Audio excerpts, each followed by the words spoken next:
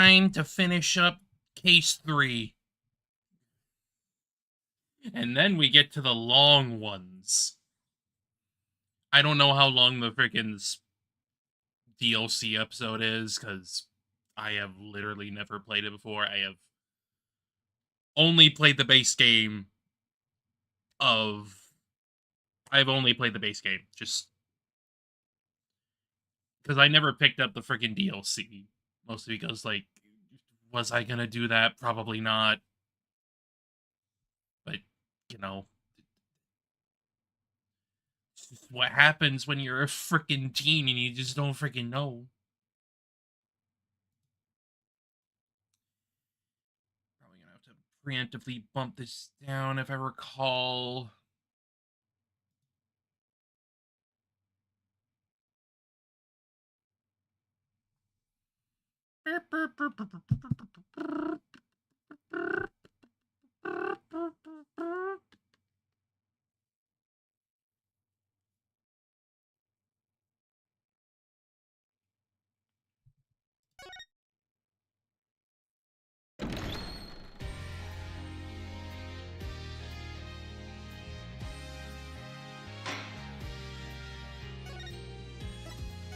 Trial day 2. And then... yeah, I'd say that's probably about, like, where the volume needs to be, I would say.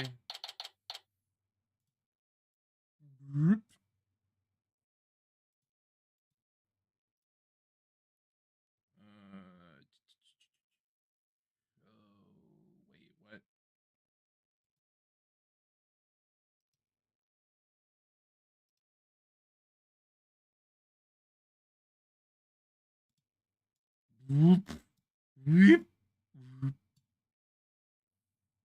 Time to die means it's time to die.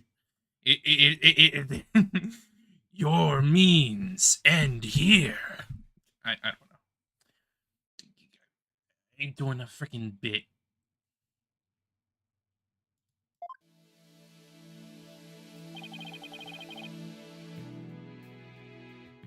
Were you able to sleep last night? Huh? Sleep? Sure, I slept for a grand total of 0 hours. The means justify the end of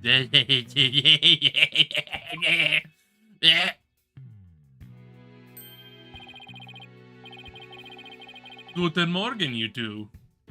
You look like you're ready to put on a real show. Before you do, I have a good luck gift for you.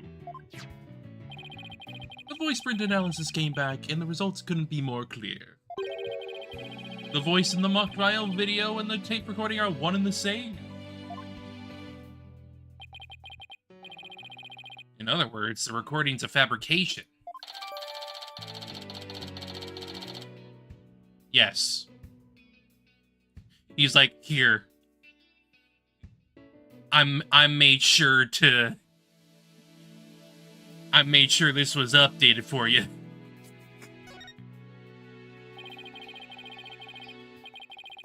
The lab is continuing their study of the tape. So far, they found signs of overdubbing. But it's gonna take a bit longer to recover the audio that was erased.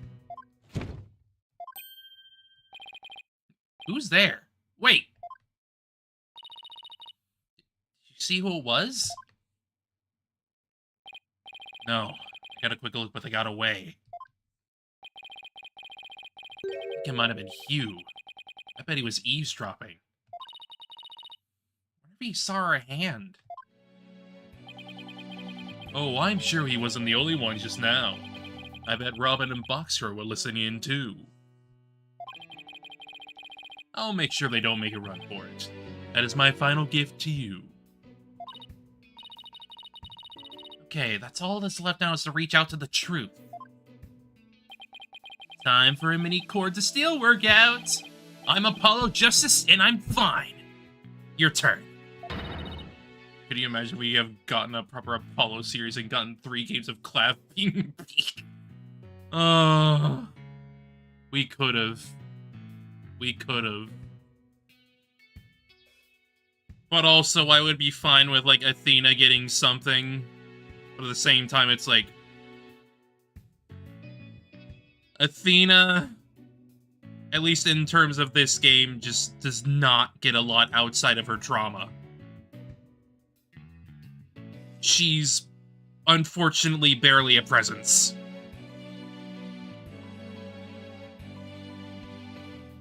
I'm Athena Sykes and I'm fine.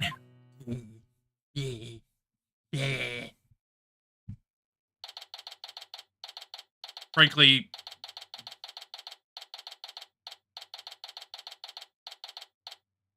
I mean, yeah, he could have. He really could have. The thing is, like, obviously, like, from the get-go, he is not very, like, antagonistic. But that's just because that's who Clav is. Clav is not particularly a confrontational type. He's just a nice guy. He's just a cool guy. You have to, like, push him a lot to get him angry. As evidenced by courtroom, turnabout Serenade. That's where you get him angry.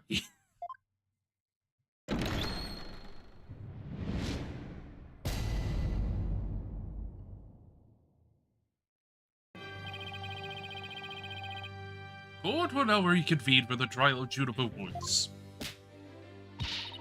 Yes, we're still in the fit. I mean, that's fair. I get it. I totally understand. Like, he's fun.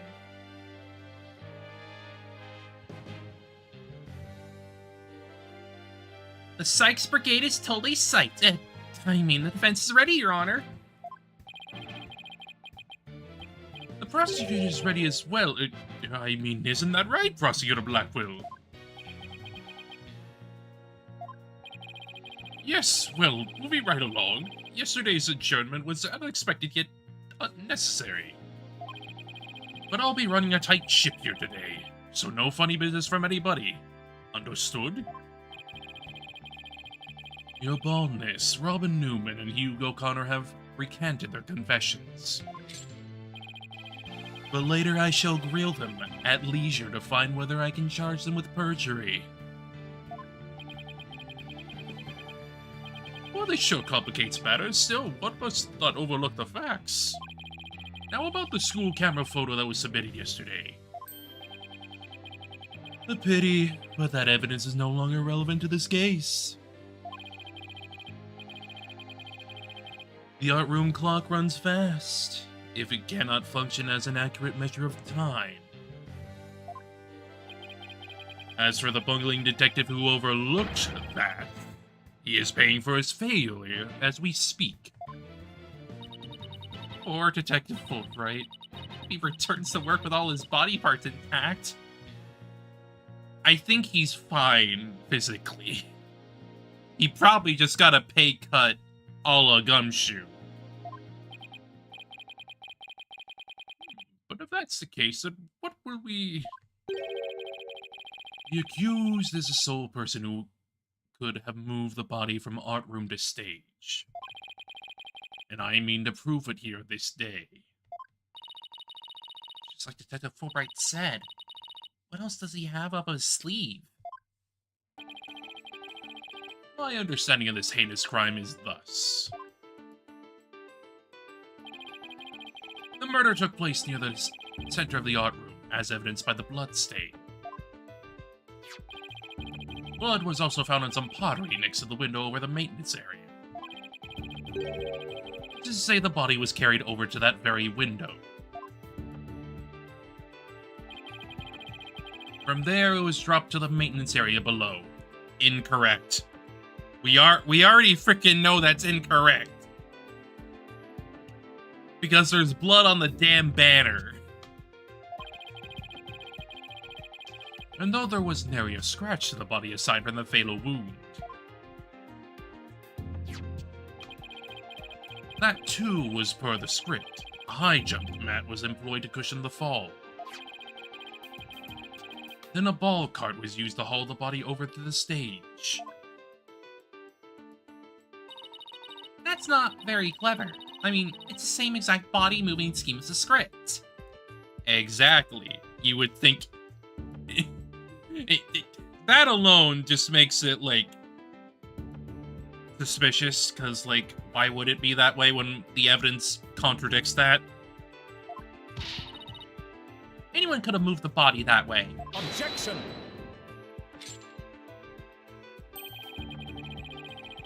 Your propensity to spew forth words before you think is not very clever either. Why, you! Moreover, the prosecution has a witness, which is most unfortunate for you. Witness, it's time for you to come forth.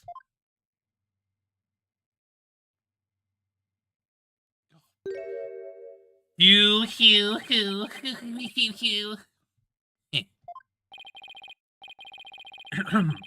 Well then, would the witness please state his name and occupation?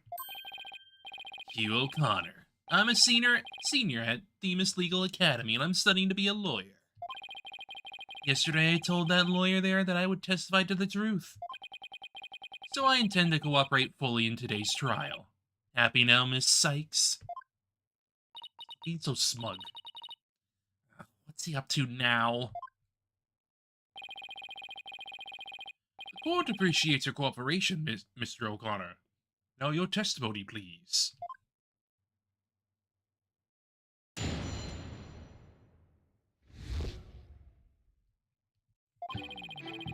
The lecture hall was packed before the mock trial, but the rest of the campus was empty. That's when I saw Juniper dragging a large mat from behind the stage. I was watching her from a vantage point between the stage and the maintenance area. She was heading towards me, so I assumed she was on her way to the maintenance area.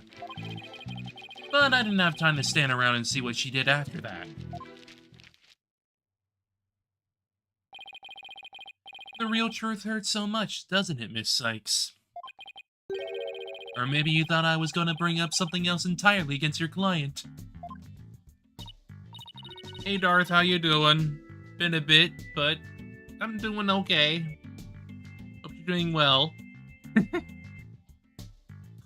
Never a snappy comeback when I need one.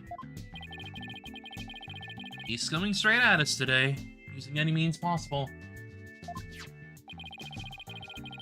Protect the students who had to climb up high when setting up the stage. Matt was brought over to the stage from the storehouse.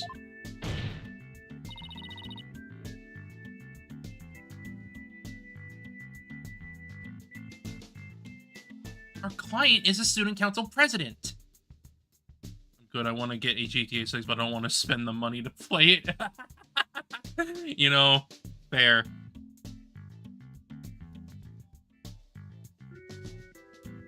Like,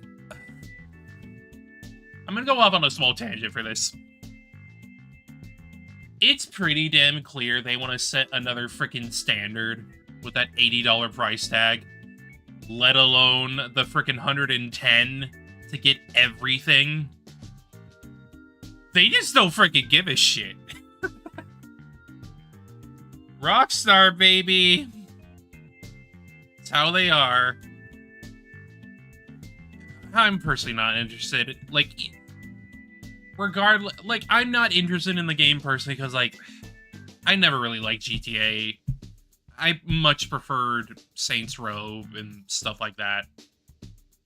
Mostly just because I liked how much more fun Saints Row was being. It was just kind of its own thing.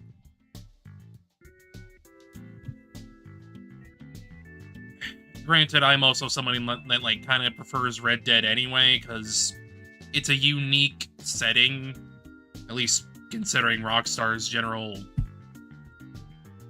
area of expertise. Like, I think Red Dead's better because there's just some more things going on. It's a little bit more of an interesting setting to me.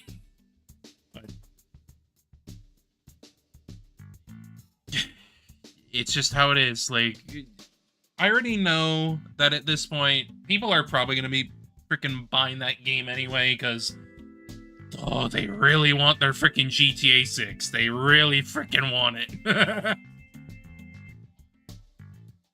Like, I'm not going to freaking fault people for enjoying what they love, at least in that sense, because it's just, I know why people love GTA. It's a sandbox that you're able to, like, play in. It's all that freaking shit. I'm just not really interested in that. But that's me personally. Our client is a student council president. What's wrong with her taking it upon herself to put the mat away after they used it? Objection!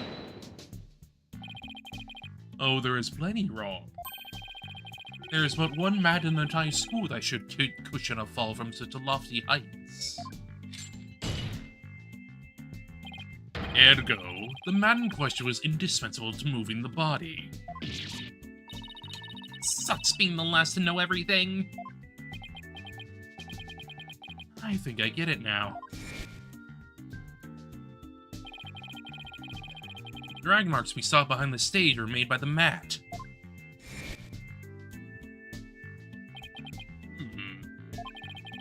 The only mat of that thickness was where the body is assumed to have been dropped. It would be hard to deny a possible link to this case. Off to a bad start again.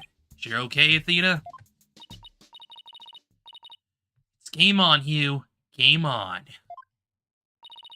Game over, Hugh. I'm gonna turn your arrogant perfect score grid into a teary-eyed frown of failure.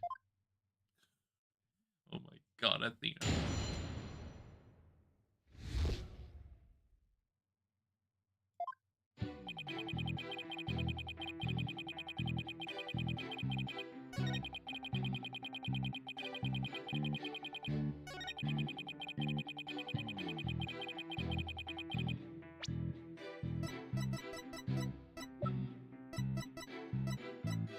This one. Objection! No! So you saw the back of the stage and between the stage and the maintenance area. Well, let's take a look at this photo taken by Miss Scuttlebutt, shall we? This photo shows the students setting up the stage the day before the mock trial. Do you see the big construction screen to the right of the stage in the background here? Why, yes, in fact, there was a bunch of those next to my house until a few days ago, too. It was so noisy behind there, but I couldn't take a peek. Oh, how it piqued my interest. Exactly, Your Honor. You cannot see past such screens. That is their purpose. Now let's see. How exactly is that screen positioned again? Aha! Since it was to the right of the stage, it should be right here. And from this vantage point, the witness claims to have seen our client behind the stage backdrop. Oh my, but the screen would have been completely in the way. That's right. Therefore, the witness couldn't have possibly seen our client from this point. Unless... Youch!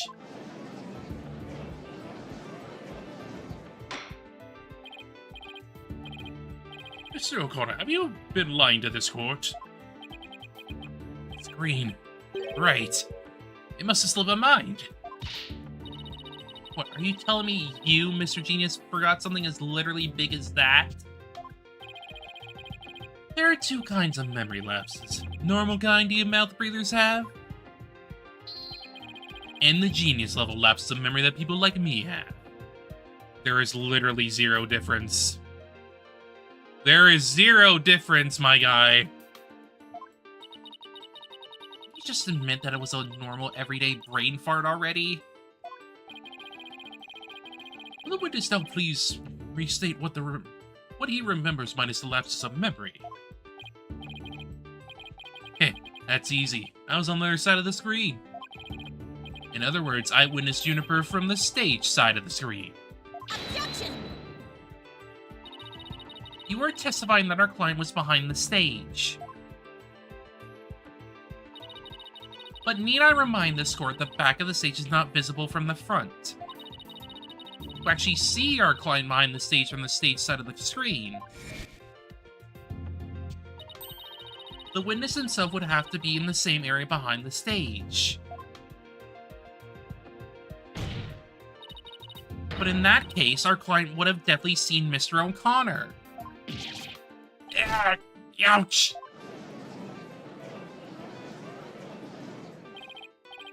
Nice one, Athena. Keep it up. Objection!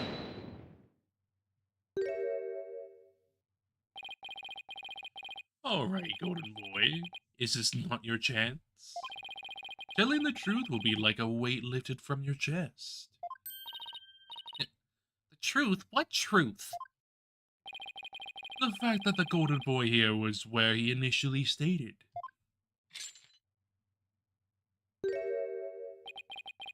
That is to say, he was between the maintenance area and the stage. Objection! Then the screen would have blocked his view of... Objection! On the ground, yes, his view would have been blocked indeed. But consider how smoke always wants to rise up high. Dina, look at the photo again. Do you think something on the other side of the screen? Something high enough to see the stage? No, wait, this crane right here? I don't remember seeing a crane there on the day of the mock trial. Me neither, but it's probably safe to assume it was moved before you found the body. That's far enough, Prosecutor Blackwell. Remember, you promised. I recall making no such promise.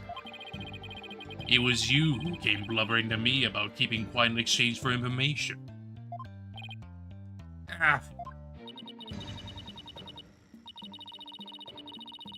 It's all this about a promise. It's about whatever Blackwell is using against him? What's it got to do with going into the crane? Golden Boy did not go up into that crane for fun. He was working part-time as a crane operator within school grounds. But you mean to tell me a high school student was operating a crane? Witness. I mean, I object to the prosecutor's last statement. This is the indication that he's older than he seems to be. There's no proof I ever operated that crane. Hold it!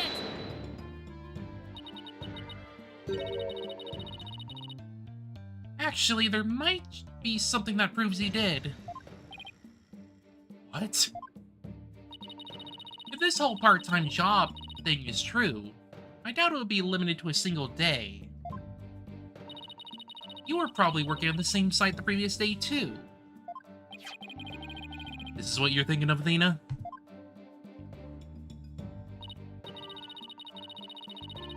Yep, as the court can see, this photo captured the crane's operator. If you look carefully, he bears a definite resemblance to Mr. O'Connor. Are you serious? This is ridiculous! Oh, very interesting. Let's ascertain whether this is as ridiculous as the witness maintains.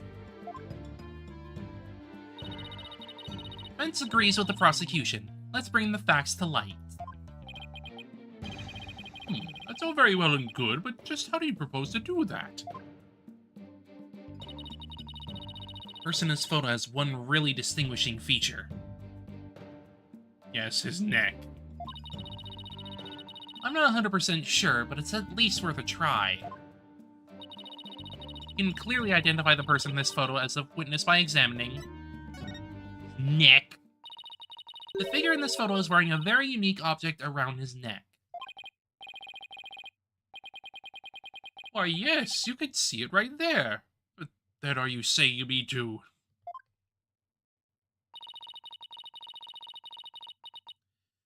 Mr. O'Connor's neck is almost entirely concealed by his tall collar.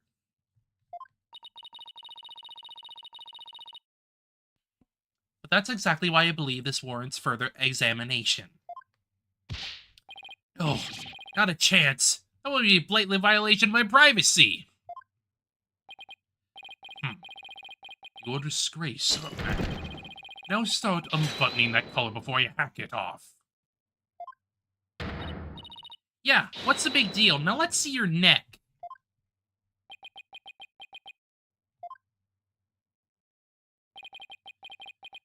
Guess I have no choice.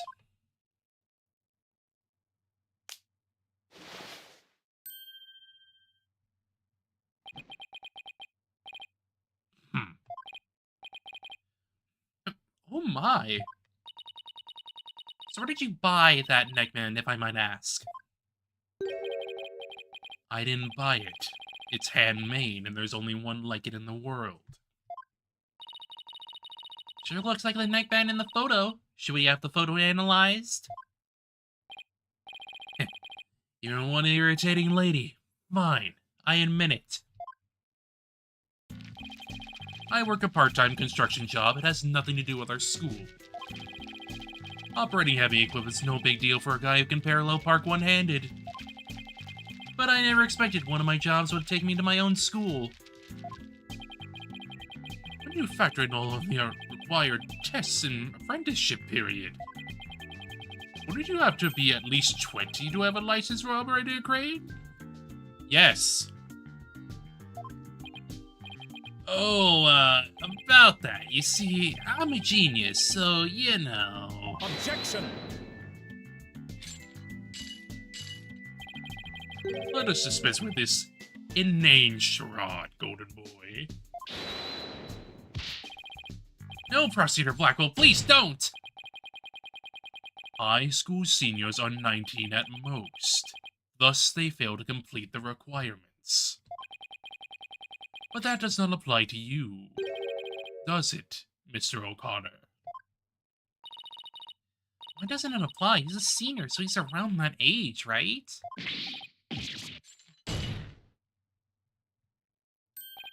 Actually, Golden Boy here is 25. He took a 7-year break from school.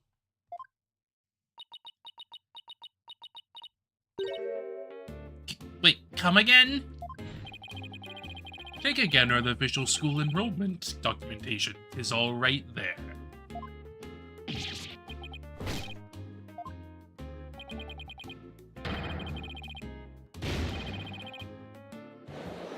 Yes.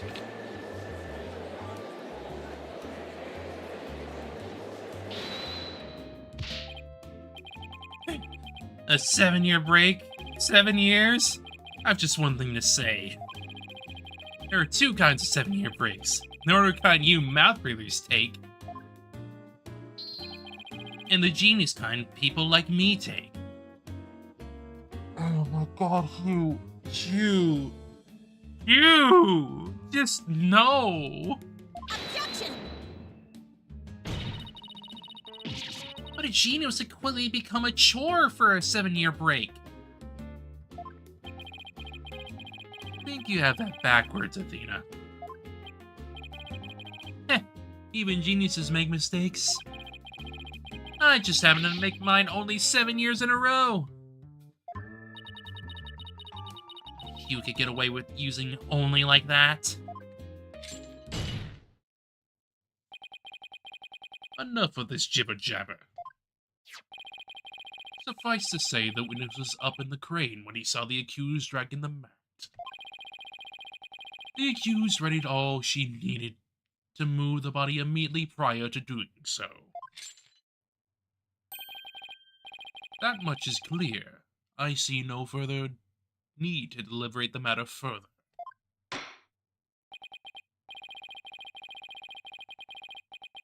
Considering that the body was moved in the same manner as in the script, if I find Prosecutor Blackwell's claim to be quite persuasive. Does the defense care to dissuade me? Ah. Unless the mat was used to move the body, Junie's gonna be under suspicion. Athena, I just thought of something.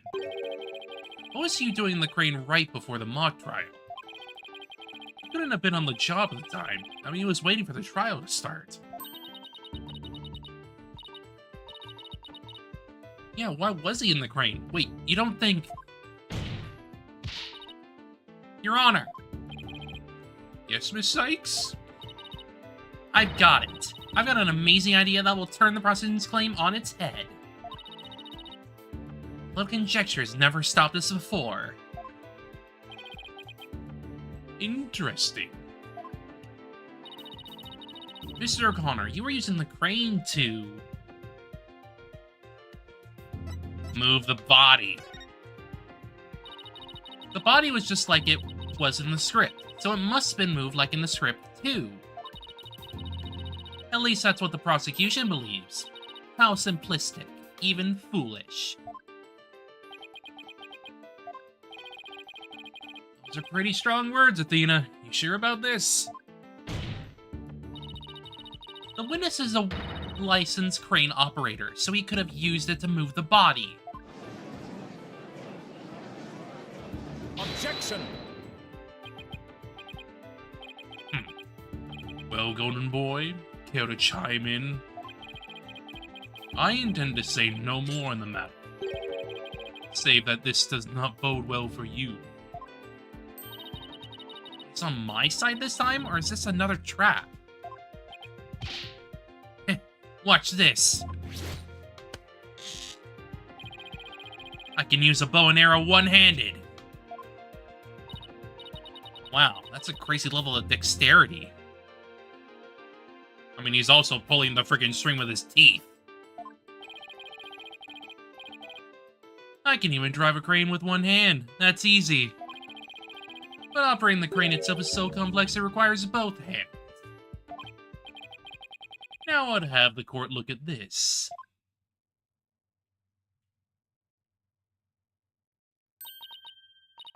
Oh, please tell me that's a ketchup stain.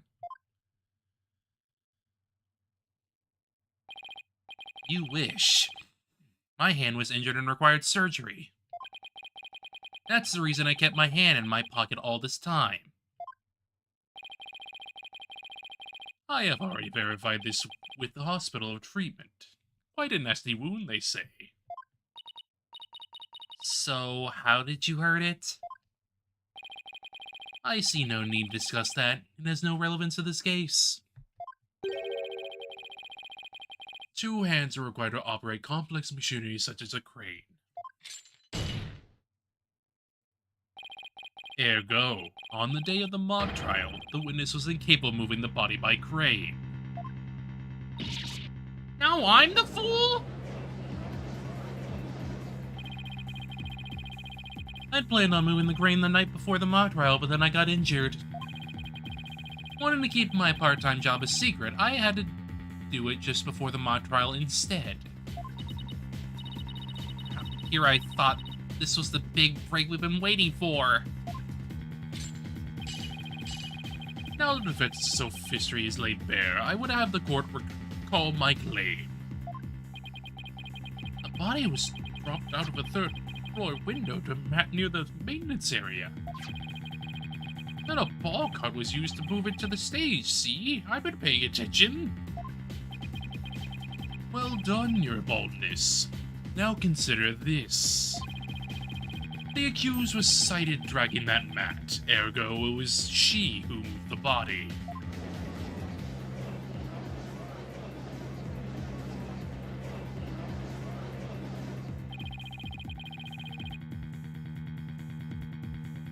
Well, I think we're on the right track, Athena. You do? Yeah, Juniper remains a prime suspect. We assume the body was moved post per her script. So, as a defense, you have to figure out how else the body could have been moved. But... Oh, is he telling me to think of another way besides a crane? Yes. We already freaking know anyway. It was the freaking banner.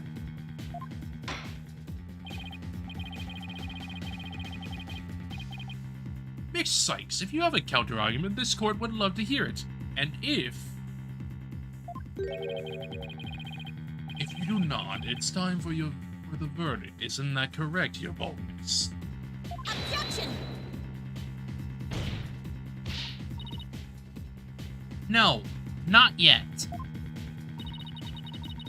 You show that the body wasn't moved like it was in the script, right? Well, that would show that the man had nothing to do with this case. There is a sword of great renown that cuts down sophistic lawyers. Its name is evidence. You can't scare me. Or smile, Athena, you can do it. What's wrong with your face, Athena? It's a weird mix of terror and a creepy grin. Just focus on how the body could have been moved without it being dropped. How could anyone lower it without just dropping it? It's not like it could fly. Maybe it could. Or there is a way to zip between the art room and the stage. Yes, yes. Someone could have easily used that thing. Hmm? Oh, yes, of course. Miss Sykes, the court would like to see what you have for us. Let's show the tiniest shred of possibility. The mat and the ball cart weren't used to move the body. This is what was used.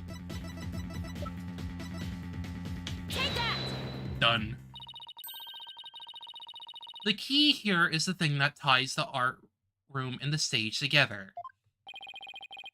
Might I propose an idea? Might do well to tie your lips together, lest you further expose your ignorance. This isn't exactly the time for black comedy, Prosecutor Blackwell. Anyway, the court will recall the wire on which the school banner was hung. That wire was strung between the art room and the stage, which allowed students to run a reel in the school banner from the art room.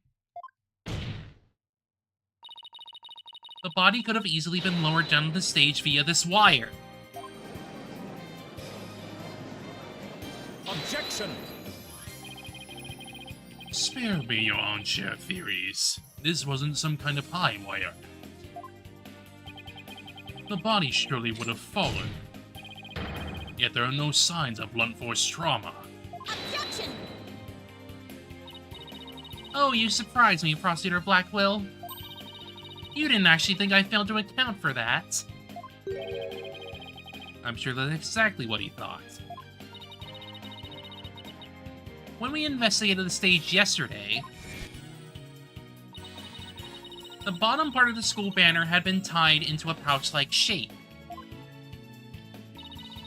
And pouches are useful for carrying things.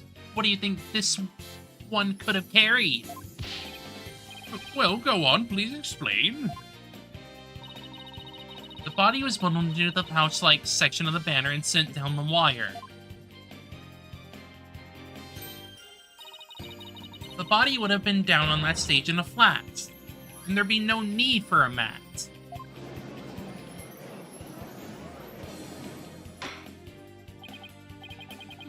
I've heard the phrase carry the banner, but the banner doing the carrying. Objection! I've no patience for you and your cheap parlor tricks. Your claim is as shaky as a corpse performing that absurd high wire. If you have an actual objection, then just come out and say it.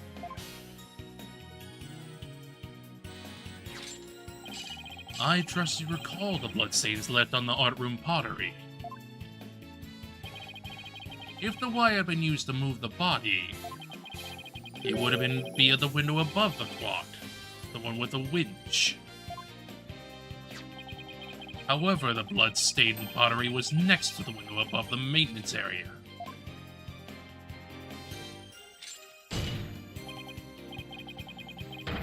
Ergo, the wire in the banner had not at all to do with this case. Oh, the blood-stained pottery. I remember that. This doesn't look good. We'll be back to the mat theory if you don't do something. Well, Miss Sykes, I owe you something better this time than a circus act. If wire theory is true, then that blood on the pottery must not have been...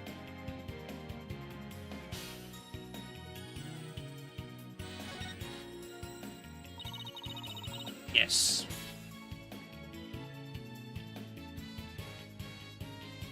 Maybe it's not the victim's blood. The thing is, they would need to freaking test that. They would need to test if it was not the victim's blood. Because if it is blood, then you need to freaking analyze that, right? Like, come on. Maybe it's not the victim's blood. Please check to see from whom the blood on the pottery came from. Shame on you, Sykes Dodo. Have a little more respect for the constabulary.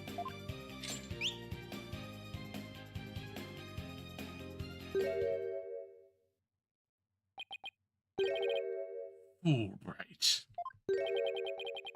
Looks like they didn't check it. Yeah, you think they would've.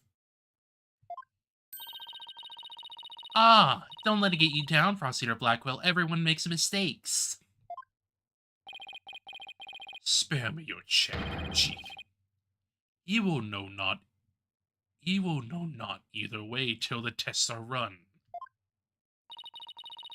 True, but in the meantime, I'm gonna press my claim as far as I can. Your baldness, I demand that the blood on the pottery be analyzed this instant. Of course, it shouldn't take long to get the results back.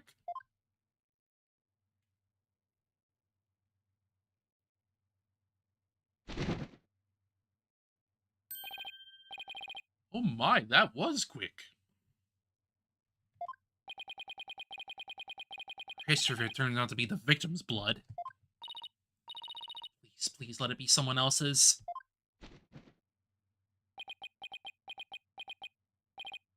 It seems the blood was not from the victim. What? Furthermore, comparison with other parties involved with this case reveals that the blood belongs to one Hugh O'Connor. Score.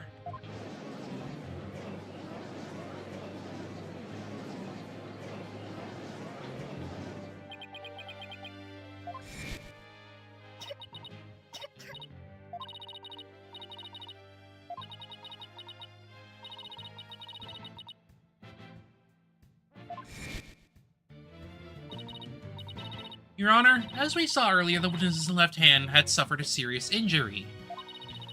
He sustained the wound in a struggle with the victim, and his blood got on the pottery. Junie saw his blood-stained hands as they passed each other in the first floor hall. It's the only explanation that covers everything. Objection! There is but one way now to turn aside her blade, but do not cast the blame on me. Your grudge is with Sykes, Dono, or is she who forces me to expose your secret? Fine, whatever. Wow, how much dirt does he have on Hugh? The court will observe this odd-looking envelope. It was inside this that Miriam's Scuttlebutt script was found.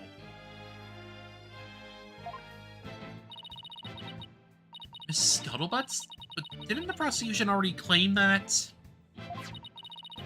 this envelope is the one that contained her script? Circumstances have changed. You see, Golden Boy had hidden this from us all. Let's see here. My word, talk about the world's most painful paper cut.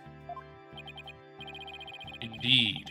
You really see that if this envelope is not opened correctly, a powerful spring-loaded blade will shoot forth, leaving a horrible gash upon the hand. The one who could have been told of the correct way to open it was Constance Court.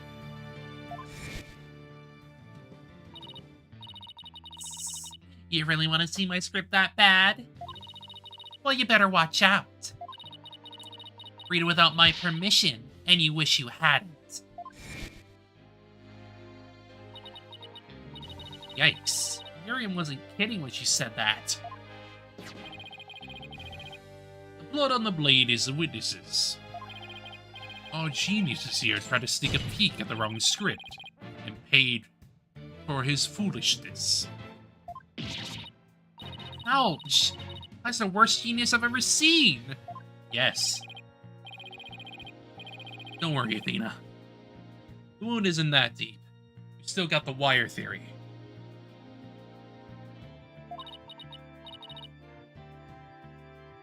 Yeah, I've got it.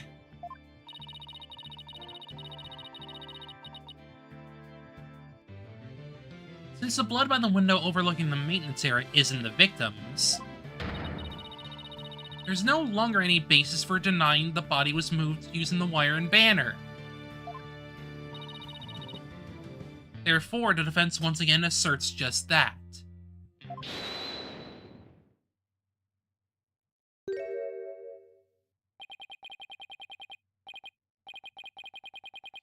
You call yourself a lawyer? Don't you see the glaring contradiction you're thinking? Huh? The court would like to remind the witness that his role is not to point out. And you. How can you adhere to such outdated beliefs, but whatever. Seems you've forgotten the two statues that were on stage directly below the wire. A body sent sliding down that wire would have crashed into them. Care to explain that away? Why, I believe he's right. The statues of the wire are extremely close together. The body would have collided with the statues? What if they did collide? Wait, that's it!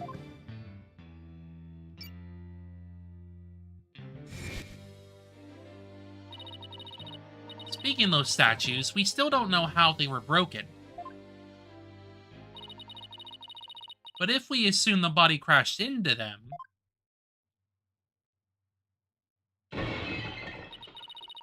that would also explain that loud sound we heard while we were in the waiting room.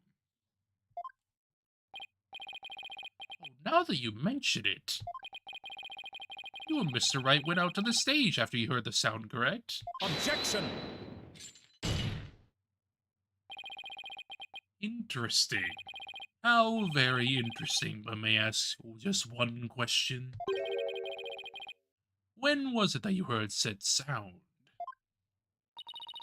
It was a little after the mock trial had started. Mr. Wright and I were practically bored to tears there in the waiting room when—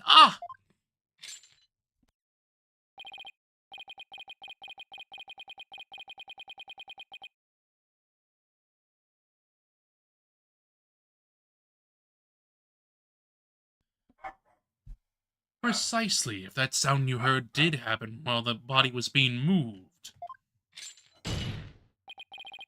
that would have placed it during the mock trial. Oof, which means the body wouldn't have been there before the mock trial started.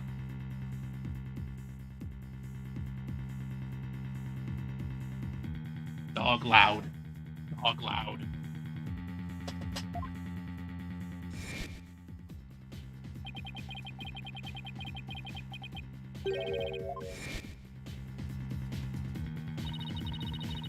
said he saw the body for the mock trial. If so,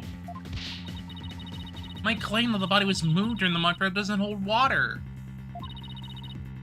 Stupid contradiction. It's gonna get me and our case killed.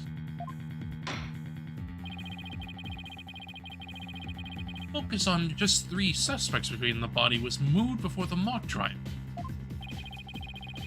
That has been the major premise thus far. Your assertion, therefore, contradicts the very foundation of this case. Objection! Both sides still lack incontrovertible evidence. So should we not also treat Golden Boy's testimony with some level of suspicion?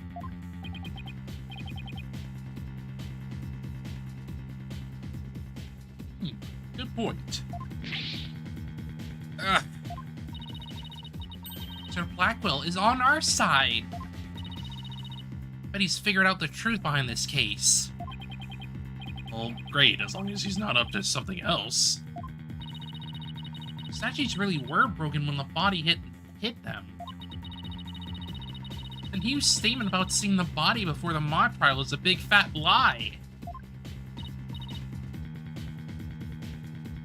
Okay, Mr. O'Connor. Let's get to the bottom of this contradiction about when you saw the body.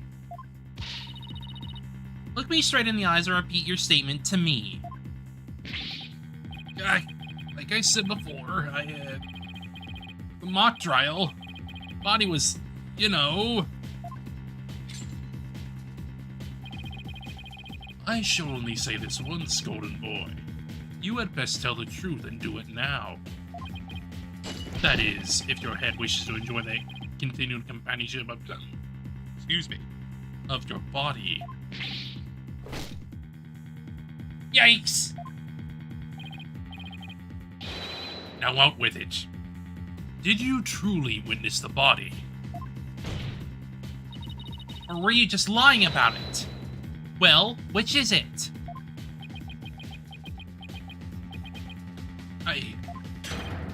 You what? I never saw the body. Are you sure about that? Light this court again and I'll charge you with perjury.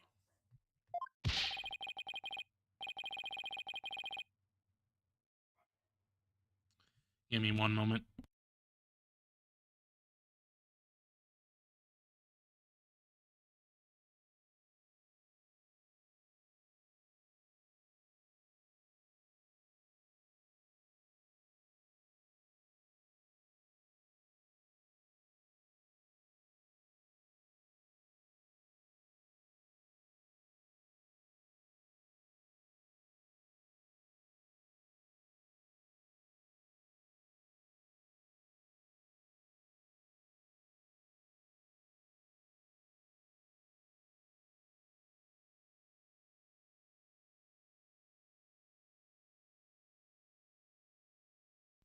I'm gonna be a little bit, so just one moment.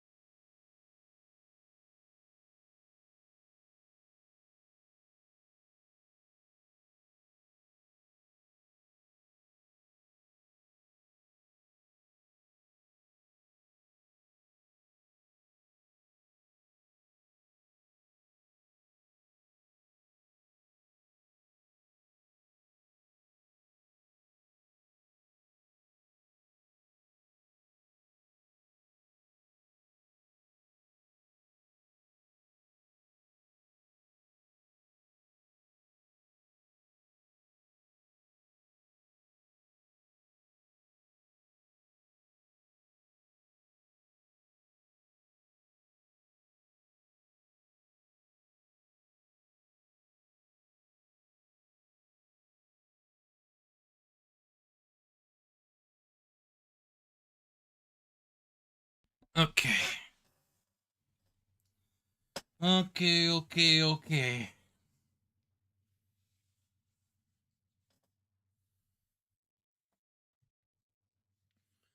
was no body on that stage. I've been lying about that this whole time. I'm sorry.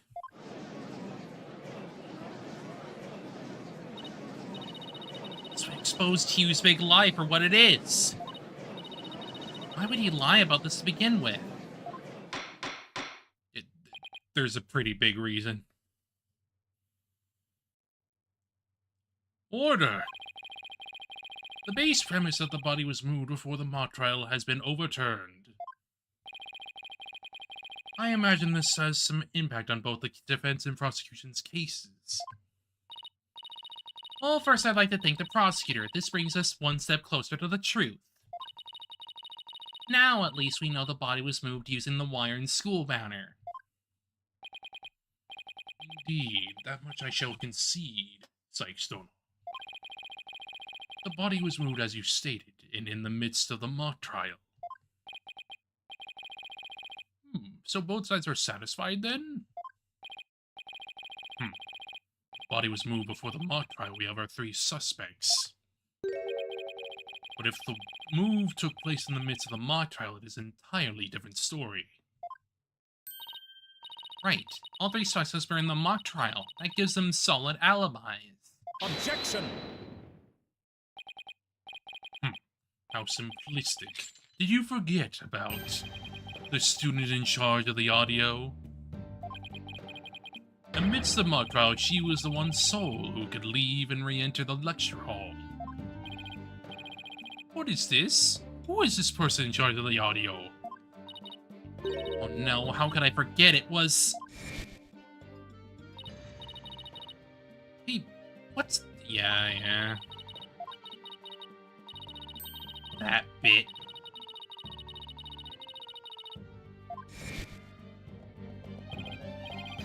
Indeed, the one who could enter the art room amidst the mock trial to move the body was none other than the accused, Jennifer Woods, for she was in charge of the audio.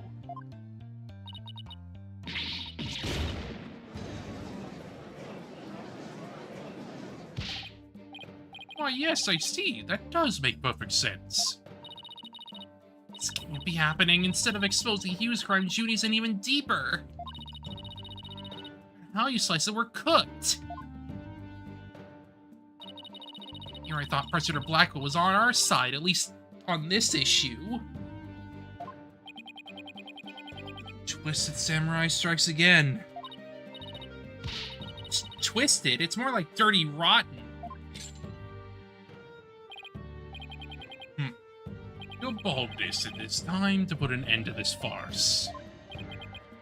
The prosecution has presented a quite convincing case. Vince has one last chance to voice any remaining objections. Well, Miss Sykes? Oh, what are we gonna do? I've got nothing left. Nothing. Nada. Niente. I've been trying to think of something, but I'm drawing a big blank too. Junie, unless we figure out something, she'll be... Objection! Objection! Well, I object to...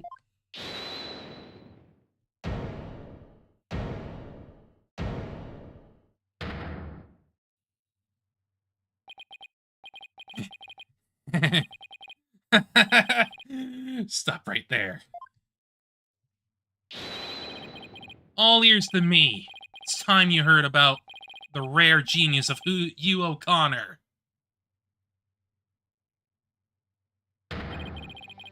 Listen, and you will hear the secret behind my perfect crime. Perfect crime? He's literally just doing it to protect her. Wait, this is some serious deja vu. Didn't we just go through something like this yesterday? Yes, we did. This had better not be another one of those enraging traps. The murder, the moving of the body, the cover-up, it all sprung from my brilliant mind. But go ahead, arrest me. The real killer is right before you. What do I say? Mr. O'Connor! You already confessed yesterday, then earlier today recanted your confession. As if you mouth breathers could comprehend my genius. The end justifies the means. Now bow down and kneel. Kneel before my great and maddening intellect. Objection! Enough. The only thing maddening is the ignominy you bear for all to see. For it is impossible you have been the perpetrator behind this crime. Ah. There is no perfect crime, only a perfect alibi. For you were at the mock trial. And it is silly that I must remind you of this. But you were a participant the entire time. There shall be no mercy if you persist in hindering this trial with your silly little act. He doesn't seem the least bit shaken by Blackwell's threat. Listen, Mr. Prosecutor, calling that a perfect alibi is beyond contempt. Your Honor, I'd like to take this opportunity to offer further testimony. I will now demonstrate the very moment of genius that transcended even perfection.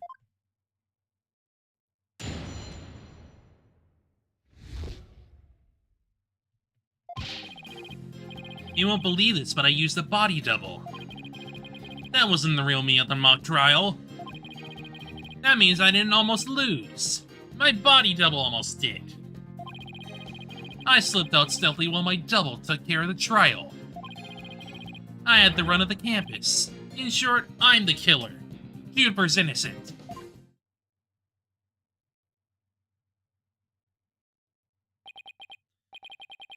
I have a question I was hoping the defense and prosecutor might help answer. Is it just me, or does the witness's testimony make no sense at all? No, it's not just you, Your Honor. All I got from listening to that was a headache. Yeah, that was just plain weird. Especially the whole thing about a body double. Well, I'm relieved it's not just me. And the prosecution? Your boldness. Summon an ambulance this instant. The witness is stark raving mad. Yes, I think that would be for the best. No, then let's pretend that never happened and move on to my verdict. You people don't believe me? It's not a matter of not believing you, it's more along the lines of questioning your sanity.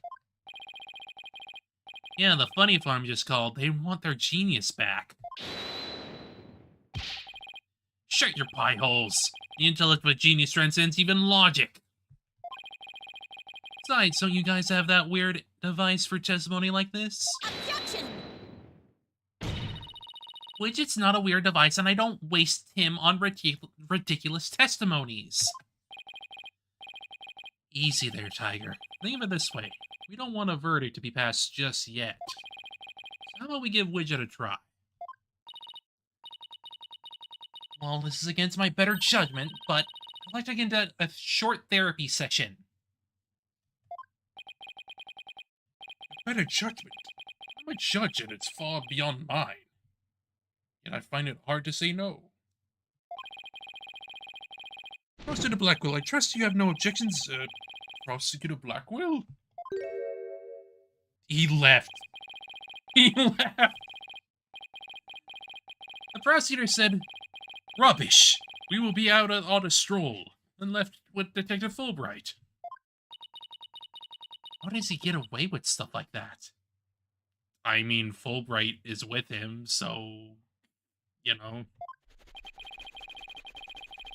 Then I'll interpret that as a meaning he has no explicit objections. Alright, Miss Sykes, you may now proceed with your therapy section. I've seen my share of crazy trials, but this one takes the cake.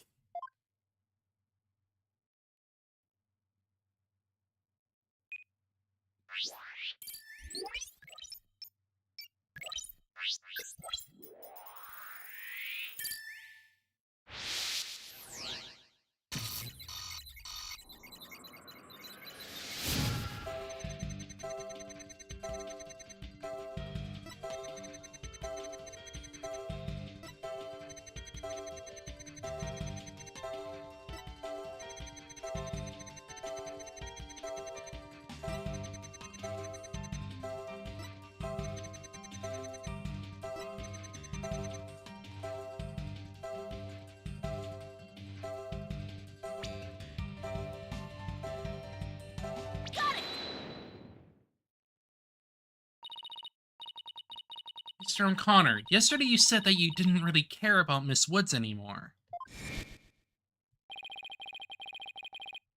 Yeah, if that were the case, what's up with this, buddy?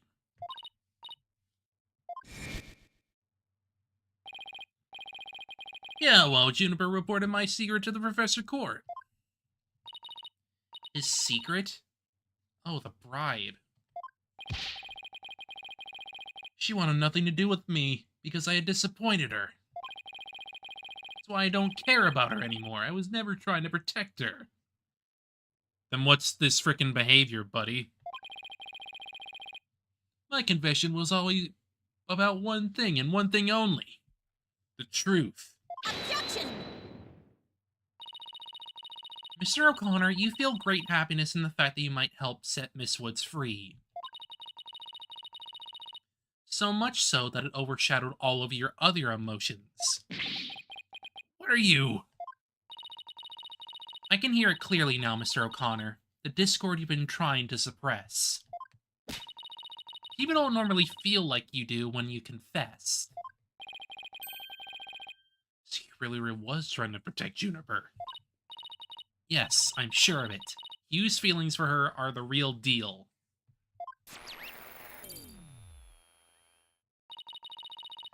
That means his confession is... Finally figured out the obvious, have we?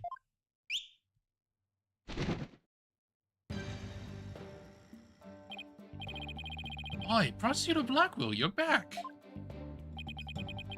The confession was naught but lies, save for the part about being in the mock trial. Can we all agree now that the killer is the one in charge of the audio, i.e. the accused? Why couldn't you have taken a longer stroll? No, you haven't unraveled the genius of my body double trick yet. Can't be serious. Do you really expect us to believe you had a body double? Yes. Yes, I do. You think I didn't, then prove it. Heh. Either we quit here and Juniper is found guilty, or we play along with Hugh's delusion. Let's go with the least worst choice, but first let me update his testimony.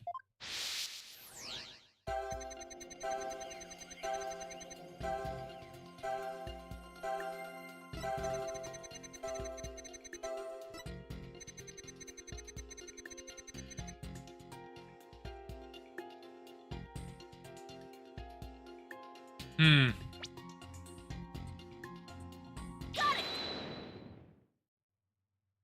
Where's the happiness? I didn't almost lose, you say. Very odd. You exhibited happiness their entire time except during this statement. You don't know when to give up. Wait, now that I think about it. No, don't. Stop making stuff up. When I left the lecture hall.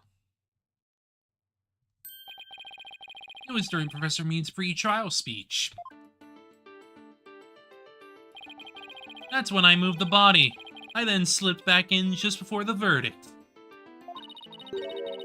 Saying you were there the moment your double was about to lose? Yes, I was. Naturally, I wasn't happy when I saw that. In any case, I was at the far end of the lecture hall behind the screen. I figured no one would see me if I came and went through the doors there. Objection!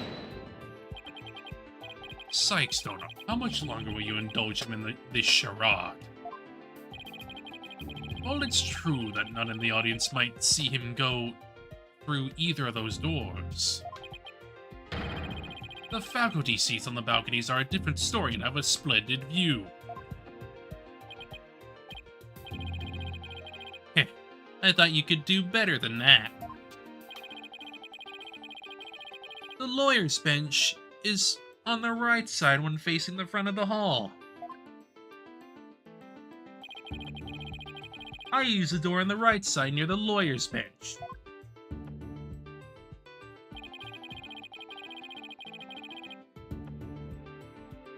That means my movements were only visible to someone in that left balcony seat.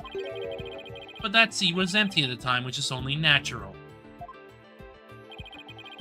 After all, it belonged to Professor Court, and as we all know, she was already dead by then. Can't be right. The balcony seal on the left side contradicts this piece of evidence.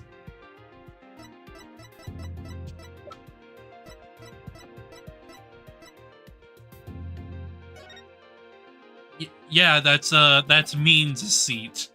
Take that! No idea where this contradiction is going. And I don't have any other mean moves at this point. Just have to follow it and see where this takes me. You said the left balcony seat was empty, but was it really? I saw it with my own eyes. It was definitely empty. However, that does mean something. That means that Means wasn't there. What was he doing, huh? What was that fuck doing? What about this diagram? According to this, Professor Means was supposed to be seated in the left balcony seat. But if you left the lecture hall during his pre-trial speech, he would have been standing there at his seat addressing the students and faculty. Oh, this can't be right. You don't know any favors by exposing the falsities of his confession. I've told plenty of lies so far, but this part is true, I tell you. There was nobody in the left balcony seat. You gotta believe me. I mean, I believe you, because I already know. Doesn't seem like he's lying this time. Okay, Mr. O'Connor, let's have you testify again, but this time don't spare any details. You got it. I'll repeat as many times as you like. I mean, my ingenious escape act warrants repeating, considering I'm the real killer.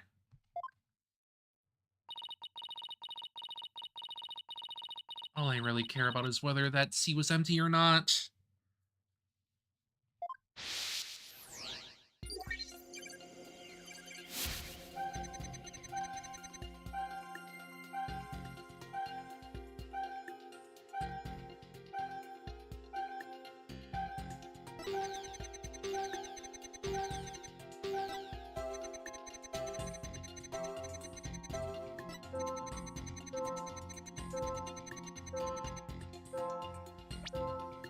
What's with the sadness, buddy? Got it! I detected powerful sadness and fear right after you said this part. It's as if you had said something you shouldn't have. What's wrong with you? You shouldn't reveal a person's inner feelings for all to see. I mean, my guy, the point here is to give you a freaking therapy session.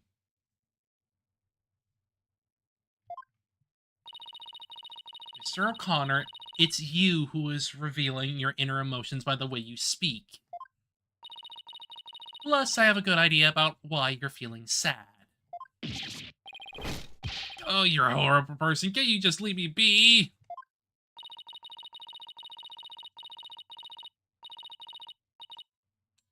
You said that you went through the empty audio control room, but that's not true, is it? There was someone who returned from there once Professor Means finished his speech.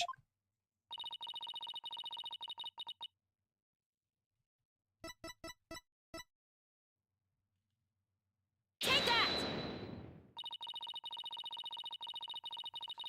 I know you realized there was a problem with your statement as you were saying it. That's why you felt so uneasy. If the audio control room really was empty, that would mean Miss Woods was roaming around the campus.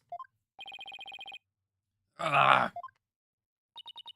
Mr. O'Connor, if you really want to protect Miss Woods, then just tell the truth. If you believe in her, revealing the truth is the same as protecting her. Juniper's innocent. That's the truth. In this dark age of the law, truth can be easily twisted to serve anyone's needs. When the end justifies the means, your only choice is to fight back with lies. His heart won't hold out under this battle between truth and lies. There's something I can do to make him recant his false testimony?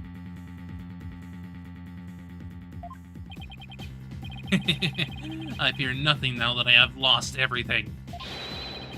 Go ahead, Prosecutor Blackpill, cut me down if you wish. I thought you never asked. With you gone, we may swiftly proceed to a verdict.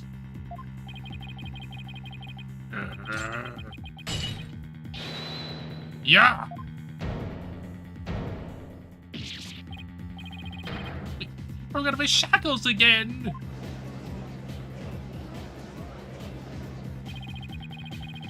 I don't want to be the poor accountant down at the detention center. Hugh O'Connor, in deference to your valor, I will limit your suffering with one clean blow. Hold it! Just wait one moment before you cut him down. Silence. Do not come between a samurai. Yeah.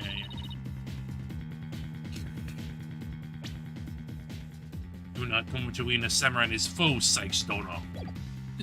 I never learned about this in law school. Of course you haven't, because you don't freaking have that shit. You don't freaking deal with a man throwing damn fucking knives and shit. Careful, prosecutor.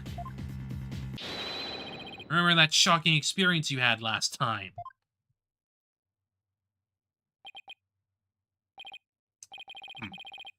Very well, Golden Boy may live. For now.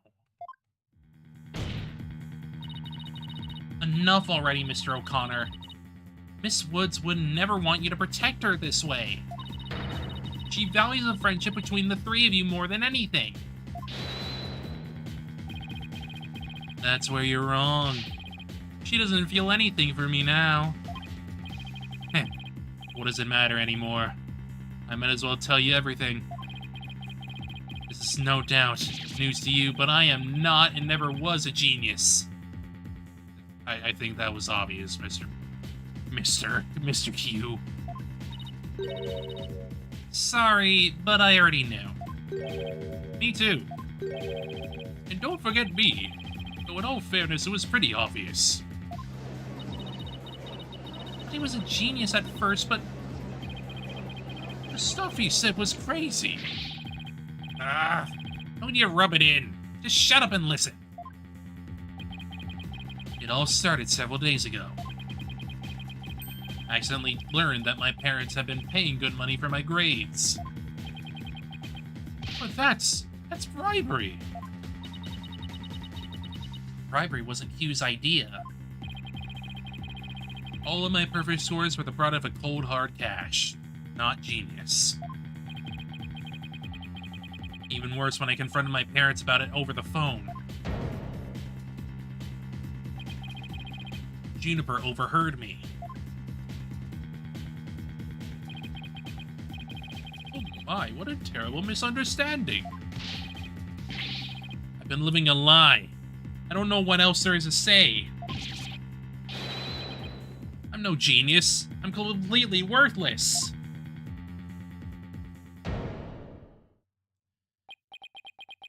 A perfect 0.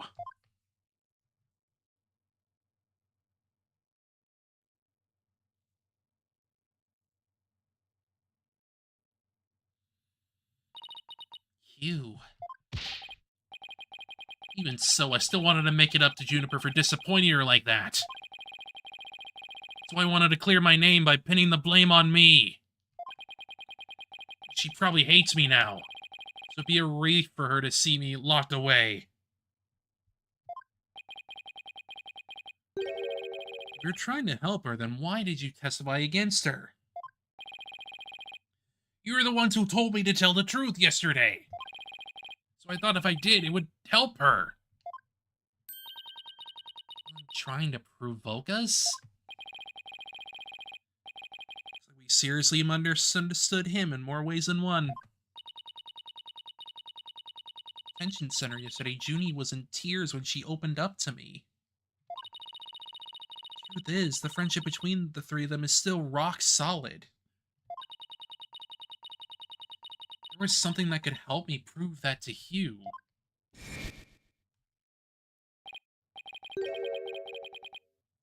Heh, we have proof of our friendship.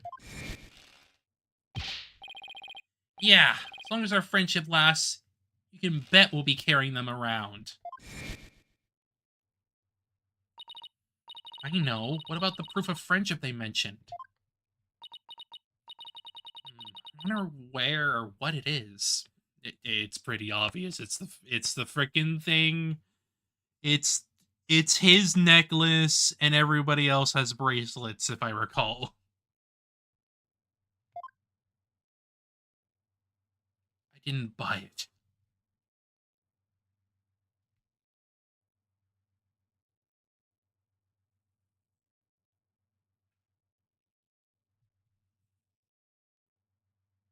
There's only one like it in the world.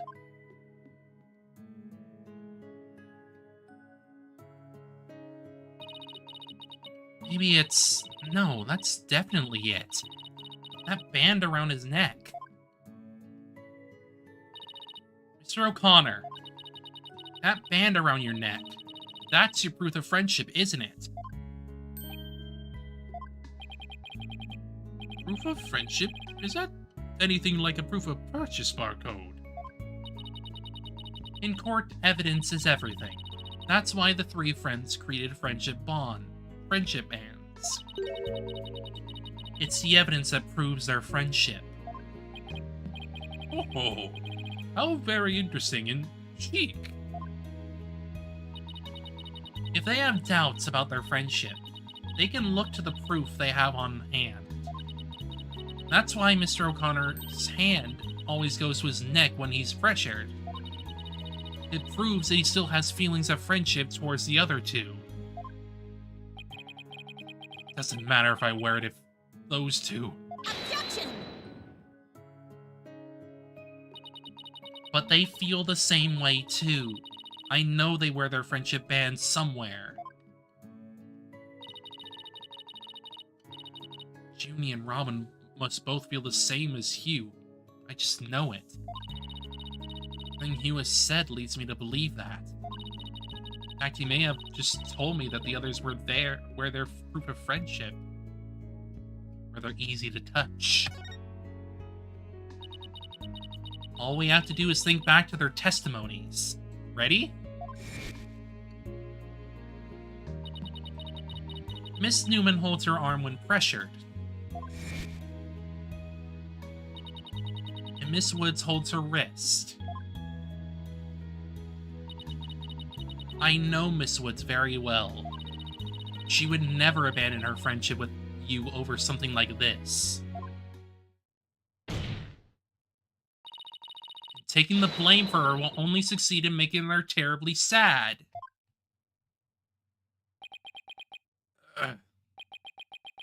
Ah!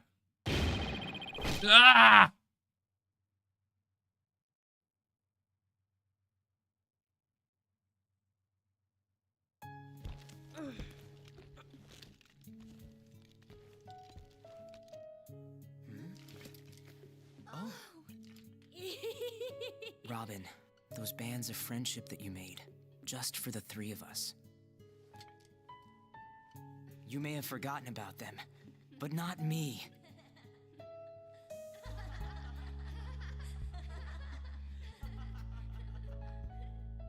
Hugh!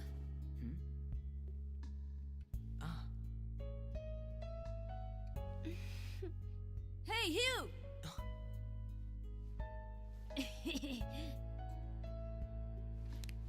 Friends. And to think, I should have known better than to doubt my best friends.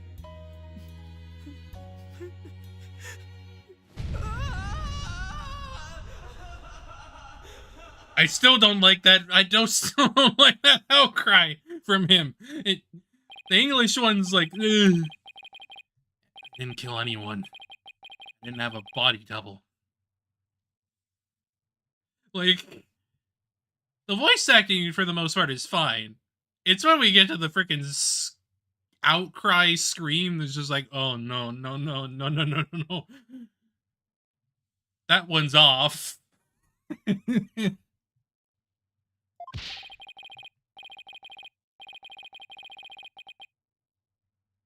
didn't move the body. I didn't even see it. It may look like I'm speed reading.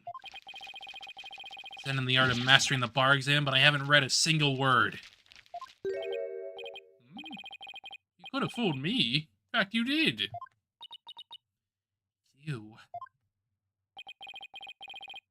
So, Miss Sykes, can I place my trust in you?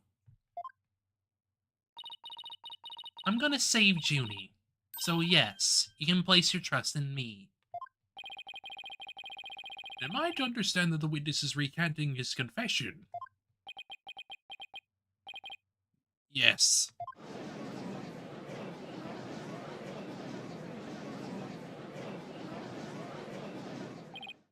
A most roundabout trial. I much prefer the turnabout variety myself. Now we are back to the fact that there was but one suspect who lacked an alibi. Which is, in the end, the truth you've been seeing this entire time. So we're back to square one? Now I'm exhausted and depressed. Probably doesn't matter at this point, but I might as well update the mood matrix.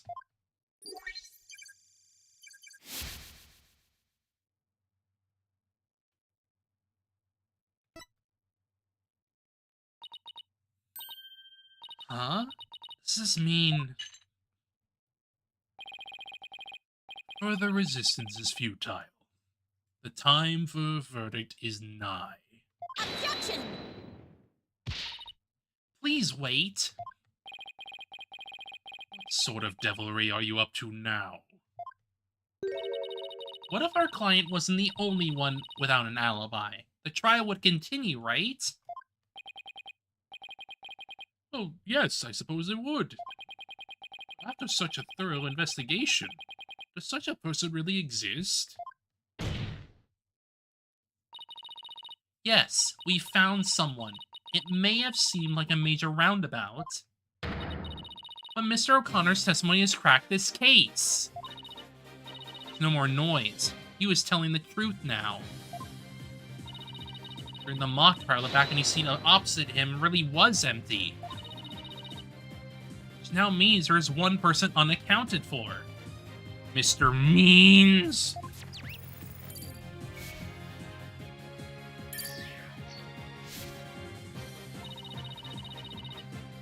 Besides Junie, the only other person without an alibi during the mock trial is... you, fucker. Take that!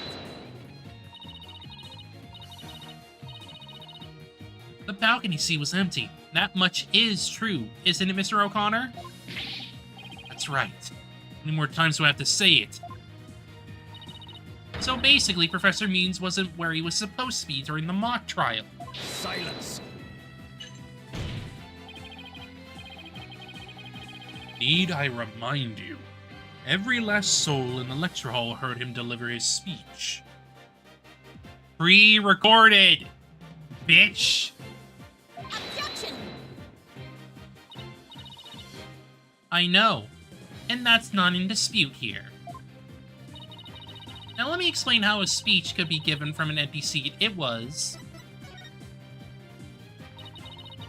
what if the speech was pre-recorded? That's the only way the speech could have been delivered from an empty balcony seat.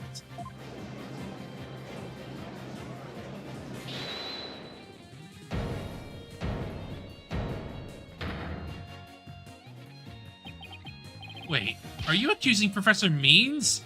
That's insane! I mean, he's the one who gave me the tape recorder. Take this to police, he said, and tell them you found it. That's the thing, though. If he's giving evidence like that, that means he falsified the evidence. The bitch. Really? Wait a second. Mr. Cronin, did you say that Professor Means gave that phony recording to you? Phony? That defense will refrain from hurling unsubstantiated allegations. Well, he said he gave it to me, but what do you mean it's phony? Wow, who could have seen this development?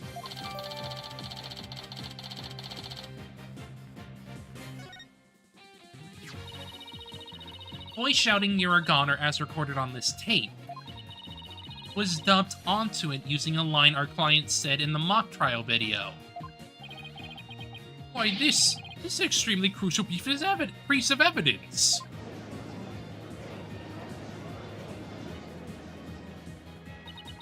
Professor Means gave you the phony tape.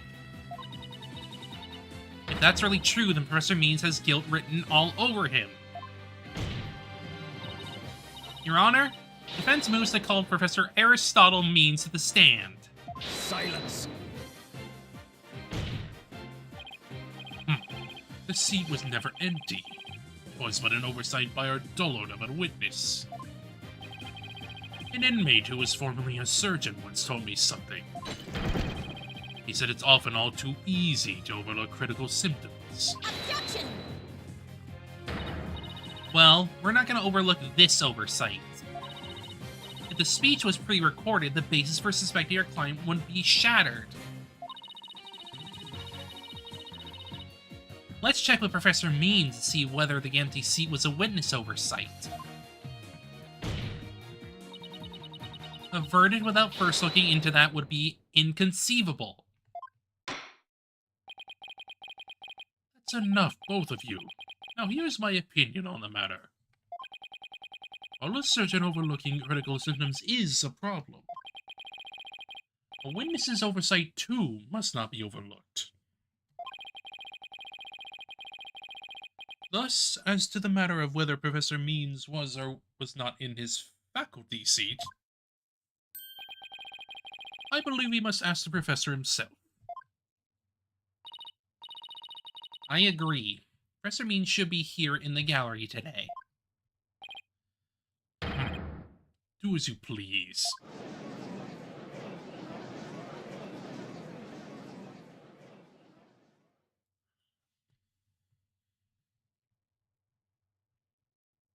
Fucker.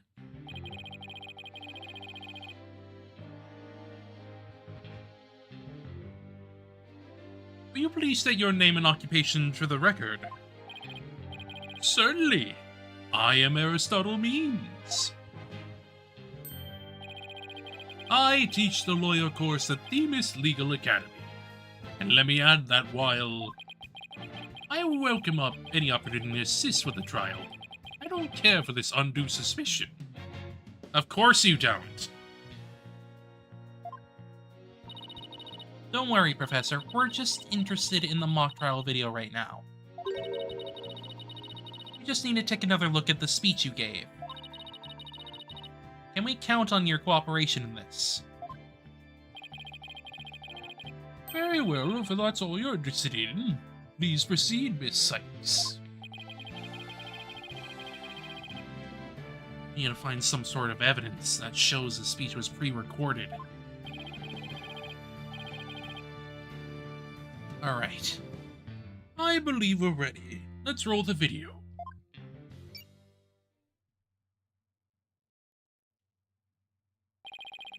Good afternoon. I would like to start by thanking you for coming today. The mock trial, the crown jewel event of the school festival, will begin shortly. When I was a student, I too could hardly wait for this day to come. Oh no, I'd forgotten how long and boring his speech was. Wake me up once this is over. Hey, no fair. The experiences of our youth have a powerful and profound effect on our adult. Oh, you there, wake up. Pay attention. Huh? I'm awake. Isn't that right, Your Honor? What? I'm awake too. Wide awake. See? he's sleeping. Once again, our pure white Lady Justice will be watching over all of you today. It's a golden statue, man! Pay attention, you may make a difference one day. Now, let the mock trial begin.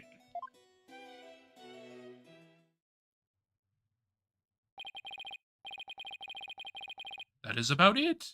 One of my better speeches, if I do say so myself. I even saw some of our students with tears in their eyes. He's obviously not familiar with the phrase bored to tears. Listen, Psychstoner. If you have subjected me to this epic study in tedium without purpose, Taka will feast on your tongue after I've cut it out. You were asleep the whole time. Well, Miss Seiss, did you notice anything strange about that speech? Could I please hear that last part again? Once again, our pure white Lady Justice will be watching over all of you today. Hold it! There. Only found what we needed. Professor Means, I have only one question about your speech. Why does that last part we just heard contradict with this? Take that! The professor said the pure white Lady Justice will be watching over them. The Lady Justice in the video isn't even close to being white. It's as gold can be. Not sure I can wrap my jaw around that to test its authenticity. I didn't say it was made of gold, Your Honor. Now, it's true that the statue is pure white, but it broke before the mock trial began. The one you see here is its replacement. Oh, well, that's a shame on every count.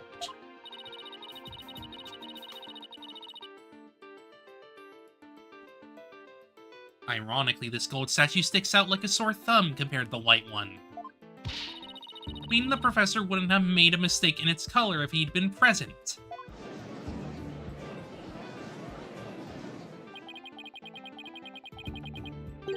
It seems that it caused some confusion. It was merely an oversight on my part. I doubt it. I doubt it, my man. Objection! The statue was in the middle of the room. How could you not know what it looked like? Well, I was in the balcony seat. Furthermore, the statue had previously been white. This is very flimsy freaking reasoning, man. I'm afraid that this is sufficient evidence of the speech being pre-recorded. It is, though. We had our answer long ago. The accused was the only one to leave the lecture hall. No, wait! There's gotta be something that can prove that the speech was pre-recorded. According to the mock trial video, the speech started here and ended here. A little over 10 minutes, but I doubt anyone wants to be tortured again. Only a little over 10 minutes? Felt like it went on forever. How do you figure out how long it was? Easy. Here's a timestamp in the top right. All you have to do is subtract the time the speech started from the time it ended. Speech goes from the 10-minute mark to 20:35. Wait a second. I'd swear I've seen this same interval of time listed among the evidence. Yeah, I wonder.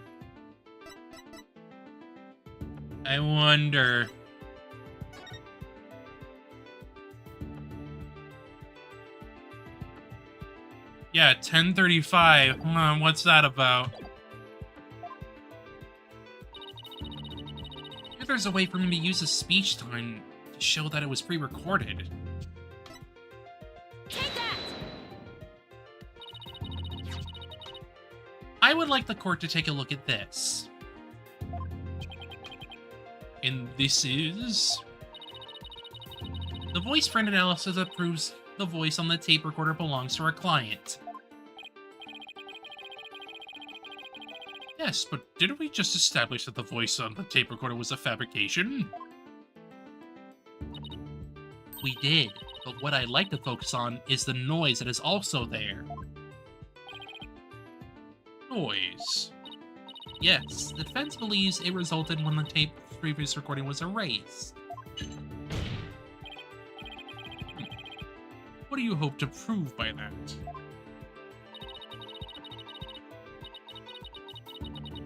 The length of the noise is what's important.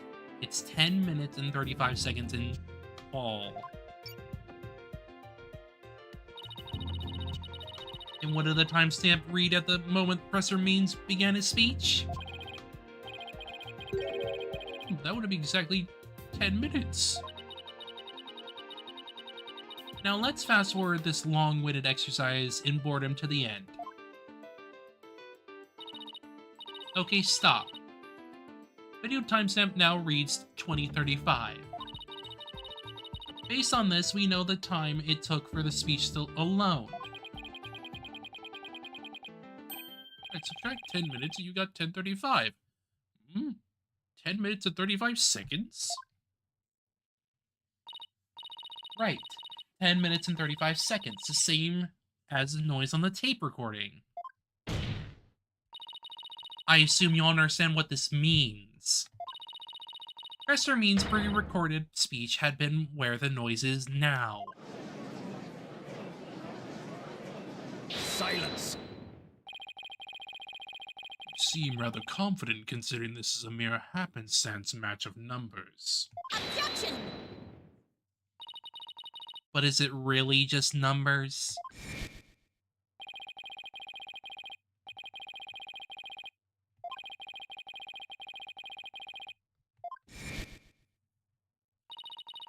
Police are analyzing the noise as we speak.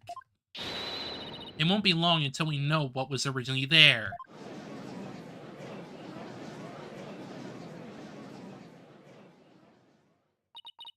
Now I'm sure of it. Professor was trying to create an alibi with a recording by pinning the crime on Junie. Junie! He's not gonna get away with it. Not on my watch.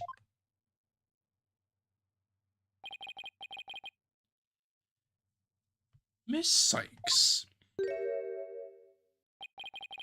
I believe you are well aware of my methodology.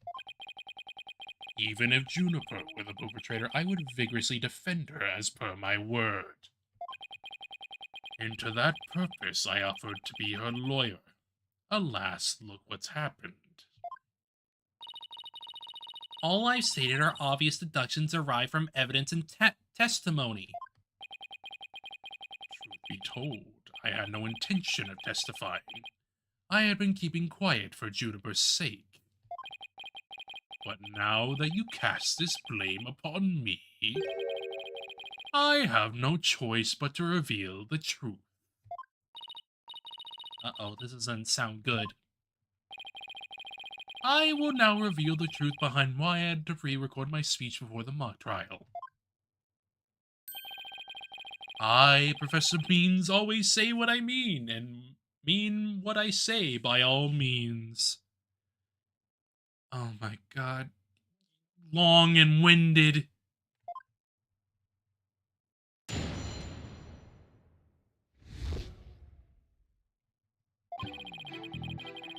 Evan came to me with what she said was very important. My necessity, secret. She asked me to pre-record my speech and come to the audio room during the mock trial. Juniper confessed to the murder and asked that I get her declared innocent in court. She also said I'd become an accomplice after losing my alibi due to the pre-recording. When I said I would protect Juniper, I meant it because it's a humane thing to do. Oh my, so you're saying the defendant threatened you? This has to be a lie. I mean, everything about it lines up too perfectly to be true. On this most consequential of occasions, let me be completely frank with you. Juniper has truly taken to my heart my teaching that states the end justifies the means. I don't believe you. When she asked me to defend her, she said I must also prove her two friends innocent. Her two friends? The witnesses? Correct. You, O'Connor, and Robin Newman. I was to ensure all three walked free. All three were to achieve their dream. That was the results Juniper was seeking. And she was even willing to threaten me, her own professor, to that end. You no doubt had high praise for her ruthless tactics. Yes, well, that is why I vowed to vigorously defend her despite her threatening me. There was a time when lawyers really sought the truth if they wished for a victory in court. But alas, those days are over. Yeah. I wonder who taught that, huh? It couldn't be you, Means, right? It couldn't be that you taught them to be untruthful and fabricate evidence whenever possible. Lie. All that shit. Now, in defense of justice, order, and all that is good, the end justifies the means. I'm so sick of hearing that phrase. Though it truly gears me so, I must tell you this. Forsake the truth of its victory you seek. Steel yourself for this new courtroom reality. That does it. He's gonna regret dragging those dismal, depressing ideas in here. He already surrendered to the dark age of the law. It's up to me to fight it. Why look so silent, Sightstoner? Something the matter? This is a court of law. No place for long-winded talks about idealistic principles. That's why I'm gonna let the evidence do the talking. Let's not get carried away now, Miss Sykes. I will not do to have you attempting to discredit my doctrine. Your doctrine is bullshit. Don't give me that. Do not force me to rectify this situation.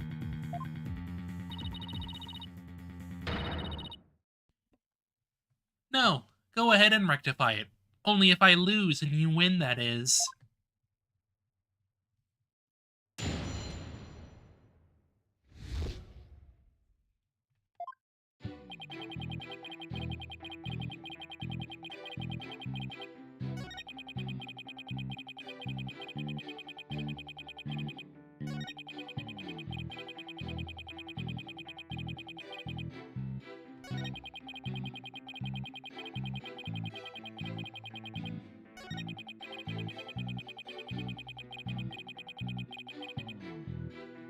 Sure. Hold it! Wait, I didn't want to do that. I wanted to freaking present there. I pressed the wrong button. You're trying to protect our client? Yeah, right. He'll say anything to pin the blame on Junie. What a frightful look. I would ask that you not glare at me so. I have nothing but admiration for how Juniper was willing to go as far as to threaten me. That is why I'm protecting her by any means possible. She has been a model student. Liar, you're trying to pin the blame on her. To show that what he's saying isn't what he's really thinking. You cannot possibly overturn my claims, so it isn't about time you admitted defeat. After all, if my unassailable logic is not true, then what is? Thinks I'm gonna give in to his pack of lies. He's got another thing coming. I'm gonna find a hole in his story if it's the last thing I do. Even though he's rotten to the core, he's a total pro. I mean, that all made perfect sense. I mean, you can't believe a word he says. He's making this up as he goes along. He'll trip on his own words yet. You see how consistently the professor's testimony matches up with his actual actions. Bip, bip, bip, bip, bip.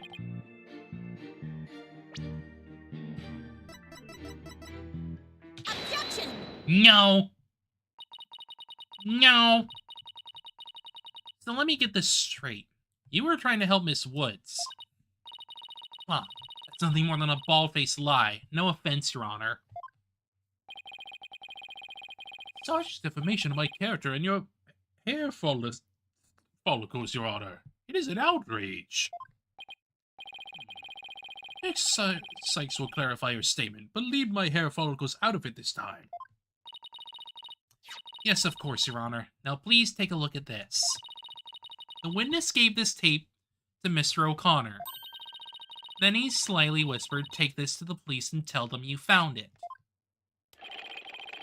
There was no lisping slyly or otherwise involved. I simply did that out of kindness. Objection! The tape contained our client's voice. In short, it is incredibly damaging evidence. Why would it even exist if the witness wasn't trying to pin the murder on our client?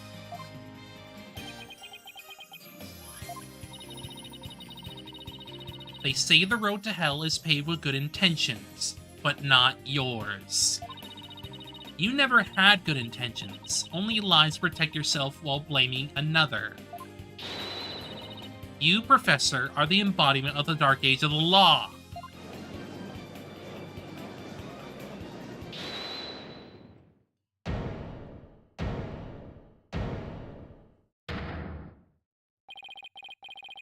Why, you little... You dare call my teachings and methods lies?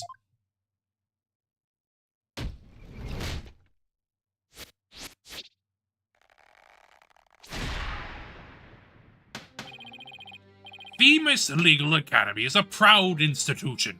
It's the most powerful in the world. You'll never forget what true education and lawyering means once I'm through with you. Huh? Serenes, what's with your hair? Quiet!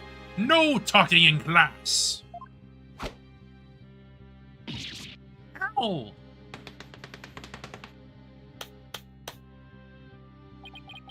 Eyes and ears up here, everyone. Homeroom is now in session. We will begin with roll call. Athena Sykes. Here? Apollo Justice. I'm fine. I hear. Fool! The proper response is here without any extraneous information. Ouch! Here! Next, Your Honor. Here. See, class, that's the proper way to answer. Simon Blackwell. I said Simon Blackquill. Are you here or not? The bad boy. There's always one, isn't there? Well then, I'll just mark you absent. Now get out of my class this instant. Get out. Very well, if that's your wish. Who am I to defy my homeroom teacher? That's such a good idea. Prosecutor Blackwell is free of his shackles.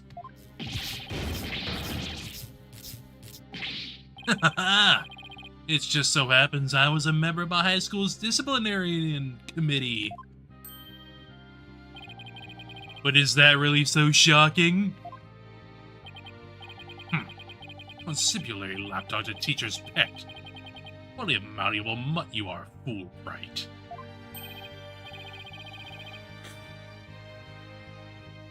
Very good, Bobby. You just earned a gold star and a promotion to head disciplinarian. Alright, class is now in session. Why do I have the sudden urge to go to the nurse's office with a stomachache? The fact that he's turning this into a freaking school classroom. Pay attention. I am not the killer. Juniper is. This will be on the next test, so you had better be listening. Objection! But Professor, you created the phony tape to pin the blame on Juniper. Plus, you were the only one who could have moved the body during the mock trial.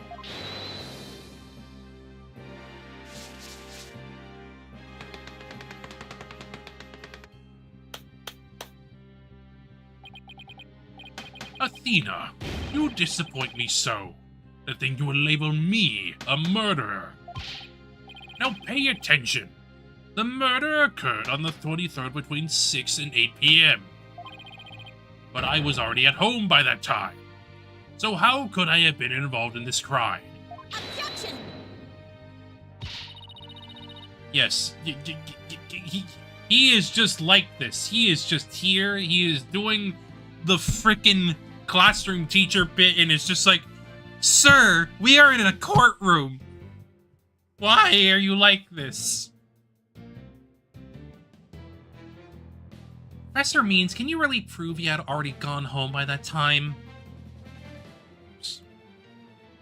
Oopsies.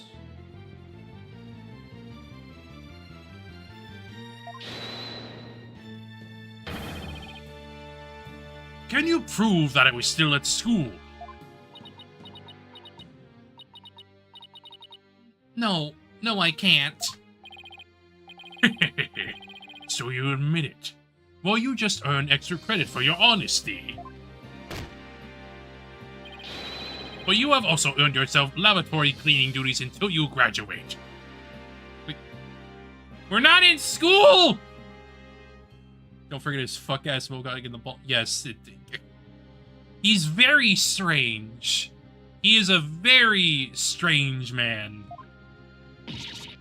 I don't know why he freaking did the mohawk and the ball spinning, though. It's just... What the fuck are you doing?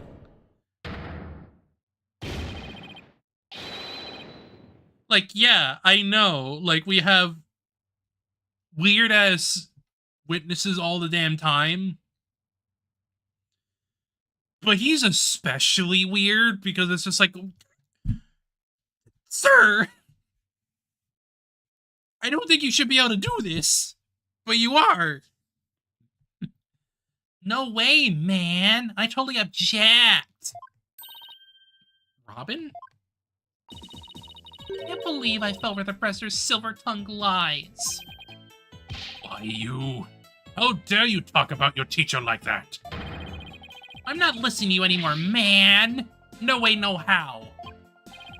Now I have a confession to make. You know those two statues that were on stage? I didn't make them all by myself. Statue on stage? Do I want to know where this is headed? I was able to finish one of them. The last bell rang before I had time for the other one. So I asked Professor Means to make it for me. In other words, Professor was there on the stage after the last bell. Right. And it would have been way past 7 p.m. before he could have finished. Professor Means we're still at school? This is incredibly important testimony.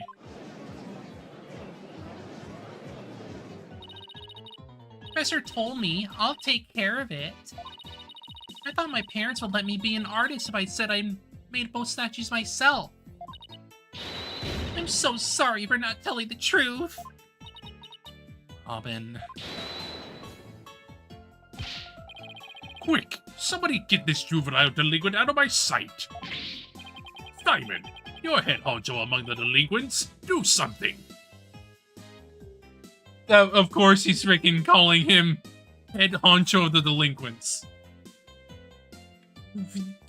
What is this weird role play? He's just doing role play shit at this point. Yeah! Who's in charge of the class pen around here? Not interested. But do you want a class in swordsmanship? I'm your man. Of course, only real blades will do. No swords at school. All weapons will be confiscated. Ah! Nurse! Nurse! Where's a school nurse when you need one? It would seem Sykes-Dono seeks a showdown, Professor. In which case, you would do well to draw your staff, quick as the lightning. Very well. Then I will just have to prove my innocence myself. The real lessons begin in school second period. Prepare to be served old school style. Damn it. What does that... Oh, never mind. Your testimony, please.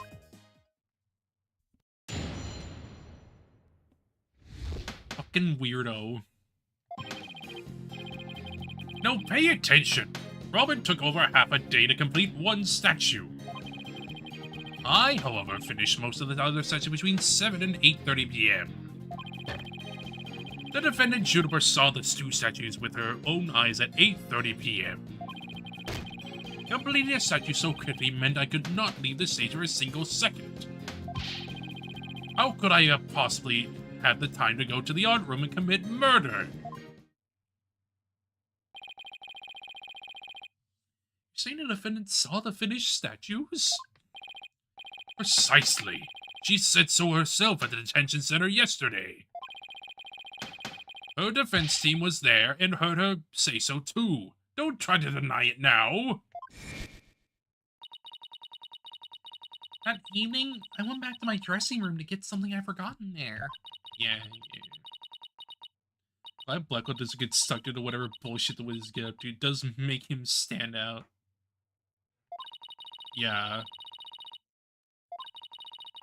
He's literally just no nonsense. He is not taking the nonsense into account. He's just like... He's just freaking putting his damn... He's putting his damn handcuffs down and go like, stop. Or I will freaking knife you. I will stab you. Just, he is not having it. Others usually either react to the bullshit with negativity, yes.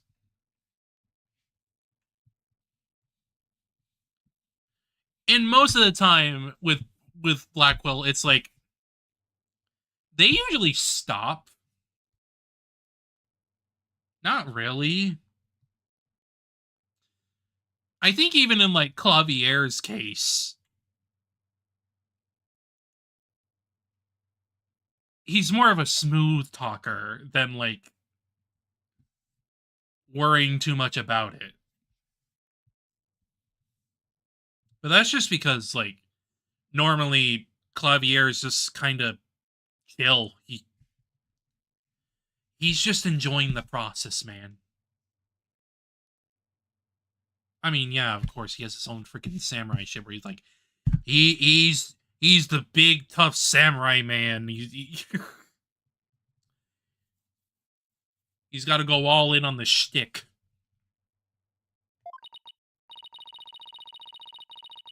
Before I address the professor's charges, I have a question for Robin. How hard would it be to complete a statue like that in 1.5 hours? It would probably take me at least twice as long.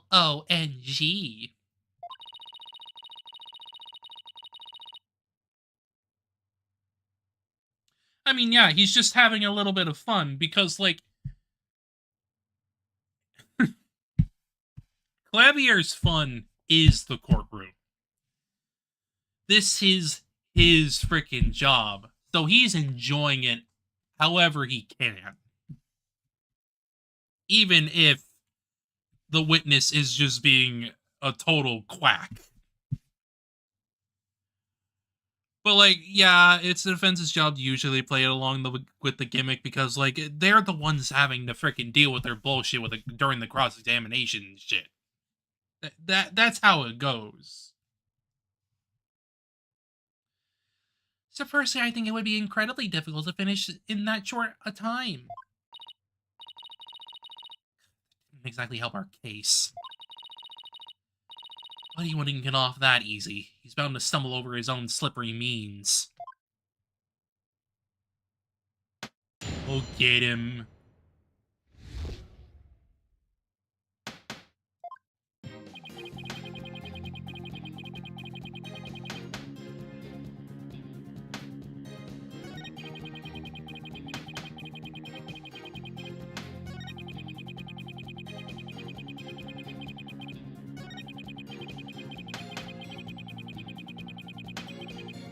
Hold it! Why are you in such a hurry? In the legal world, your body is your capital. The early bird gets the worm. That's why I get to bed at 9 p.m. each and every night.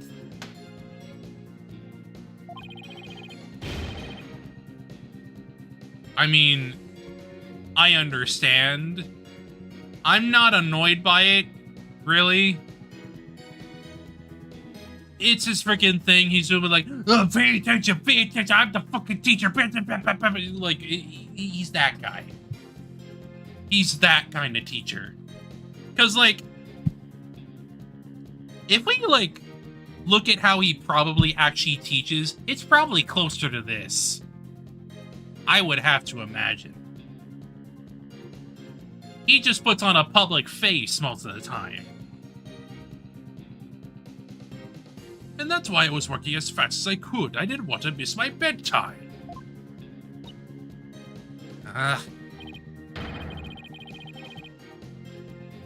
This is Clavier in court to me. I mean, basically, that seems like him, more or less. Well, ready to concede that I never left the stage? So you accept the witness's claim? Tried everything, but I still can't prove anything. Guess I concede. I couldn't hear you.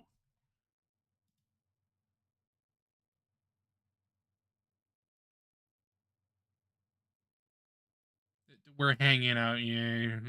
Of course, of course.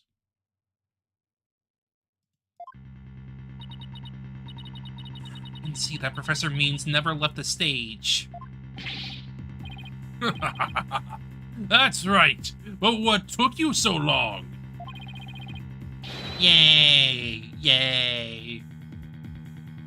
I was there at the stage the entire time. I couldn't possibly have committed the crime. I'm not gonna give up here. I'd have to side with the witness, Miss Sykes. Unless you have any further objections, I'll have to put this issue to rest. Objection! Not yet. The defense still has an objection. Athena, you thought of something. Well, as I said, not yet. Oh, so it's time for legal smoke and mirrors. Yes, as usual. Not yet, Athena. It's not yet time to quit. At times like these, when it seems like there's no way out, that you have to... yeah, turn the case upside down. Instead of focusing on whether Professor Means could have gone to the art room, just focus on how he could commit the murder without going there. It seems our young lady has a real bona fide idea. I'll use any means necessary, even casting stones, if it'll distract her. Who brought the bird to school? Sykes, Stono. If I hear one word of your usual jibber-jabber, I shall have your head. The murder occurred in the art room, yet the witness was on the stage. How do you propose to fill the vast gap between these two key facts. I accept the premise the professor was on the stage the entire time. The other answer is what we got something else wrong. Wait, that's it. I realized one of us made a huge mistake. We were totally wrong about the stage. Well, no, the crime scene, actually. Professor Means was on the stage the entire time. Then he must be the killer. Ridiculous. The defense has become utterly incoherent. Objection! No, it's just the murder wasn't committed where we thought it was.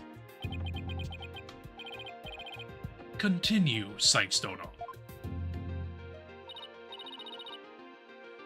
Okay, the murder was actually committed here. The stage. Take that! The greatest riddle of this case has been how the body was moved from the art room. But if the murder occurred on the stage, that means the body was never moved at all.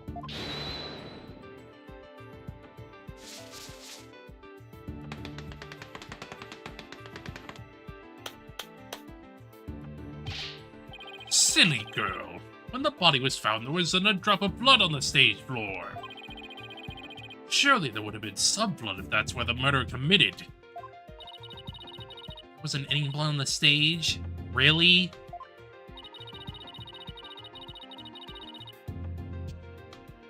But there was something on the stage at the time of the murder that's now bloodstained.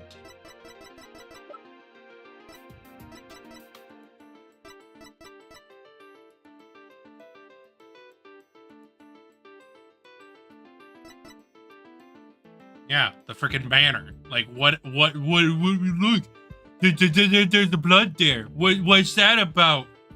What's that about, Means? What do you have to say about that? I don't know. It's true. It's true. There were no bloodstains on the stage floor. But there was something on the stage that did have a bloodstain. And that would be this school banner. No blood would have gotten on the floor if this was under the victim when she was killed. Oh my, that's quite a Cabelli theory. Silence.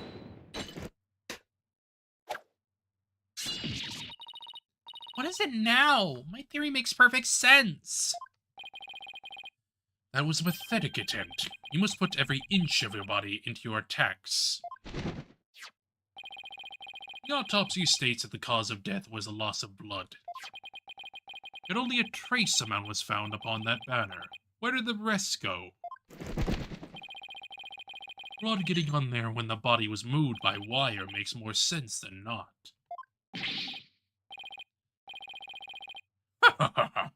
Very good, Simon. Tell me, what's your first choice for higher education? I'll write you the ultimate in recommendation letters. You're but guaranteed to get in. Objection! Stop it with the fucking roleplay. We're not in school. Actually, the defense has something to explain that as well. You do? There's only a trace amount of blood on the school banner. And there must have been something else the killer used to soak up the blood. Yeah! It's almost like there's another fucking banner that was burned. I wonder what that's about. Oh, I don't know. I don't fucking know. Who would have guessed? This is what soaked up most of the victim's blood. Like, there's another banner. And that banner, that specific banner was burned. I wonder. Wow. Take that!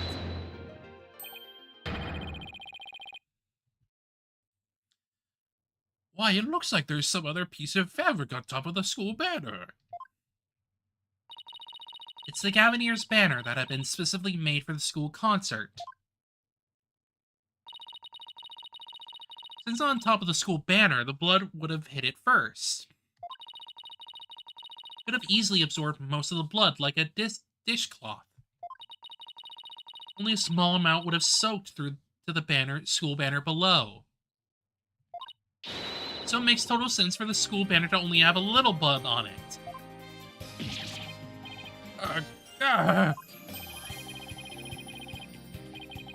You're looking mighty sweaty there, buddy.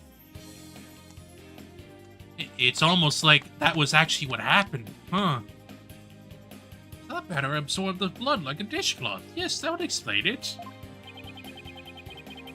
Banner's banner was like a dishcloth? There was at least a towel quality.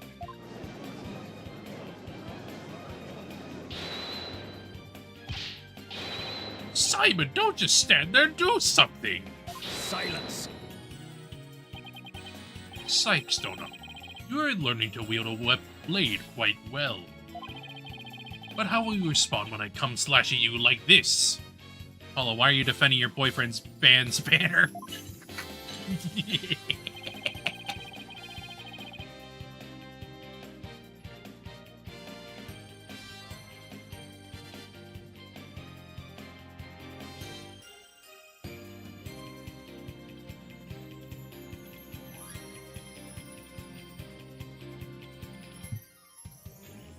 Okay. Oh shit. There was my frames were apparently going down for a while there, huh? Weird. I was just looking. I just saw that. I was like, oh, what the fuck? Whatever. The remnant of a large blood stain was detected in the art room. Why would there be blood there? The murder occurred on the stage as you claim. Objection! The bloodstain in the art room was faked. How? I'll tell you now. All that was needed was something that could transfer the blood upstairs. That something was a piece of evidence we just finished discussing.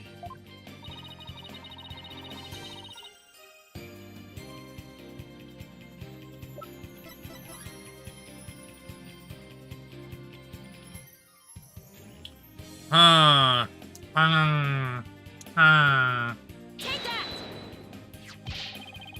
To think you'd stoop so low as to present mere garbage to this court. It's only garbage because someone tried to destroy it by tossing it in the incinerator. That someone was most likely the killer seeking to get rid of crucial evidence. The killer used the wire to bring the blood-soaked Gavineer's banner to the art room. Then, the blood was wiped onto the floor to complete the ruse. It makes perfect sense.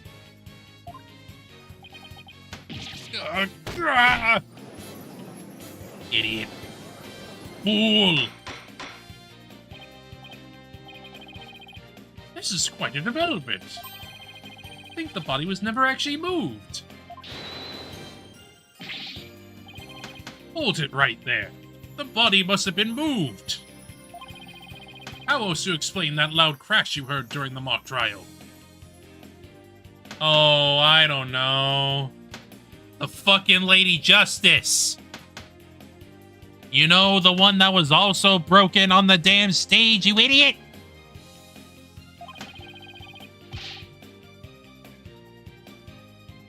If it wasn't caused by the body crashing into the statue, then what was it? I hadn't thought of that. If that loud crash wasn't the body and the statues, then what was it indeed? On the school banner, it shows that something was carried along the wire in it. That's true, I know what I have to find. Something was in the art room before the murder and then on the stage after. Probably that was sent down the wire to crash into the statues was. Yeah, I wonder, I wonder. That statue! My guy, my guy, you are not looking very innocent here. Yes, I believe it was this statue that broke the other two, not Professor Court's body. Unique statue you see on the right, that's the pure White Lady Justice from earlier. I hope he gets head trauma for his fuck-ass chalkboard. He probably is. Cause chalkboards are freaking heavy. Anyway, something, this is our court of law. This is how twisted and corrupt it is.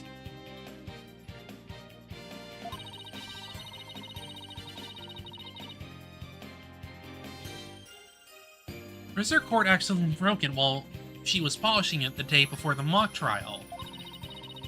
But she used her own unique artistic sense and technique to repair it as you see here.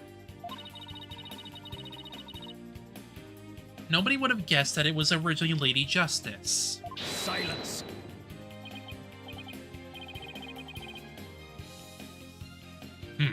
Perhaps you are onto something. But why, pray tell, would anyone move that scrappy relic in such a tedious manner? Excellent questions, Simon. Keep them coming. You know why, but the fact you won't acknowledge it shows how twisted you are. Lady Justice was moved during the mock trial. During that time, Professor Means was fabricating an alibi with his pre-recorded speech. If we consider the facts, then Lady Justice was moved in order to... witness to the body. Lamau. Professor Means used his pre-recorded speech to fake an alibi during the mock trial. He wanted to make it look like he couldn't possibly have moved the body.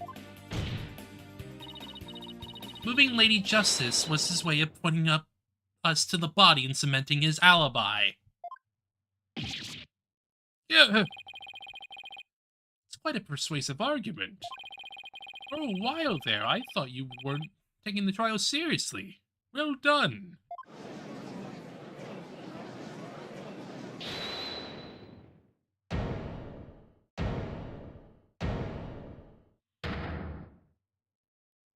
Why are you so smug? We already know you're cooked. You should never estimate me, Athena Sykes. Professor Means always means what he says and says what he means by all means. Yeah, you and your end justifies the means and your total bullshit, blah, blah, blah, blah, blah. Just... I'm sorry, man. I'm not sorry. Your philosophy just kind of sucks. I assume you just want to slam something into his head. I want to throw something. In fact, I would probably just run up to him, take his freaking globe, and then just smash it in his face. Actually, no. I would probably throw it in his face and then smash.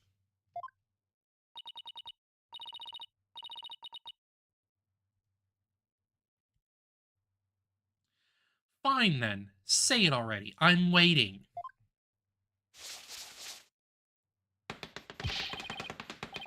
Murder occurred the night before, when the body wasn't found until late the next day. Beating with the staff while you... You gotta. The double team.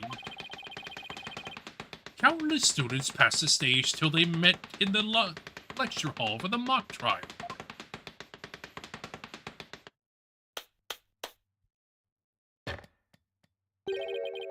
So answer me this.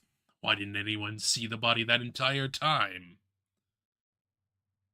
My guy.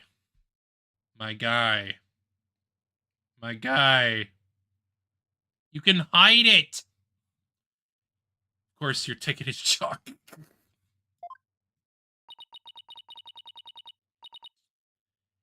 That can explain my,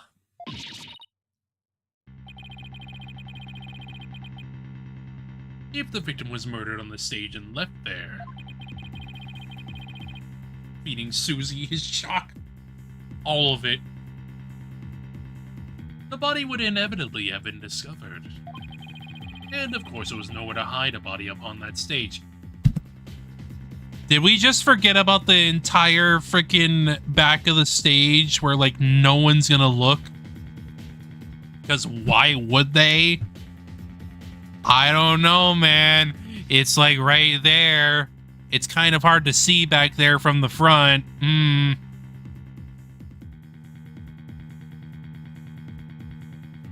I mean, it is. That's what I'm saying, that, like, this game is long because it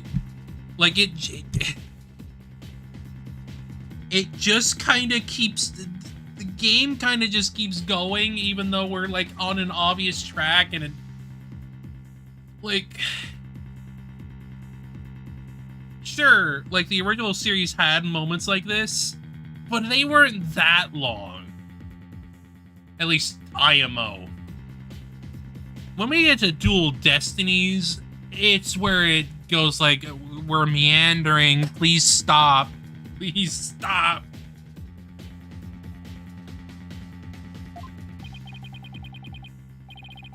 Not good, Athena. Claim is this close to being beaten to a pulp. I know. Come so far. Consider yourself schooled. I couldn't have possibly killed anyone. Killer's none other than Juniper Woods. Has always been and it always will be. Just wait a minute.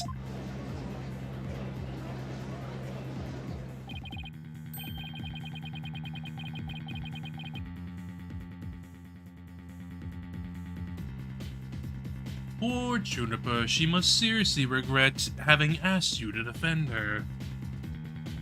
Why would she have respect for you either? What are you talking about? Shu would have had these reveals tied together with the banner. Yes, he would, though. Like, I feel like that's the thing, is that he is typically very consistent with, like, his pacing for the most part. But this is kind of just we're meandering, doing one thing at a time, and it's just like, come on, please, move it up a little.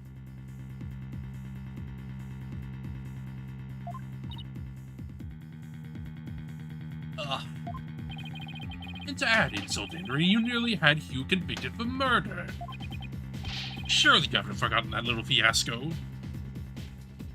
She's facing it tighter than a touch-starved teen girl's butt. Of course. Of course.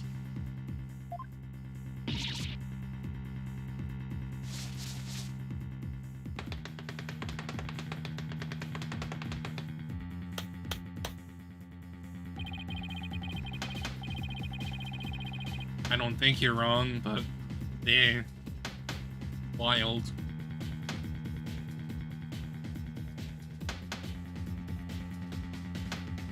Oh my god! Of course, of course. Not only did you fail to defend your client, you also raised false charges against her friend. You have no right to call yourself a lawyer. Yay, let's make Athena traumatized.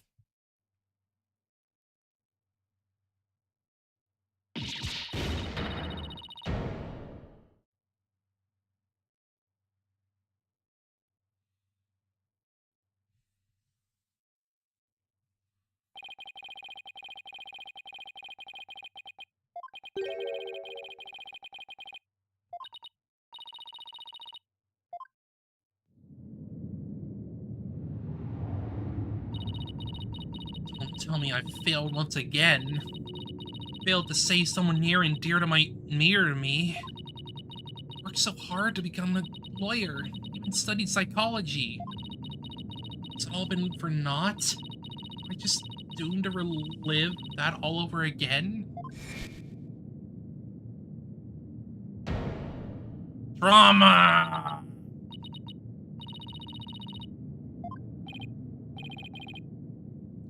Yeah, what's wrong? Breathe in, breathe out. Breathe in. Relax, Athena, breathe. not working. Things going dark. All I've done, is this how it ends? Admit, Junie. I'm gonna protect you like I said I would.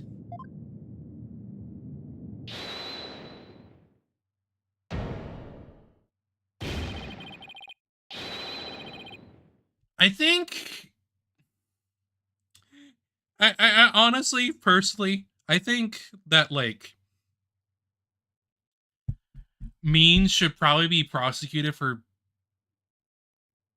leading her down to this point. Like, I don't know. That's pretty deliberate, like, harm intended, but that's me. You'd leave Athena alone, man. She's the one who saved me. It was because of Athena that I could stop hiding and start living my life as a girl again.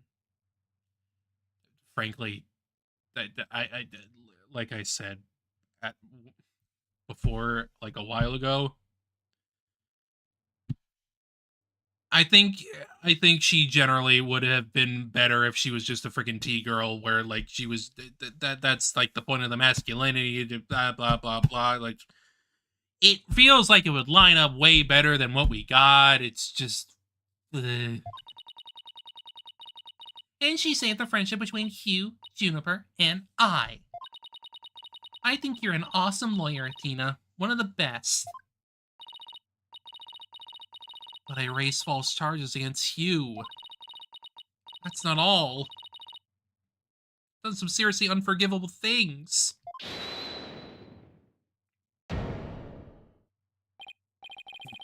What's the big deal? False charges are nothing to be scared of. I'm not even mad at you. I should really be thanking you. You used legitimate means to expose my wrongdoings and give me a chance to re-examine what's important. But what does it matter if I can't save Juniper? I mean, the whole reason I've come so far is... It's not over yet, Athena.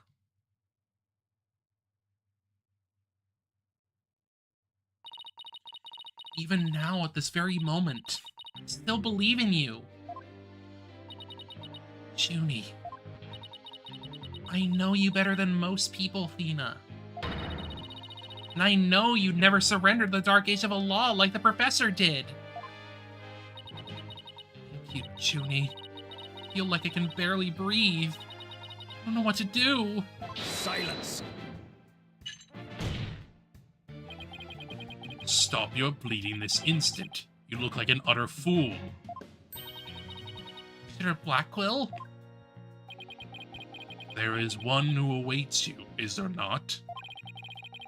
And that is a reason you have studied so very hard.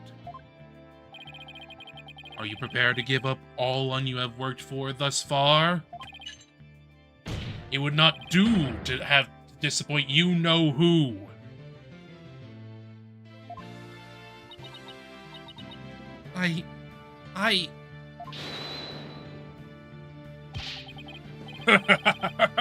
You're wasting your time.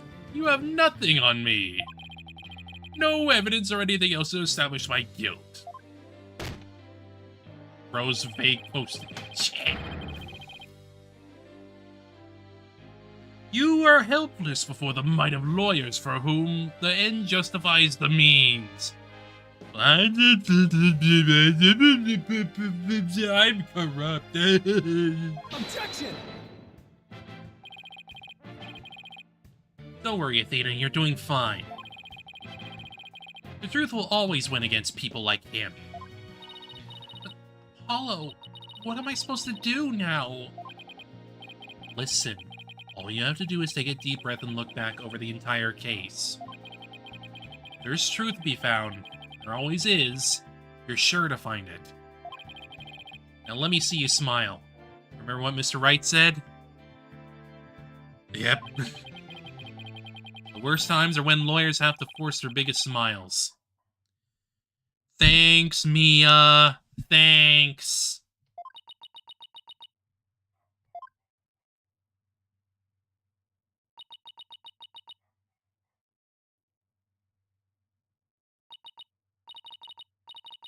relax, everyone.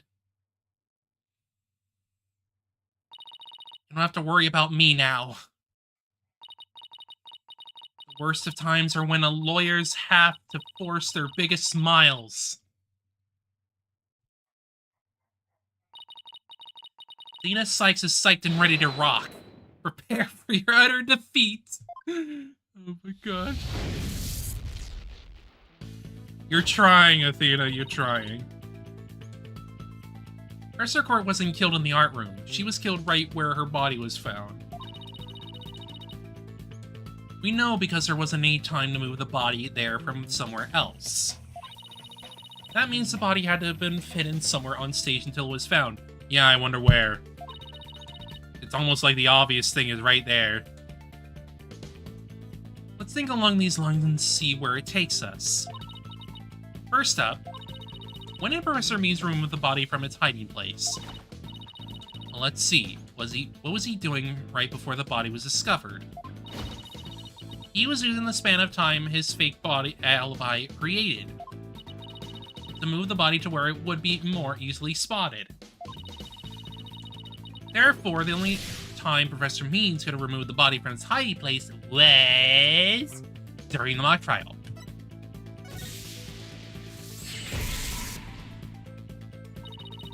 It was during the mock trial, specifically during the speech.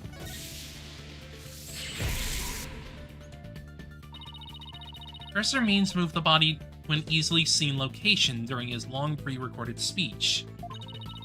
Professor also moved something to the stage that wasn't there before, specifically the white statue.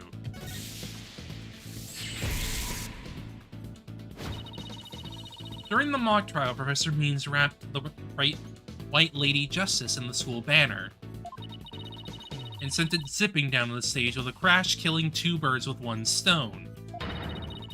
He drew attention to the body and made it look like the murder occurred in the art room. But was there anywhere to hide a body on that stage? Doesn't seem likely. No, there had to be someplace. Wait a second. How about something that should have been finished but was only mostly done? Something was used to cover the body up, but didn't draw undue attention because it looked like it belonged there on stage. That way, no one would suspect there was a body hidden inside. What was art on the stage incapable of concealing the body? The right statue. Something, you hid it in his body. Wow.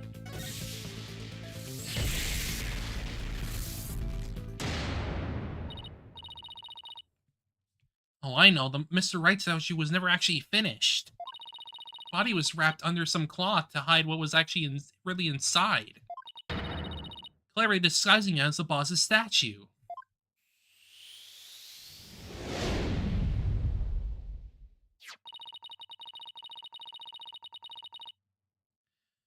Miss Newman gave up on the right statue, yet Professor Means finished it in a single night. Yes, what an impressive feat that was. That reminds me of one of the murders in I'm More Dangerous to You. Objection! No, his so-called work of art deserves none of our praise. That's because it was only a facade to hide his real work. The murder of Professor Court.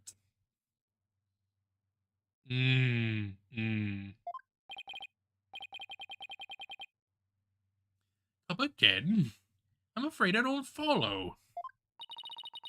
He hid the body by making it look like the statue of Mr. Right. With the body wrapped under a piece of cloth, it looked just like a statue. What? Second that, what? Now this is getting interesting.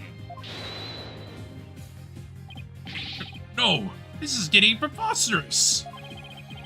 How would such a thing even be possible? Really? Objection!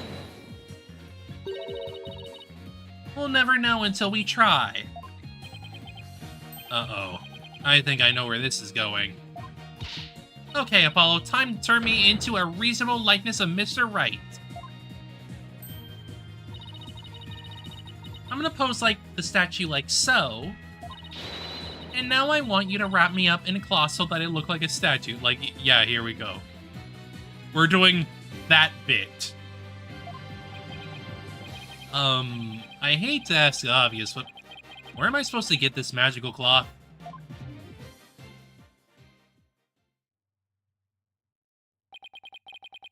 Afraid that isn't the right color, Mr. Justice. Given how sudden the request was, it's kind of the best I could do, Your Honor.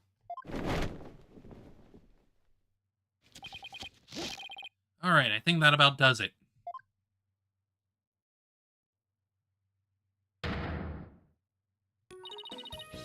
Look at how pink she is. Well, what do you think, everyone? Do I look just like a statue of Mr. Right or what? Some random person to me. Weren't those statues a pair of busts? Venus Right has that spiky hair on the back of his head. Forget the hair, the statue head is way bigger than your average person's anyway. You gotta hand it to me for trying anyway. Wait, that's it. The hands. Her arms are raised over her head and there are dark bruises around her wrists.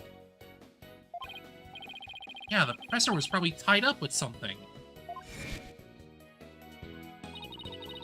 Marks on her wrist indicates she'd been tied up.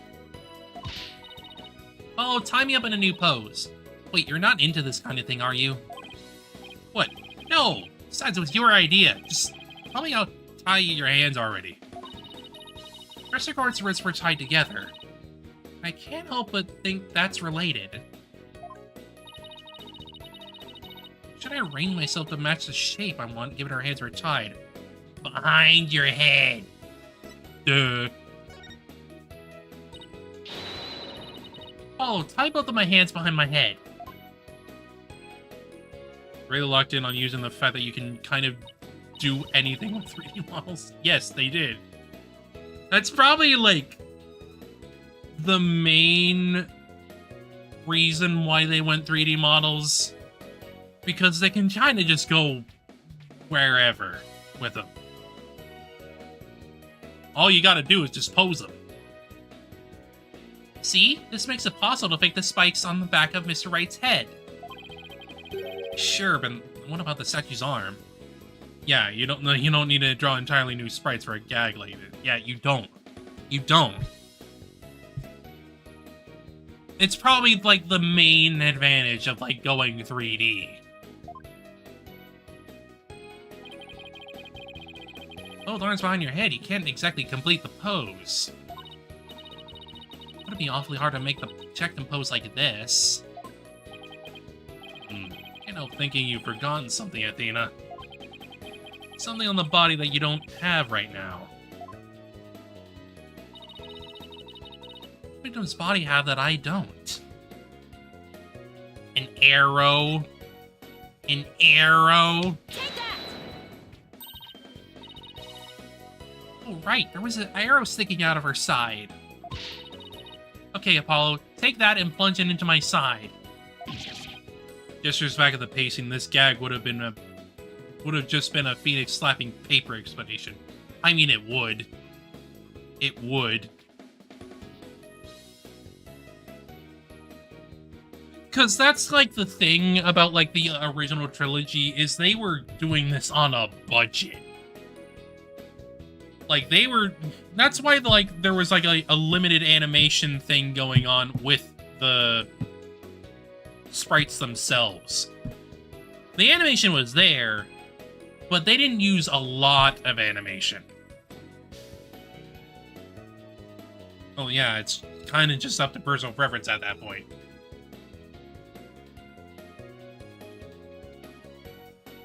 Personally, I prefer the tighter pacing, but that's me. But, you know. Granted, Great Ace does, like, similar things, but that's just because they're doing 3D as well. But even then, they kind of go back to, like,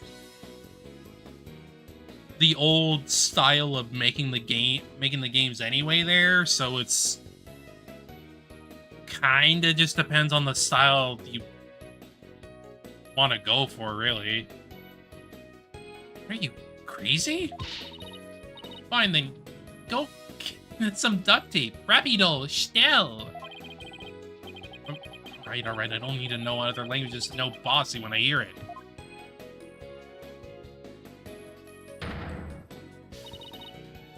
The fatal arrow to the side. Spiky hair created from 2 hands. A masterpiece in the making. Now cover me with that cloth. Remember to make the arrow stand out, okay?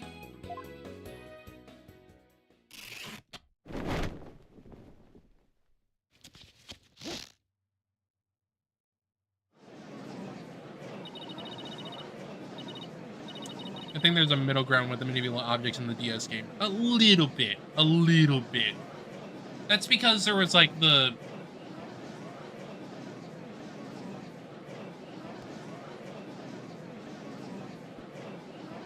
That's because you had, like, 3D objects you could, like, move around and shit. But that's just because that was for investigation purposes. And all that. Mommy, the arm's too short. Shh. When your indoor voice, dear. Nobody's buying it. The arrow's nowhere near long enough. But what's gonna be used for the arm? Still will give up, eh? I must commend you, if only for your spirit and determination. Oh, I don't know his freaking staff.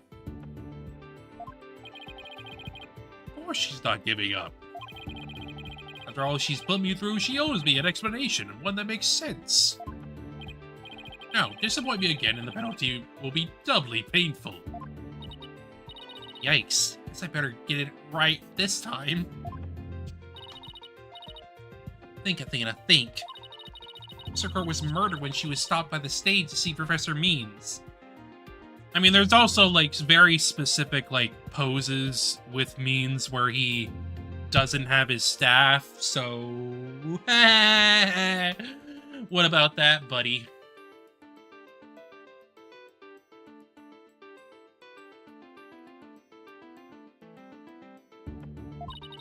It wasn't premeditated. He must have used something close at hand in his little ruse. Apollo, show me those stage setup photos again. Like, what? Right now? Okay, hold on. Please be in this photo. It just has to be. It's literally his fucking staff. The arm on the Mr. Phoenix Wright statue is really right here.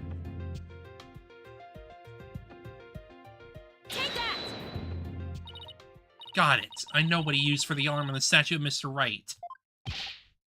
This is absurd. There's no such thing in this photo. Don't play dumb with me, Professor. It's a staff you have right there. Staff? This is the spear of a great legal warrior.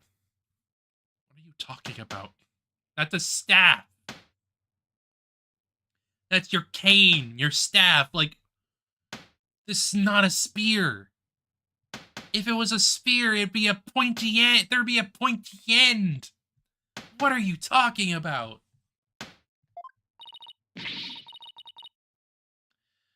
Whatever, just hurry up and lend it to me.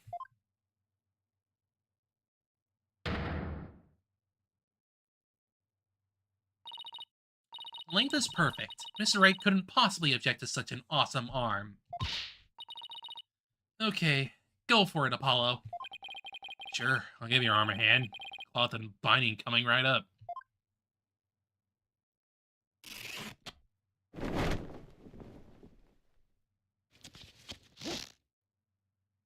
Objection!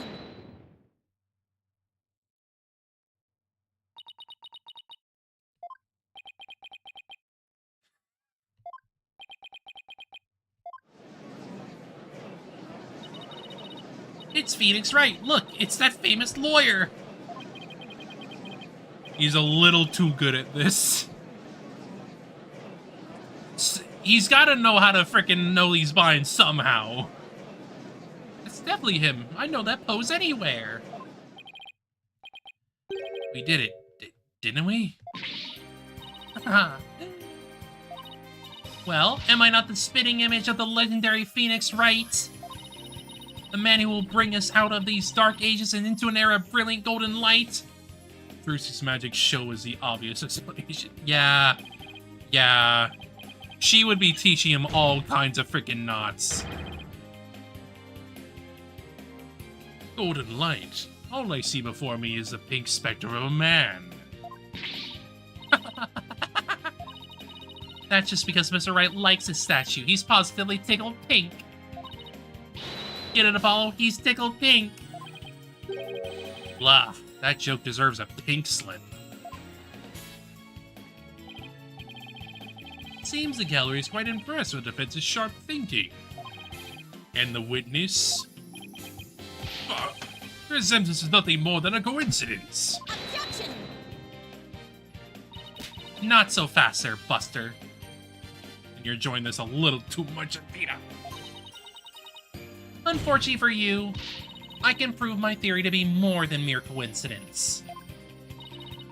To prove that a spear was thrust into the victim, all I have to do is test the spear for blood.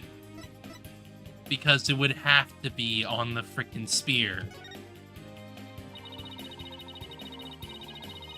We had assumed the victim's jagged wound came from the arrow being forcibly shoved in.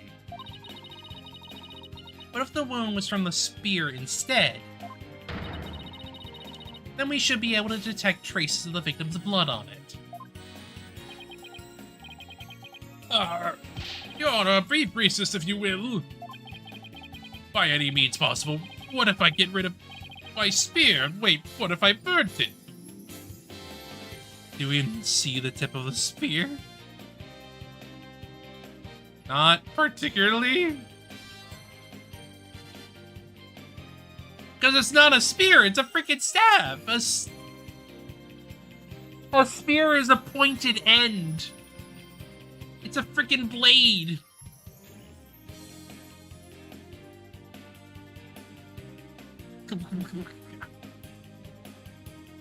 Also, like, him saying this shit is just like, I've been found out. Like, you're making this harder on yourself. I mean, yeah, I would guess.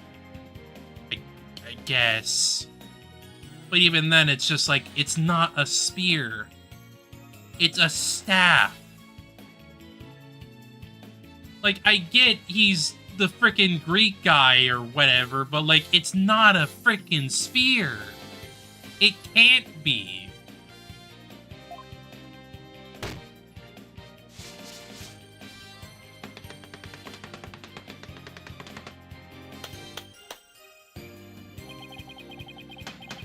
If I do that, I'll be found innocent. Yes, I'm innocent, I'll tell you. Objection! Surely you don't expect us to take lectures from you now. Now, I ask you in the gallery. Help me decide the professor's fate.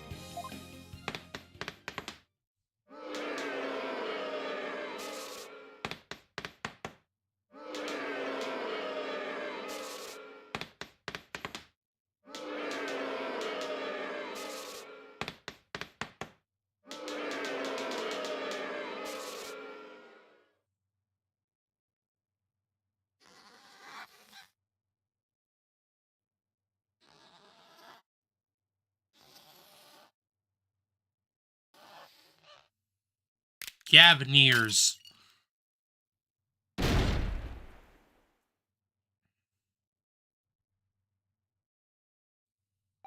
What an idiot.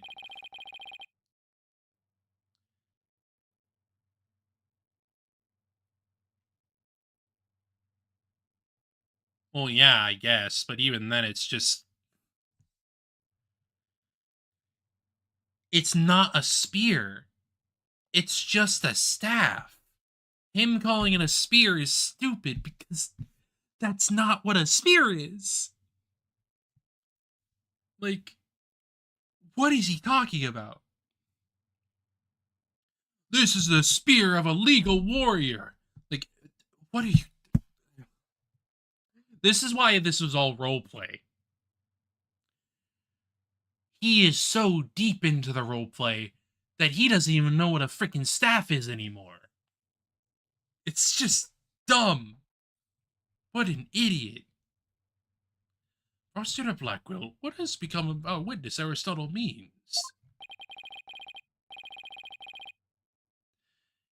It is as Stono suspected. Blood was detected on his staff. He has admitted to this heinous crime. All of it.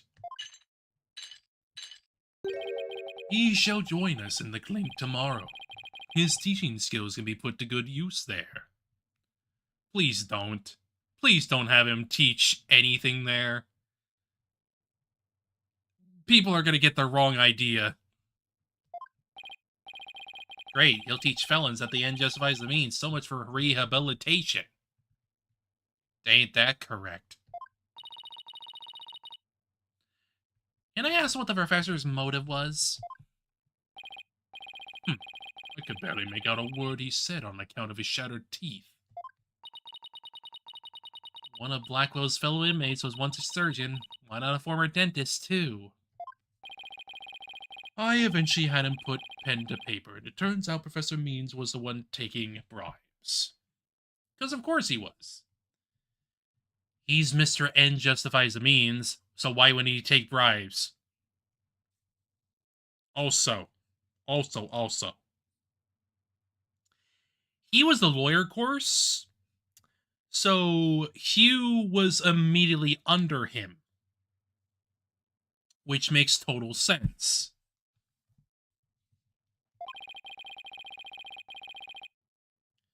The victim had suspected him after a report from the class snitch. That led her to question him at length the day of the killing, right there on that stage. The result, the heinous crime that was brought before this court. The fool, like Newman, had come to know of the script's contents via the victim's note. It seems he came up with a plan to stab the victim with her own awl in order to make the killing look like the one in the script, thus frame the defendant.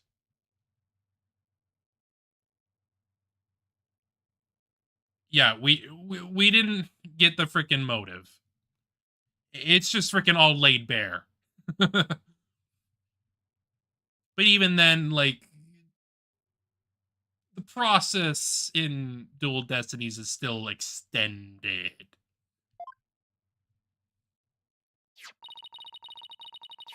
Scrap of paper with Hugh's name had the same mark as Professor Court's planner. Yes, about that. Those planners are bestowed upon all students graduating at the top of their class. That's the cause of the statue gag, I suppose. Basically. Really? So then... Indeed. Once upon a time, Professor Means was also ordered the same notebook. The handwriting is being analyzed now, but like as not, the strap belonged to him. This, too, was evidence of the bribery scheme that the victim had obtained. No, that Constance's court was clean, and that only Aristotle Means took the bribes. Yeah, because he was a freaking corrupt piece of shit. Duh. It also means that Court was somebody who, you know, believed in her principles. It's also why she made the frickin' statue like that in the first place. Like, I don't know. It's almost like she's an artistic person and loves symbolism. Huh. Which is definitely saying something compared to Means, who is not an artistic person. There's also an irony to that because so much of Greek history is in art that he is just like a visual representation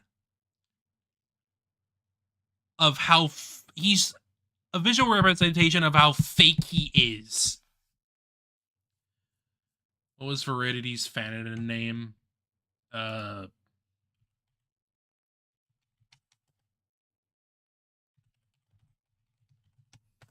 mean, it was Verity Verity Gabble. Like, obviously, her fanon name was Justine Courtney, as in like justice in court.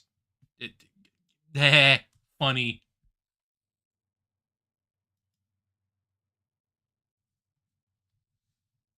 I still kind of prefer the old name, but that's me. But both like names like come across the same way, more or less.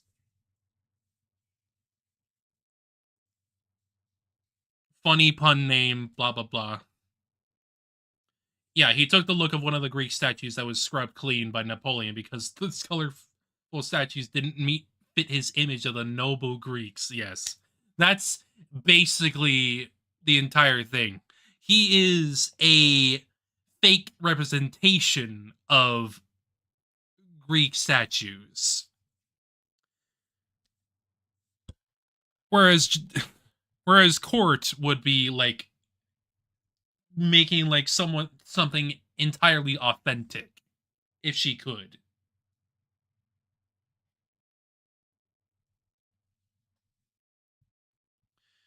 I think a professor would murder a colleague, then try to pin on the student. I do not think this is intentional. I feel like average Japanese game dev wouldn't know that they used. Probably not.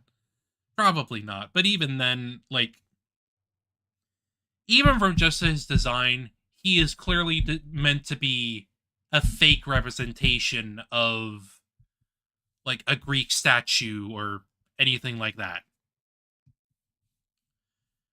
Whereas Court is designed to be the artist, the one who understands principles and how to follow through. Hence why she made an entire statue based off of Lady Justice as a corrupted version of itself. Unintended symbol is still symbol, as a smug scuttlebutt pen troll. Yes, obviously.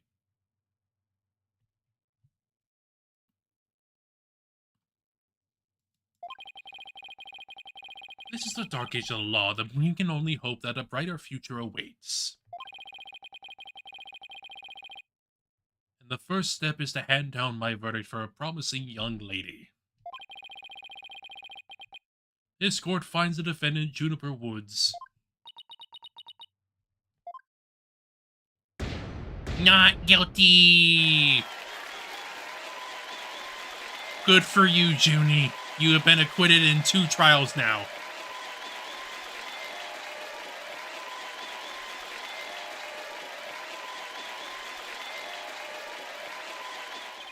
Granted, this trial is before the first case in the timeline, but that's besides the point. She's been acquitted twice already in the same game. I wish you all best on your road to becoming a courtroom judge. We will need young people like you if we ever hope to restore the law to its former glory. Maggie Bird moment, yes. Yes, Your Honor, I'll work as hard as I can. Maybe one day I'll be able to work with all of you and to make a difference. Proudly serve Fausta Court's memory. Do not let her death be in vain. It's the last thing I expected to hear from him today. Black Quill is way nicer than you think. He just likes playing around and having fun too, because that's him. He's the twisted samurai. Court is adjourned.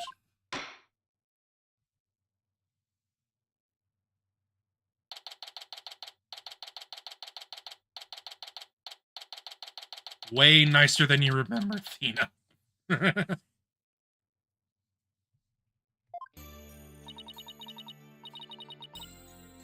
Thank you, Thena. I really mean it.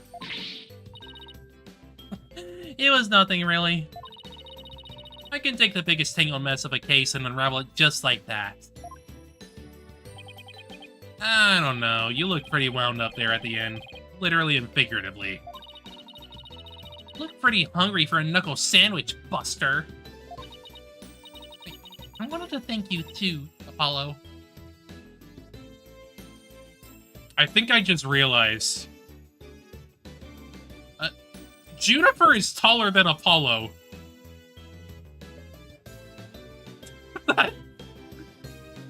I always thought she was shorter, but no.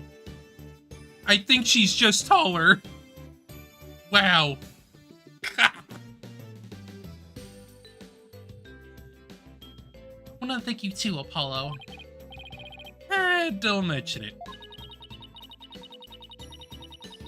I mean, true, but even then, it's just like... I think she's probably just taller than him.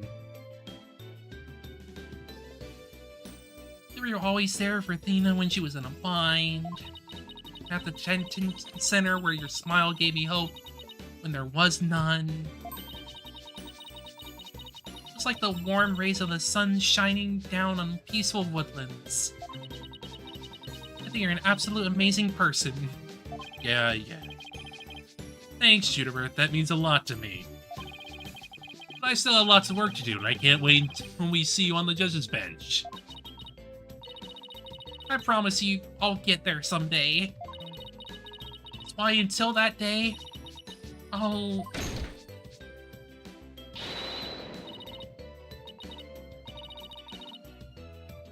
Guys, I've got big news. I mean, this is huge. Oh, am I interrupting something? No, it's okay, I think. So what's the big news? School festival. It's supposed to have been canceled after what happened, but... We just got a call. In memory of Professor Constance Court, who worked so hard to make it happen. Festival is being extended one extra day until tomorrow. Really? Alright.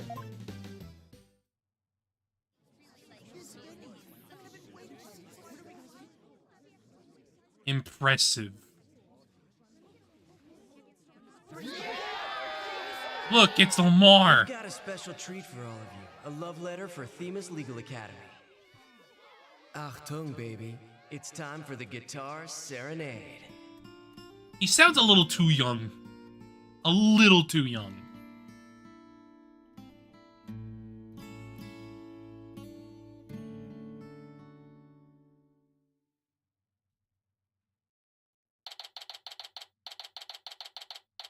Like, I get it, he's still younger than Phoenix. He's probably closer to, like, Apollo in age, but, like, he sounds a little too young. A little bit.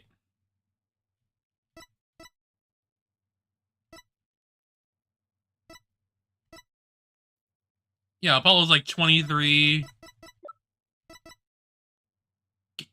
Clavier's 25. Like, I get it, he's young, but, like, he sounds a little younger than he should, to me.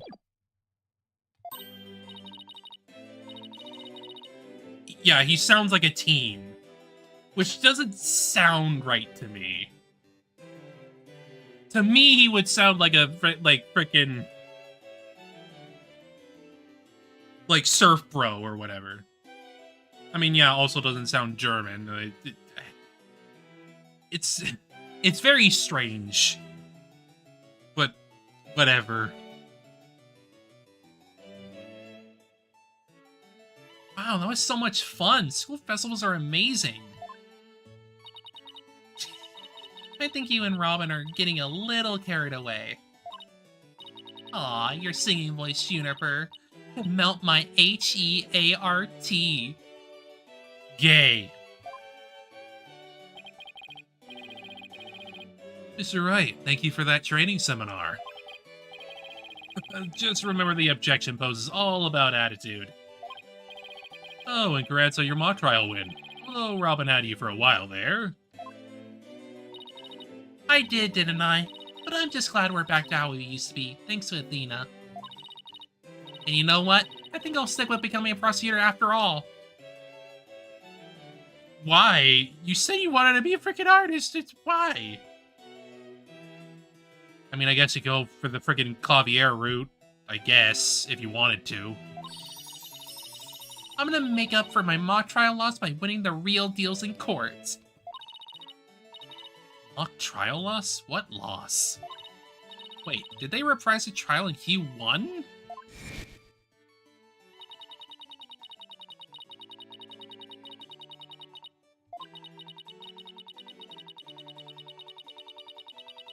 The She-Devil's black card, yeah, because...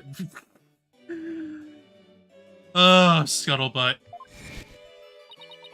So, does this mean it's really gonna happen?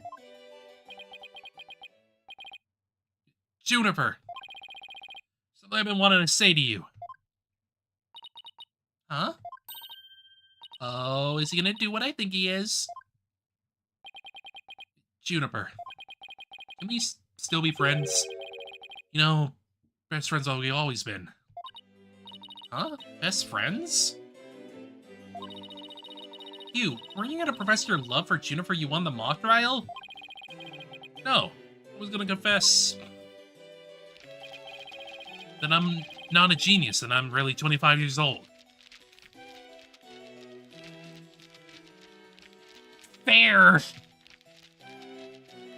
Strictly friends only. Well, you already dried it out of me during the trial. Whoops. Listen, you too, Robin. Miriam. Yes, you too, Miriam. Me too? Miriam's got this tactical espionage action stuff down to a science. Haha, Snake. I've been thinking. It's up to us to put an end to the dark age of the law if we can. Let's all work together to usher in a new age where winning only results from the truth. And the end never justifies the means. Never. Never. Count me in. I wouldn't have it any other way.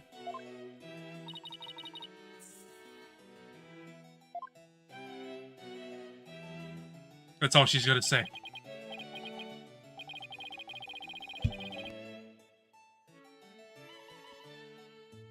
Best friends forever, huh? No matter what anyone says, nothing beats true friendship. You bet. What about your BFF, Apollo? BFF. Yeah. Yeah, sure. Best boyfriend ever, more like. Aren't you a bit old to be using that word? But yeah, he's the best friend a guy could have. Which reminds me, we're supposed to meet up and gossip about the new girl in the office. Hey, no talk about me behind my back. So what guy is he anyway? Well, if I had to describe it in one word... Oh, yeah. Right. That guy. That guy. Mister, we know nothing about him.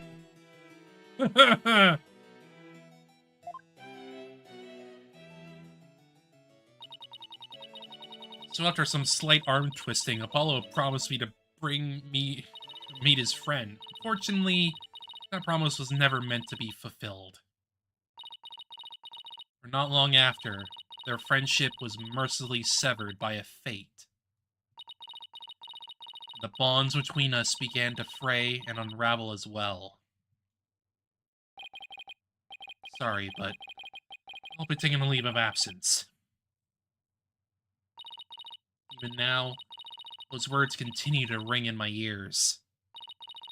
The discord in our ever-cheerful Apollo's voice made him sound so cold and distant. Why, Apollo? Why? Why would you leave us all behind?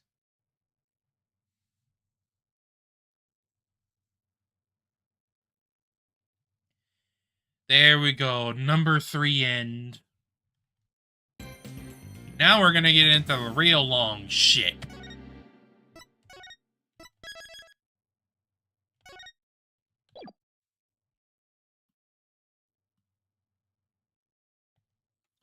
I'd say let's at least do like the first part of the next bit before we stop today. But for the moment, let me switch back. She can get out of the clothes now. She can go back to the usual.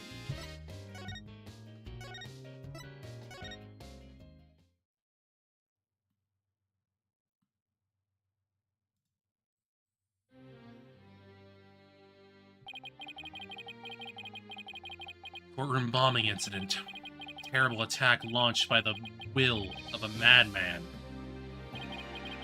That incident perfectly symbolized the state of the legal world in this dark age of the law.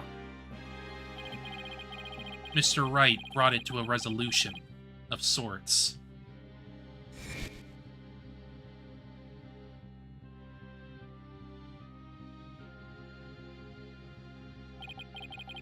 Ted Donate was discovered to be the one responsible for the bombing. If only it were that simple. Somehow I can't help but think.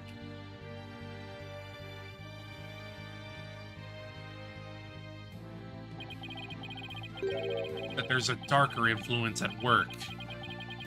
One that's lurking in the shadows, waiting. That's why I want to review the trial that was taking place when the bombing occurred. After all, I've got more than a few personal stakes in it.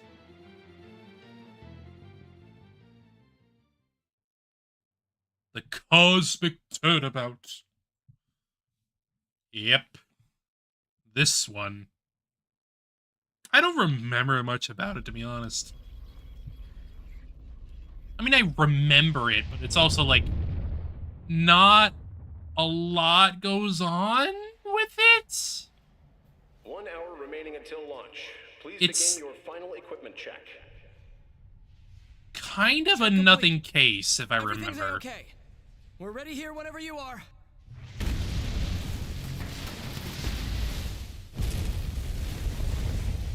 Come in at Granted, this is also, like, the prelude to the next case, so, like, even then, there just isn't a lot to it.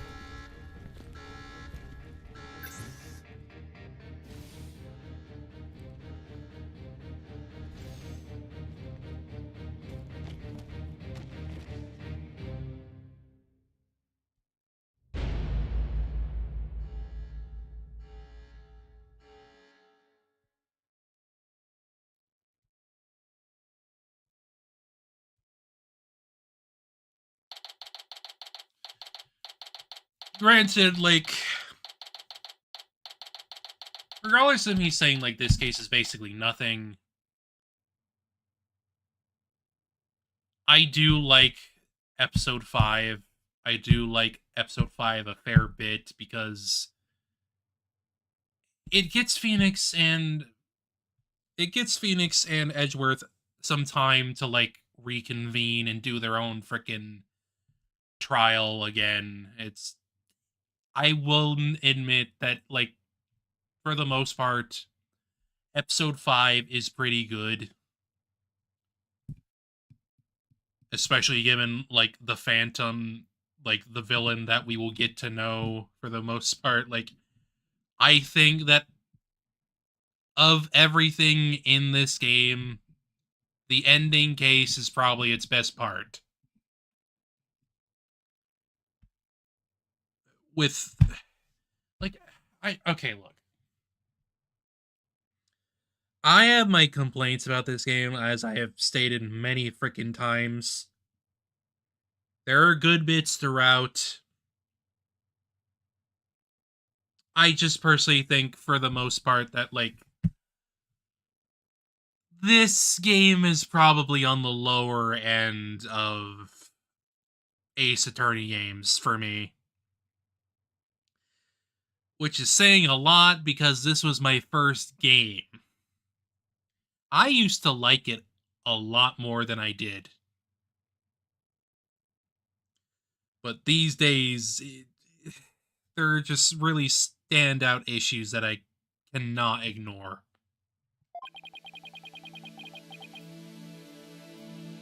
Time for another trial to begin. This one is different.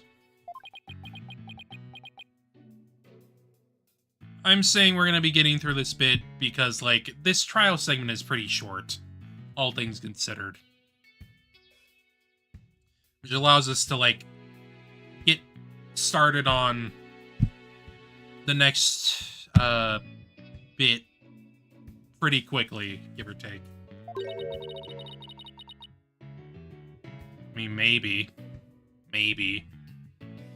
My problem with this case in specific is that there's just not a lot happening. At least, to me, it's just... I don't find this case particularly interesting. Sorry to bother you, but... Yeah. Are you alright, Apollo? Was I making a scary face just now? Oh, hi, Juniper. Yes, I'm fine. I was just doing my Chords of Steel exercises. Now I'm all ready to go. Yes, knowing you, I'm sure you will be just fine. Oh, I brought you a present from my garden. Is this the lotus root? That's right. My grandma says lotus root is good for your eyes. She even says that if you look through the holes, it can help you see into the future. It's for good luck. Maybe later you can cook it and... Thanks for this. I'm gonna have some right now. Oh my. Kinda tough, though. You can't eat it raw, but thank you for the enthusiastic try. Oops. She didn't think me weird before. She will now. I've got to calm down. Sir? Are you seeing what's in front of you? I think she finds your weirdness endearing. Oh, I'm sorry I'm late. Hi, Athena. Junie, I didn't know you were coming today. Did you come to cheer Apollo on? Oh, I get it, you slight little thing, you. Athena, stop. Quit kidding around, Athena. Trial's about to start any second. Is everything all set? Oh, Apollo, Apollo. When will you ever figure it out? Figure out what?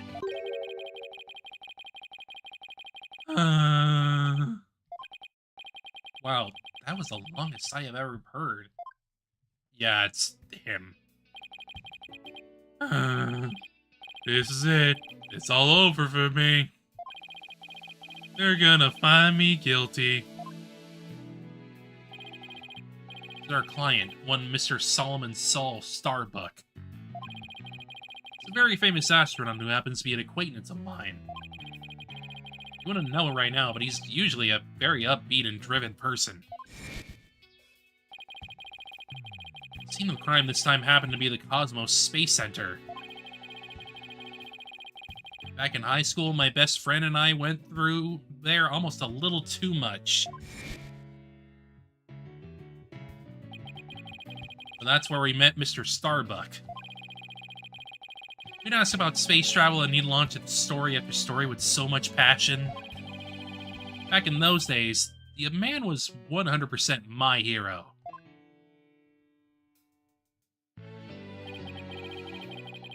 Are you sure you're okay with being my lawyer, Apollo? Of course I'm sure. I know you, Mr. Starbuck. No, you're not the type to commit murder. Thanks, but... I was supposed to be in space right about now.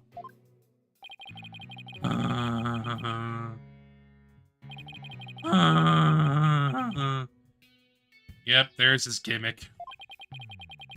He's so depressed, it almost seems like an act. Launch getting called off must have been a huge shock. I'll probably never get the chance to go into space again. Say that? Don't stop believing. Besides, you just have to go into space again. Yeah, I don't think I could face Clay in the afterlife. I just rotted away in a cell. Clay Taryn. I can't believe he was murdered. Ha ha ha ha ha ha. Dirt. Mr. Clay Dirt. Lol.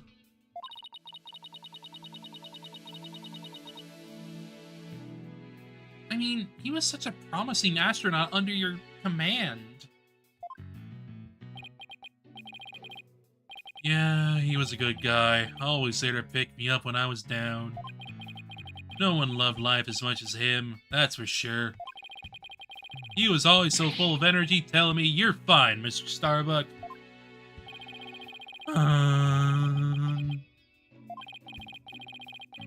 How could someone like this happen? Something like this happen to a guy like him, huh? Never seen Mr. Starbuck so down.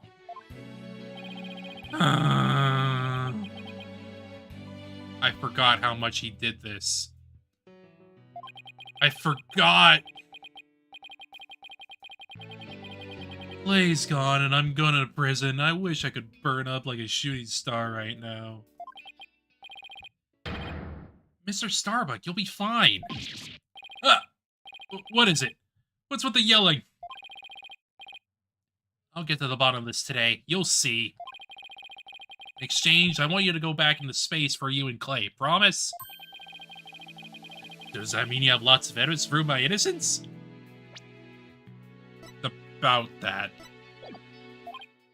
Oh, well, about that. We didn't get to investigate the area as much as I have liked, thanks to the police. I'm done for. I'm a goner. Everybody thinks I did it. Thought I was gonna soar like a comet, but I'm just gonna crash like a meteorite. No, don't say that, Mr. Starbuck.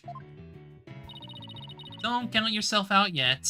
I know it's hard to lose a teammate, but you gotta keep going. What about you, Apollo? What about me? Just thinking, wasn't Clay your best friend? You need to focus on the try right now. All ready to go? Apollo. Trial is about to begin. The defense would please proceed to the courtroom. Okay, here we go. This is it. This is the one trial I can't afford to lose. For Clay's sake and our clients, I will find the Clay's killer.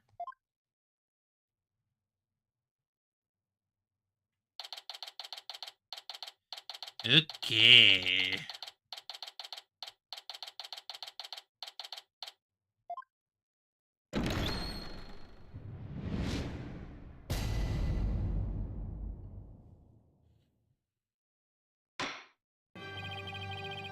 Court is now in session for the trial of Solomon Starbuck. Defense is ready, Your Honor. Excuse me, Mr. Justice. Yes, Your Honor. What happened to your eye? I'm fine. Defense is ready, Your Honor. Are you sure? I don't... I'm fine, Your Honor. Defense is ready. I'm sorry, Your Honor. He's been like this since yesterday. He keeps insisting it's just a sty. I suppose it's something he doesn't want to discuss. Maybe he's entering a touchy age. Very well. The prosecution. Prosecution appears to be ready as well. Silence!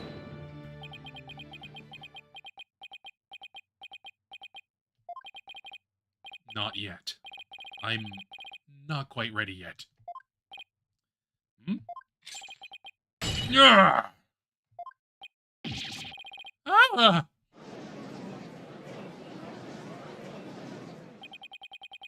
The prosecution is now ready. It didn't take him long this time. What's up with Blackquill? Now then, I shall give the opening statement. Silence! I'll do it. You will? What an unexpected surprise! This time, I can't leave it to anyone else. I see. Something is off with the two of you today. What seemed different somehow? I mean, considering one is literally mourning his best friend, and the other is being reminded of that traumatic day many years ago, I think it makes sense.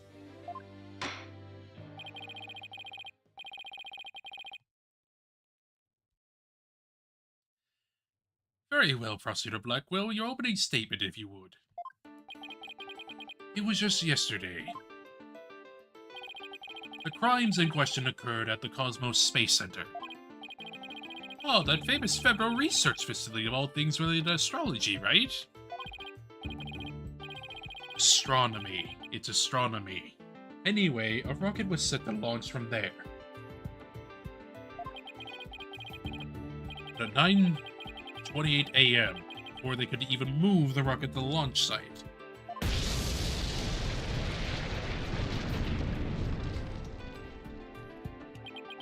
Two explosive devices were detonated, and the launch was cancelled.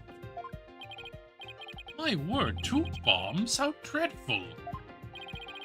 Defendant in today's trial is charged with both the bombing and with murder. One Mr. Solomon Starbuck. For whatever inane reason, he detonated a bomb on the rocket he himself would be in. Solomon Starbuck? I recognize that name. Isn't he that famous astronaut? Correct, Your Boldness. Mr. Starbuck was the pilot of the HAT-1 rocket 7 years ago.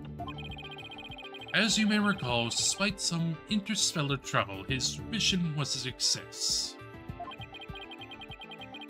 Some say it was a miracle he returned alive. I suppose you could say he's a living legend. Oh, I remember now. He's becoming something of an international celebrity, right? He also looks significantly younger. He even turned that incident into a movie and everything. We got a real space pioneer in court today. But even heroes tumble from the lofty heights. Returning to the subject at hand. Ah, yes, the victim was Mr. Clay Terran, a subordinate of him. Yes. Indeed. A loyal disciple brutally stabbed to death by his mentor. Stabbed to death, you say?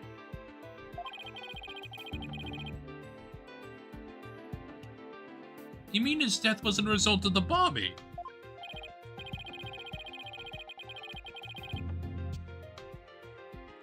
Correct. Despite his lofty dreams, the victim was seen as an interloper by the defendant. And so he was sent into space. But to the universe which we mortals cannot see. Clay. I think I've heard enough. The case seems pretty clear-cut at this point. However, there's one thing I'm curious about. That metal box next to the witness stand.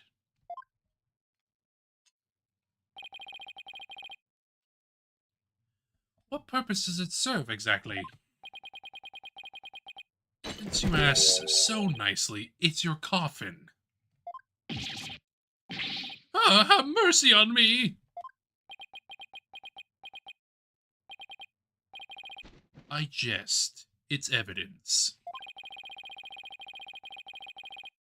Due to its immense size, we've little choice but to lay it where it rests now. We shall get to the content of the box in due time. Ooh, I feel like I just lost 50 years off my life. Does he even have 50 years left? Inner monologue, Athena. Inner monologue. Enough jabbering. Bobby Fulbright's the name. In justice we trust. Ah, Detective Fulbright. Very well then, please explain the details of the incident to the court if you would. On it. First take a look at the pamphlet from the Cosmos Space Center. In it, you'll find a diagram outlining the overall layout of the Space Center. Ah, here we are. For a more detailed look at what's on the left side of this building. Take a look at this cross-section that we, the police, have created. See the launch pad in the main building? Launch pad is a square building and the rounded structure is the main building, right? Right? You got it. The incident took place in Launch Pad 1 in the main building's lounge. I'll be using this diagram during my testimony. It'll make it easier to understand.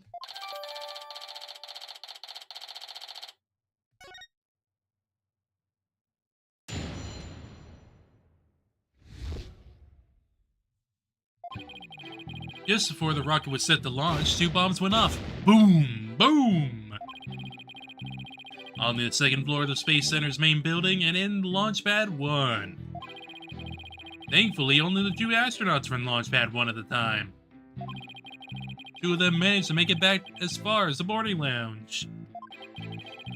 But after the escape, one of the 2 was found stabbed to death.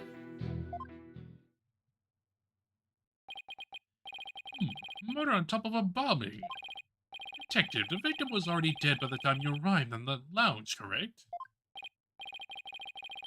Yep, thinking he sabotaged the bombing, the defendant killed him right there in the rocket. Just look at this tragic photo.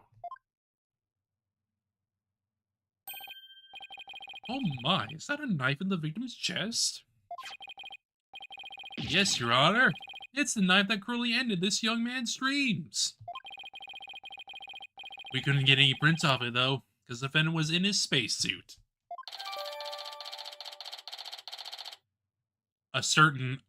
Another certain someone also has gloves on, and he's right in front of us. That'll be relevant in quite a long time, quite a bit of time from now.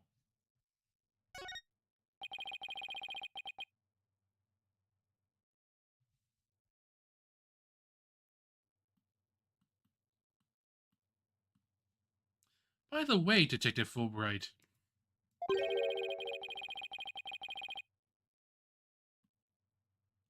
Why are the victim's helmet and right glove absent in this photograph? We had to remove them to identify him, Your Honor. I personally removed his glove during the investigation. We had to get his fingerprints to confirm his identity, after all. Yes, it would be very difficult to identify him without a face or fingerprints. Now there's just one more thing I'd like to inquire about. What is this round thing next to the victim in this photo? Something so important to the victim he took it with him as he escaped the launch pad. A capsule that apparently contains asteroid samples. Obviously valuable for research purposes that has no relation to this case. I see. So we know that the bomb...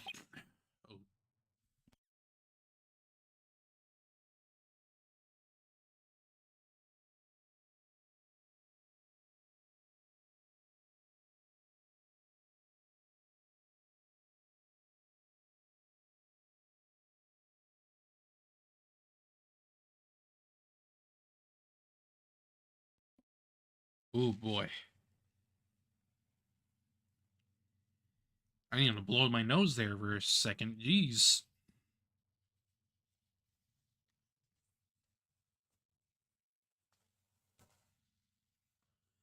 So we know that the bomb in the main building was on the second floor.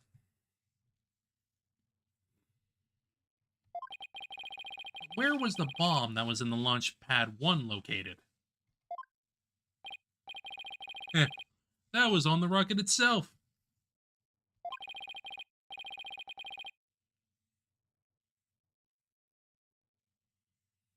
It was situated around the central part of the rocket. Apparently, the area around the launch pad's elevator was a sea of flames. I would like to submit the diagram report into the record.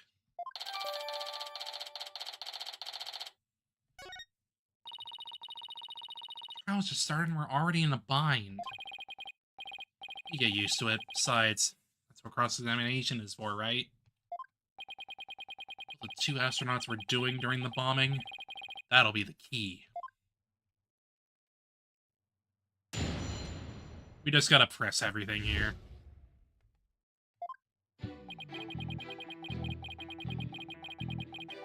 Hold it! This is one of those times. How powerful were the explosions? Well, the one in the main building wasn't strong enough to bring the place down.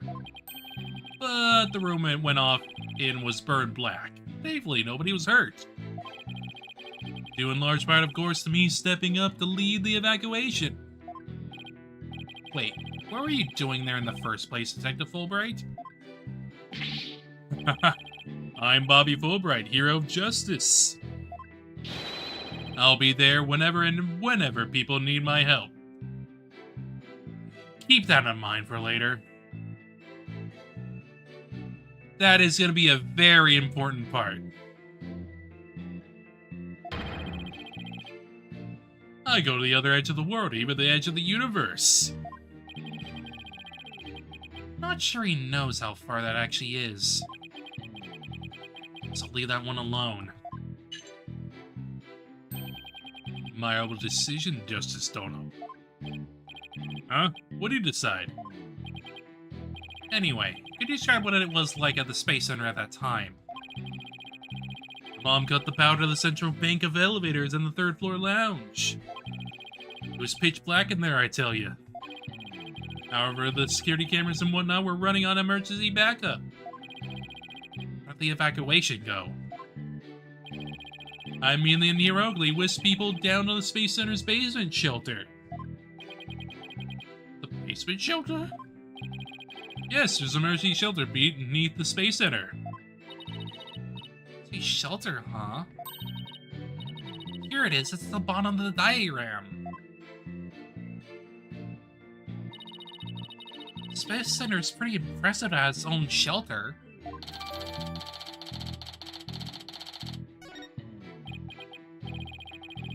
Power outage and evacuation seem unrelated to the murder at this point. So I'll leave that aside for now.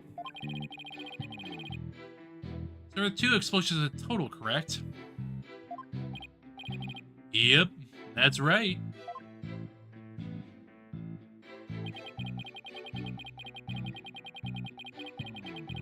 Hold it!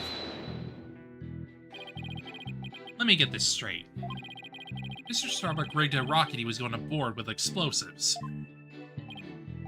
Huh? What are you talking about? If the defendant really did plant the bomb in his own rocket, he'd get caught in the explosion as well. Oh, I hadn't thought about that. Fine. A simpleton for a simpleton. Fulbright, the motive. Understood, the defendant actually had astrophobia. Astrophobia? What's that? Fear of space, naturally. Just the thought of space can cause the afflicted to freeze up. And so in his terror, the defendant found a way to stop the launch at the last minute. It's absurd. Unfortunately for you, we have evidence. Take a look at these. What are they? These anti-anxiety tablets were found among the defendant's possessions.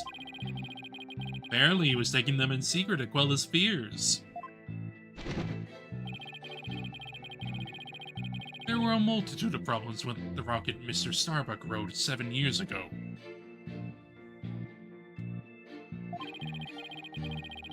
Rumor has it, it threatened to crash a number of times as well. That was, of course, very traumatic for Mr. Starbuck. Objection! That doesn't mean he'd go so far as to blow up his own ship. Silence!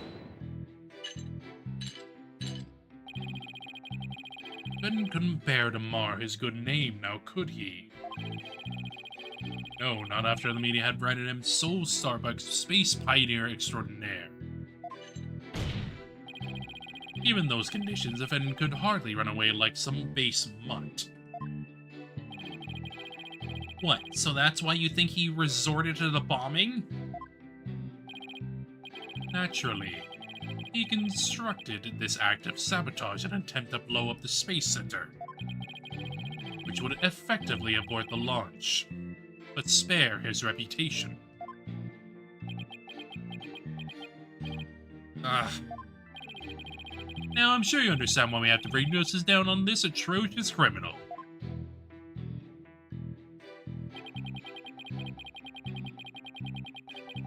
Hold it! Are you sure it was only the two of them? It was just before the spaceship was set to launch, so of course it was only those two. Could have been somebody else inside that rocket. Silence! The notion of a third party in Launchpad 1 is utterly absurd. Just to enter the area from the lounge, one must pass through a door guarded by a fingerprint recognition device.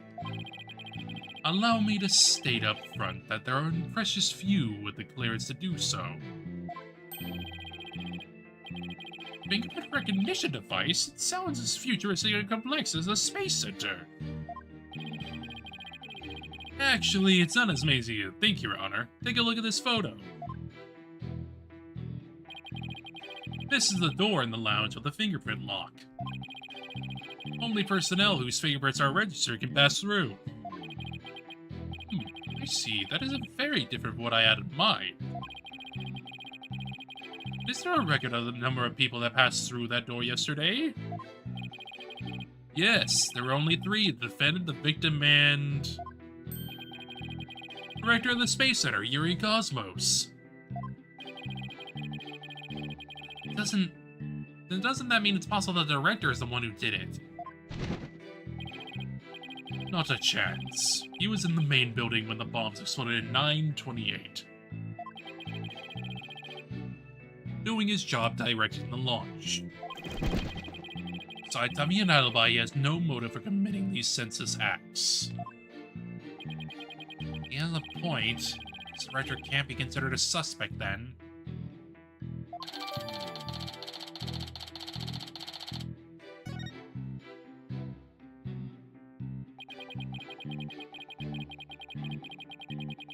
Hold it!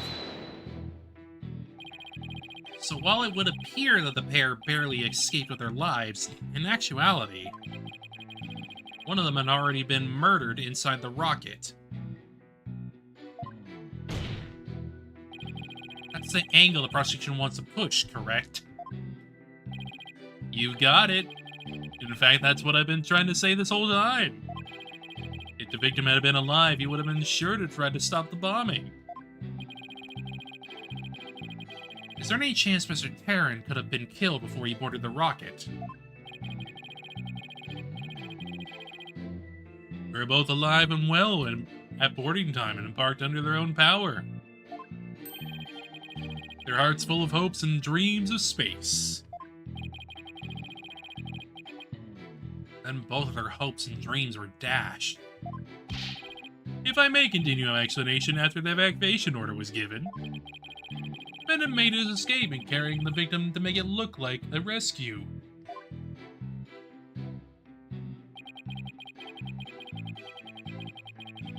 Hold it!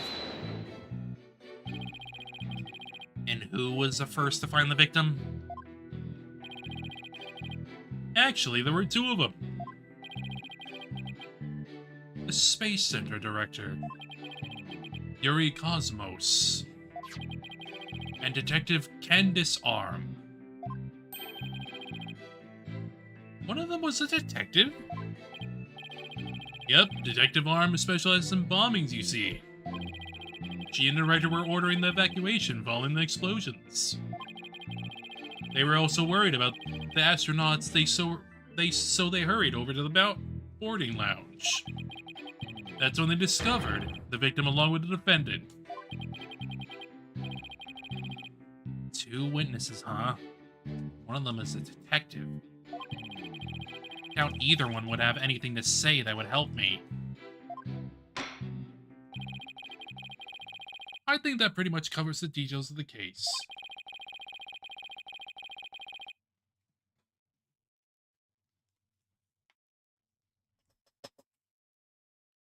Only the victim and the defendant were on the launch pad when the foreman was killed. If this is the truth, then only Mr. Starbuck could have carried out this crime. The little I could get out of him only hurt my case. Justice Stono. Foolish is the warrior who rushes headlong into battle.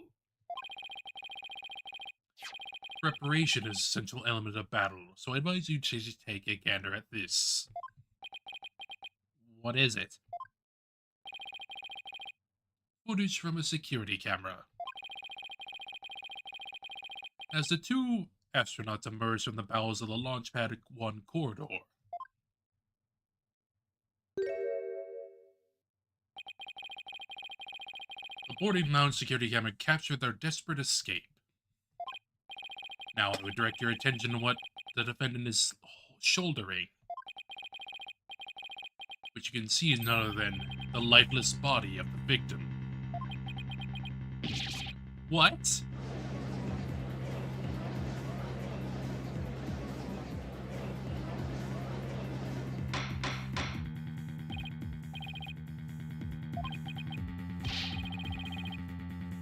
That's exactly what the prosecutor has been asserting. I've known Blackwell would have said something like this already.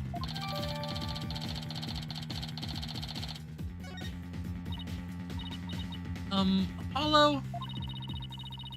How exactly did you determine that Clay was already gone in that footage? Ah, I see what you mean. Clay was still alive at that point is pretty crucial. Your Honor, please take another look at the footage.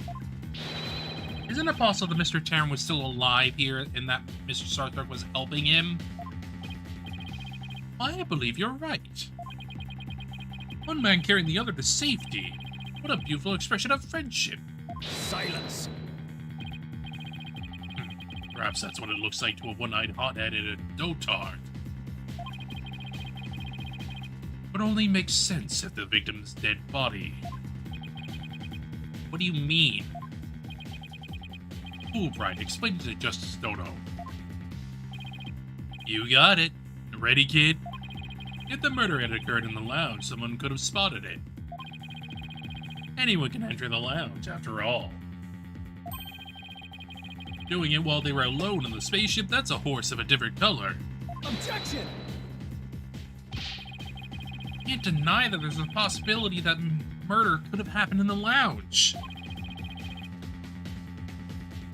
Video that shows is a man helping his fellow astronaut out. Silence. Your assertion is based on emotion. It's based on your belief that Mr. Starbuck would surely help his own disciple.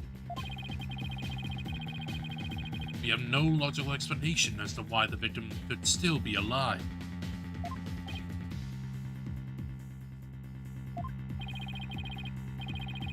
Unfortunately, Mr. Justice, the prosecution is right. Your argument is lacking in sound logic.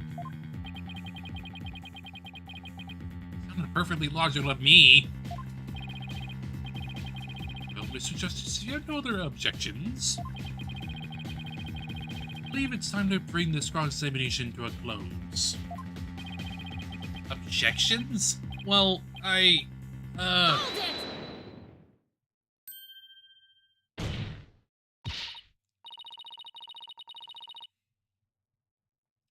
Your Honor, the defense requests a little time to think and regroup. Given the facts, I'm not sure I see the need. What is it, Athena? Just there's something that's been bothering me. Isn't the defense stalling for time as always? Very well, I'm feeling generous. You may have a small measure of time. Yes. You have 5 seconds. 5 seconds? After that, I declare that this cross-examination be closed, and a verdict to be rendered. Your boldest, raise your gavel high. It's time for a countdown. Oh! Ready?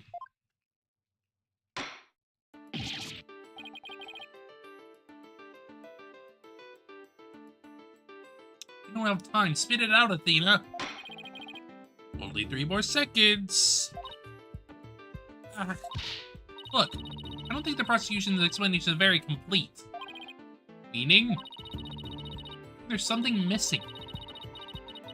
Mainly left it unexplained. He didn't explain. Something they didn't explain. Ah! You're right. I think I know what you're talking about. Your 5 seconds are up, Mr. Justice. Is there anything about the prosecution's argument that you'd like to rebut? Yes, Your Honor. Actually, there is. There is something the prosecution has yet to make clear to this court. Well, if you put it that way... What is it that the prosecution has failed to explain?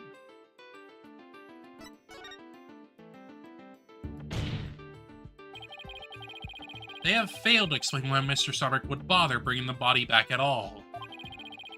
If the defendant wanted to kill the victim, why didn't he just leave his body in the rocket? Why go through the trouble of bringing him all the way back to the boarding lounge?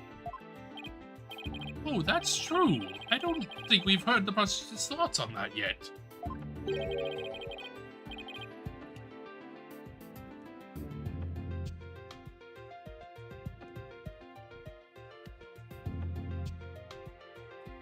That's because they have none, Your Honor. After all, how does one explain something so illogical?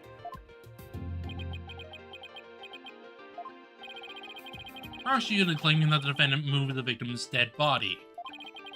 What if the entire premise of that argument is wrong? Let's hear your theory, Mr. Justice. Defense proposes the defendant didn't kill the victim. He was helping him.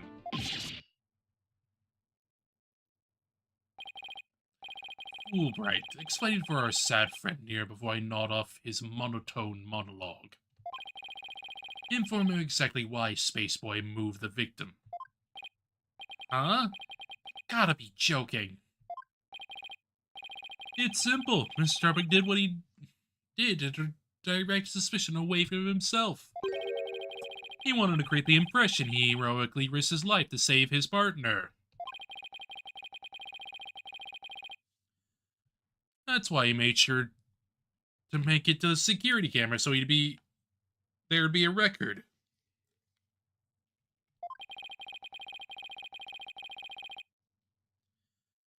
At the very least, he appears to have achieved success with you and the old man. Ah.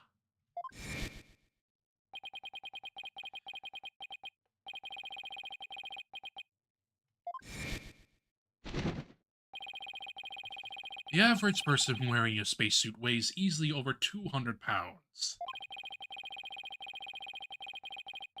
Saving the life of a partner who weighs as much while trying to escape deadly flames.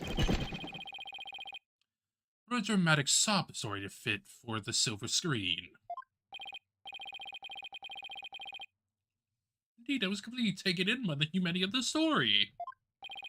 You see? Yet the true ending is all all traces of Hammy act were meant to be blown up. Yes, and now we arrive at the thrilling conclusion. The third explosion. Objection! What are you talking about? There was no third explosion. Silence!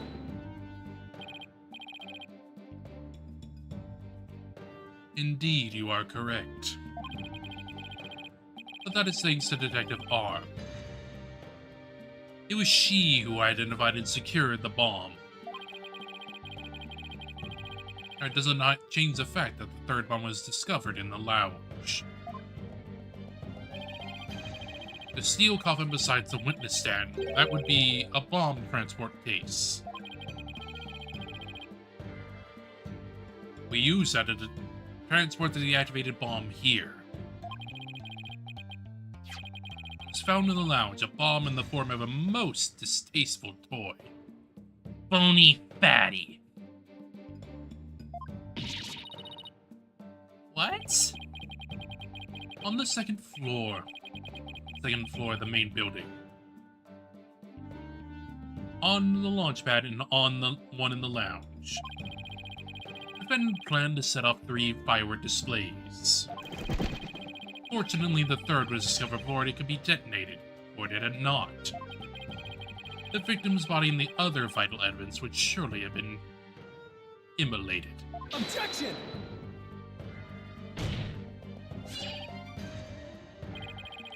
Before you utter a word, know that the evidence supports me. It's like he's reading my mind. As it's still undergoing forensic investigation, I do not have the evidence on hand. However, know that a peculiar item was found in one of Mr. Starbuck's pockets. Specifically, a bomb detonation switch. Found what?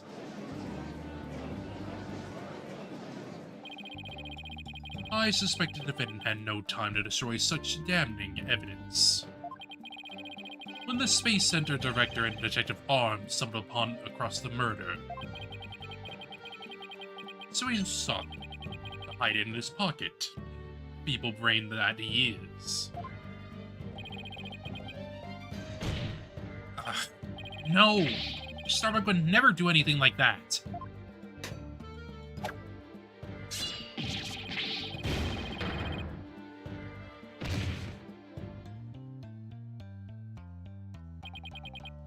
Justice Dono, open your eyes and see the truth. There appears to be irrefutable evidence that the accused set off the explosions. There has to be some kind of mistake. This can't be the truth. Still can't accept it? You'll believe your client come what may? And why don't you cross-examine the defendant himself? This has got to be a trap. Blackwell's controlling the entire game. And it seemed like he was waiting for me to bring up the body-moving issue. Why do you say that? He had just the right argument when I pointed it out. Really rub it in. He had a decisive piece of evidence up his sleeve, too. He's trying to shake my faith in Mr. Starbuck and break me down. And then making you examine Mr. Starbuck at this point was part of his plan, too. Totally underhanded, but I wouldn't expect anything less from him. Now let us hear from the arch-villain, the fiendish murderer himself, famed astronaut Solomon Starbuck.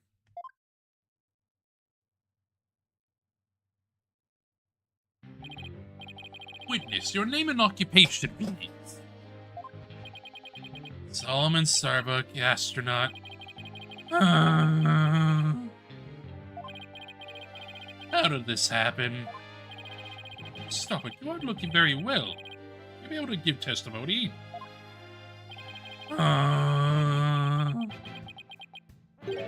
No. Well, unfortunately, no is not an option. You're being accused of the Space Center bombing and the murder of Clay Jarren. Please testify to these allegations.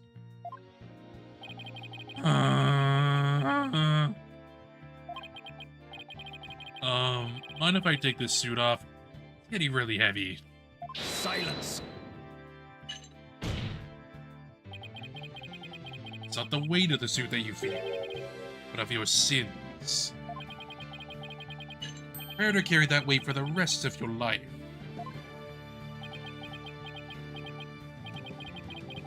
Banish me to the moon, I don't care anymore. Wow, that was super negative. Is he gonna be alright up there? He'll be fine, I think. Doesn't totally give up and say he did it, that is.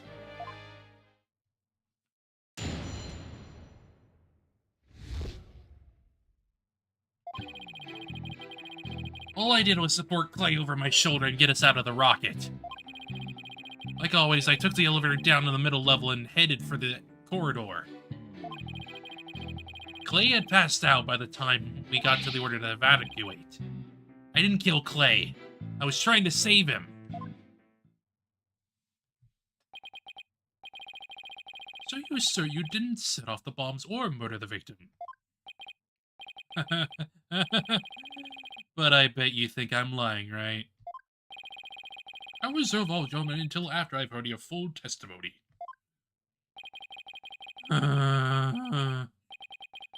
I'm sure you don't believe me. Bet you don't even believe I'm an astronaut. I don't think the judge doubts that. Who would wear a suit like that except an astronaut?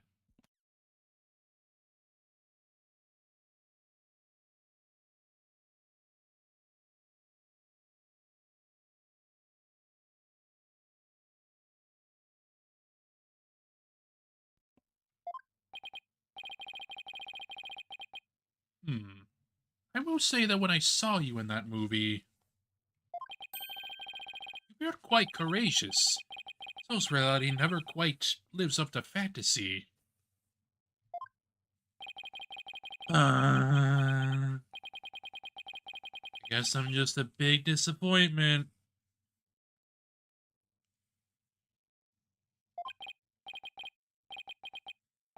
I really don't care what happens anymore.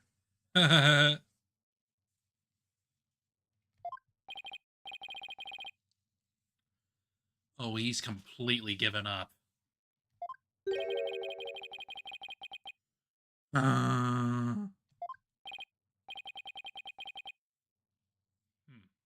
a depressing fellow. If you were to join me in the clink, imagine that annoying sighing of yours would rub off on the other inmates. Like I rubbed off on Prosecutor Blackwell a second ago? Huh? That was Blackwell sighing?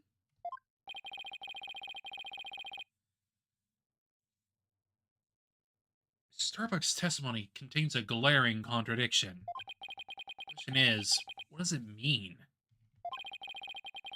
Mr. Starbucks is my client. I can't be gun shy now. It's time to find out the truth.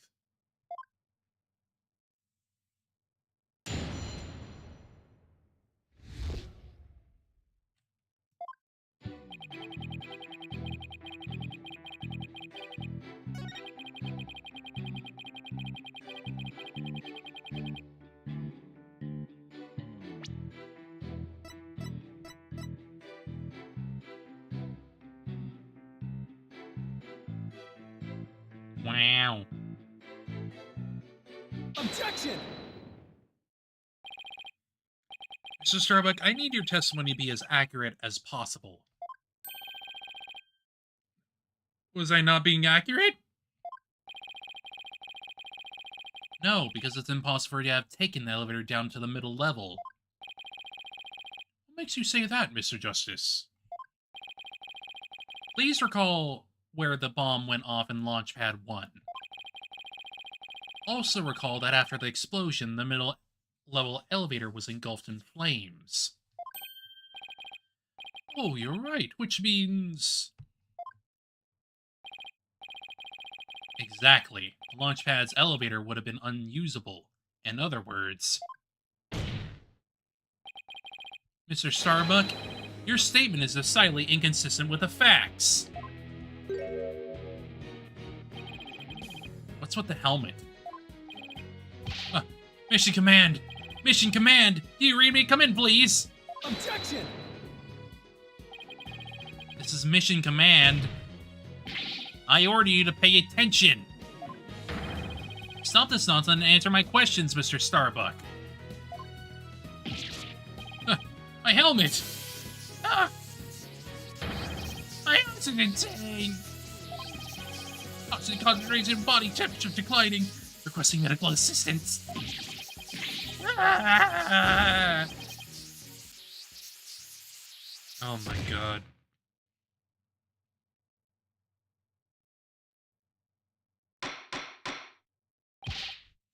Mr. Starbuck, we are not in space right now.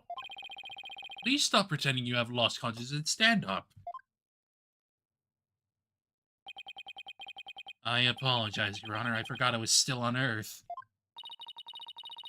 I feel like we all just got a real glimpse of Solomon Starbuck, the astronaut. Yeah, he seemed more like an astronaut now than when he was doing all that sighing. Mr. Starbuck, could you please explain the inconsistency in your statement? About how you use the middle-level elevator? I, was nervous and said the wrong thing. I'm sorry. I actually, took a different route, I think. Different route? I hope you're able to deliver a straight story this time. I'll get it right this time. Maybe. No, I mean, probably. Probably. It's understandable you're nervous, but let me remind you, accuracy is paramount in court.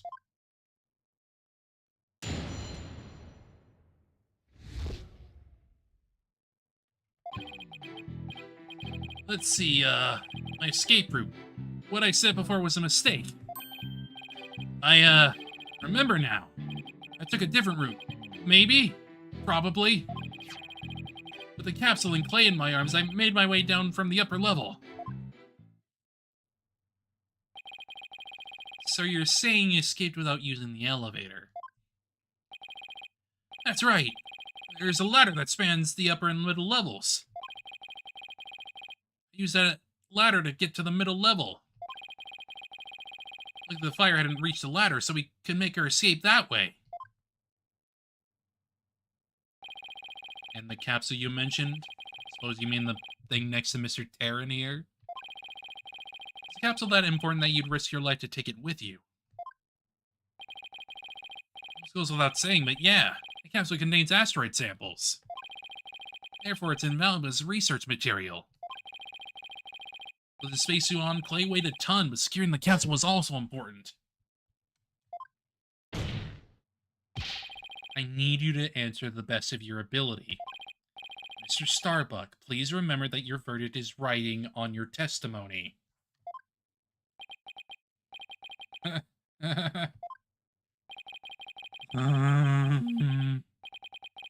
Maybe I am guilty after all. I wonder if you can see the stars in prison. Bet it's more uncomfortable than a spaceship. Oh boy.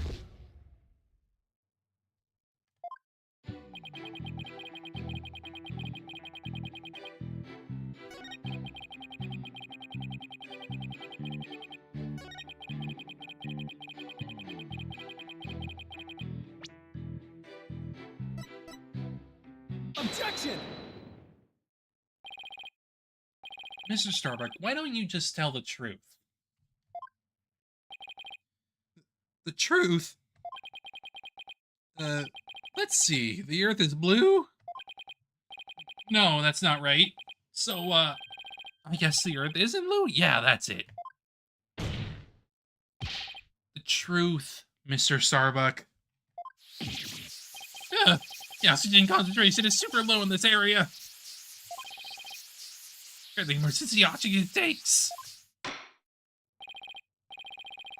Mr. Justice, the witness appears confused. Please help draw out the truth of him. Mr. Starbuck, under the circumstances at the time, you couldn't possibly have reached the boarding lounge via the upper level route. Huh? Not as long as this was the escape route. Ladder. Take that! To get down from the upper to the middle where the upper launch pad 1 door corridor is, you would have to go down the ladder, isn't that right, Mr. Starbuck? Of course, that was the only way we could escape. Objection! But how would that work? At the time, you were sporting Mr. Terran over your shoulder, were you not? And remember, he was in full space gear, and we'll put him at over 200 pounds. Oh... Well, it's easy on the moon. Gravity is only 1/6 of what it is on Earth. Sir, we're on Earth. You were on Earth. Objection! But the Space Center is located on Earth.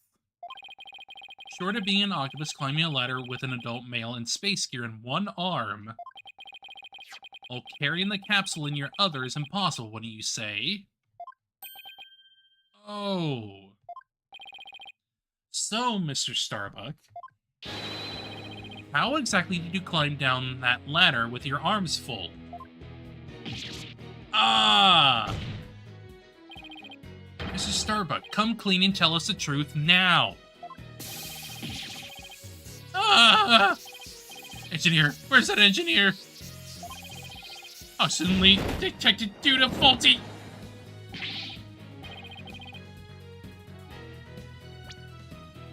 Due to faulty maintenance, evacuate immediately! What the... He's flying the coop! Ah! Help! I'm caught on the ceiling! Help? Anyone? Bailiff, prepare the cherry picker. We must launch our rescue mission at once. Well, that's one way to take off while being questioned. I'd rather prove his innocence so we can go to the space again someday for real.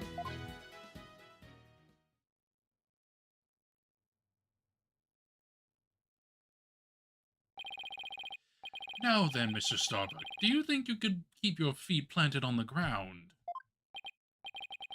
Yes, I apologize for losing control. Are you ready to tell us the truth? Not that. Anything but that. What's going on? This isn't the Mr. Starbuck I know. It appears Spaceboy is prone to deception. Witness. Yikes. Yes? I thought your story odd, but perhaps the inconsistencies can be explained as sort of a medical side effect? Prosecutor Blackwell, please don't talk about that! What are you talking about, Prosecutor Blackwell? Didn't I already state that Spaceboy is ironically terrified of going into space? That's why he took some precautions just before the launch. Well, you see, traces of this anti-anxiety drug were found in his system. Oh, I sense things are about to nosedive. You got it all wrong. I told him during the investigation, too. I don't know anything about any drugs. I never took any medication, I swear. It's found in his system and he doesn't remember taking it? What could that be? Somebody must have slipped them to me. Guess maybe that's why I don't remember. Because of the side effects. Yeah, that's why I don't remember much about what really happened. What? Yeah, I'm remembering, like, the one being freaking shouldered is actually Mr. Starbuck here. Because I think he was conked. Can't get any useful testimony out of him if he doesn't remember anything.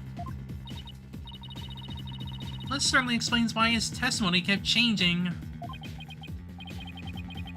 Why didn't he just tell me he couldn't remember? Didn't want anybody to find out he was terrified of going into space.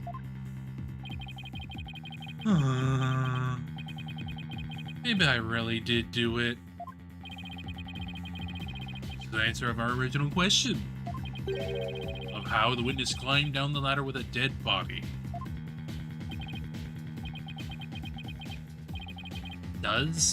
So what is it? A dead man feels no pain and makes no complaints, just as Dono. So the body was simply dropped down from the top of the ladder. Oh my, I see. And then the defendant could climb down with his free hand. Objection! Drop the body down? Who would do such a disrespectful thing? Besides, dropping the body down would leave marks on the body itself. So you are capable of quick thinking. Yes, you are correct. Really? Thanks?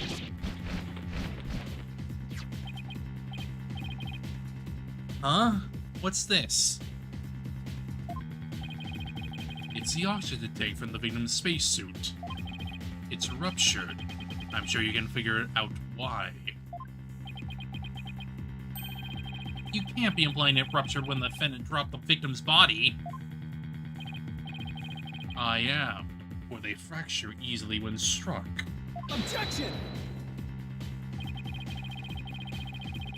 That's true, the tank's explosion and shrapnel would leave its mark on the body. And according to the autopsy report, only the knife wound was found on the victim's body. You're clearly grasping at straws with this line of reasoning. Silence!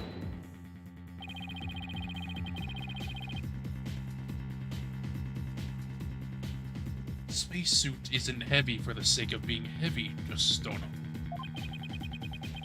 It includes the latest technological device made of fabric of tomorrow. This fabric is made to protect astronauts from the dangers of space. So falling a few Earth yards would hardly leave a mark on the wearer. Objection! Shouldn't it be impossible to stab someone through it as well? It should, and yet, through sheer coincidence, the knife slipped through a weak spot in the suit's structure and found its way to its target. What are the chances? You forget that our killer is an astronaut himself with knowledge of how the suits work. Stop me there. Now my argument has been proven. Space Boy killed the victim in the rocket and they dropped his body from the upper level.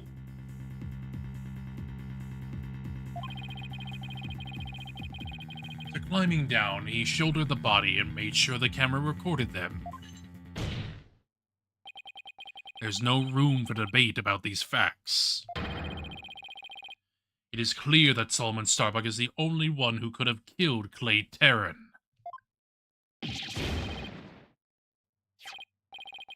Here, the report regarding the astronauts' oxygen tanks. Consider it my send-off gift. Feel free to use it as payment across the river Styx.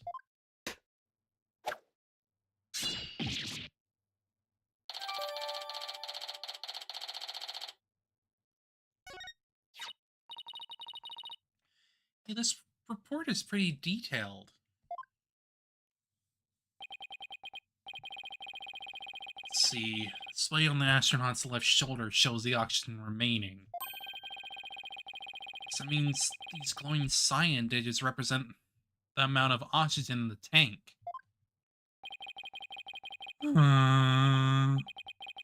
I'm done for. I'm in a prison instead of space. Space Boy. Yes? Take heart. The bejeweled night sky is still beautiful even when viewed through bars. You mean stars are seen from prison? That's right. Your cell will be your spaceship. Picture the view through the iron bars. It's like being an astronaut in your own craft for all time.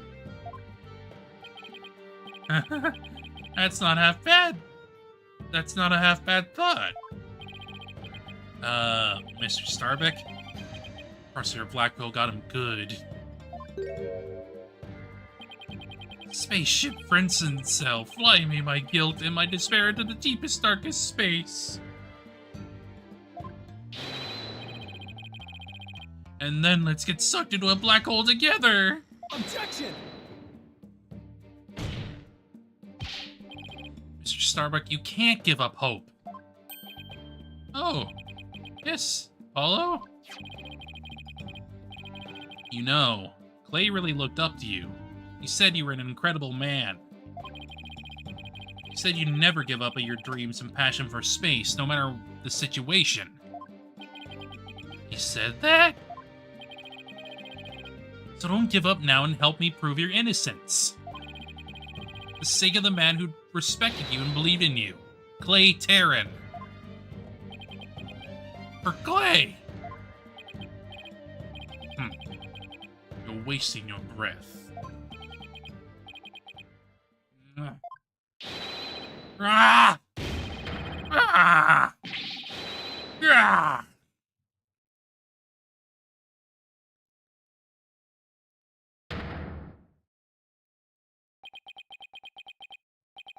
Apollo, thank you. I can see things clearly now. Mr. Starbuck. I'm fine now. Thanks for reminding me of my life's mission. Right, we'll both be fine. I'll prove you're innocent, you'll see. And after that, we'll get you back into space. Rah!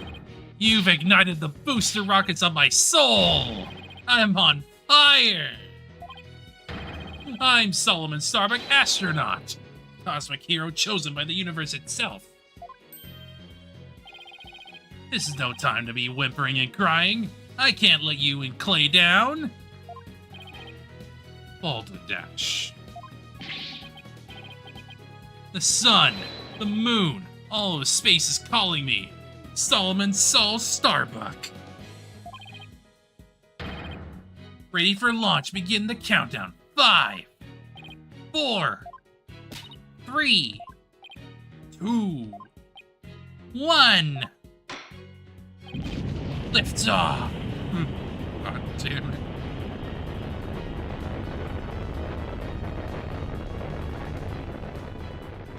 I forgot about that bit. Well, I feel like I've witnessed an actual rocket launch. Apollo, you did it! You broke Prosecutor Blackwell's grip over Mr. Starbuck.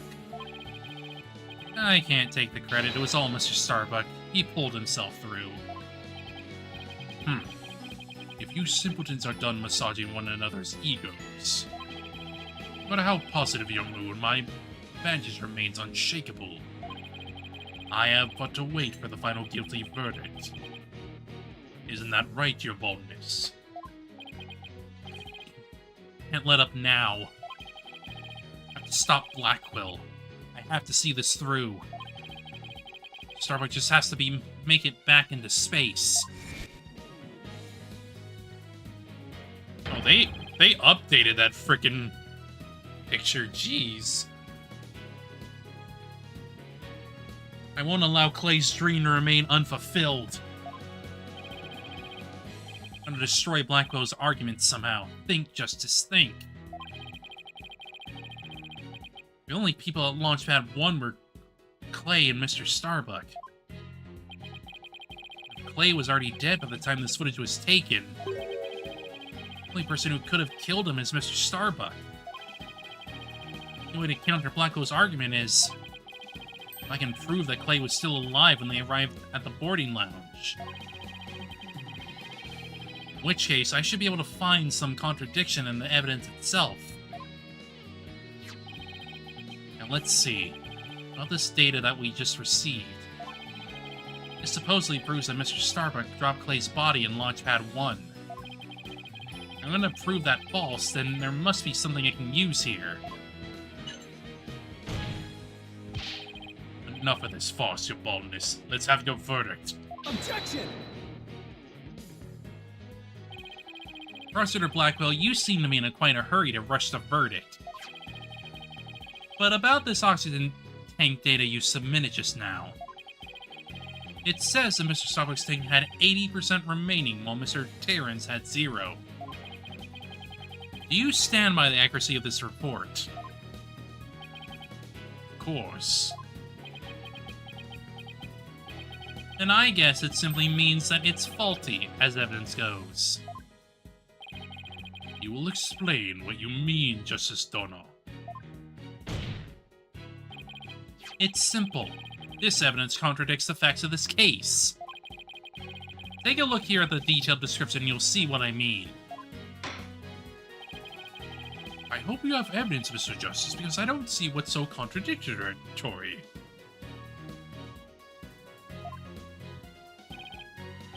Yes, Your Honor, right away. This is the evidence that the oxygen tank report stands in contradiction to.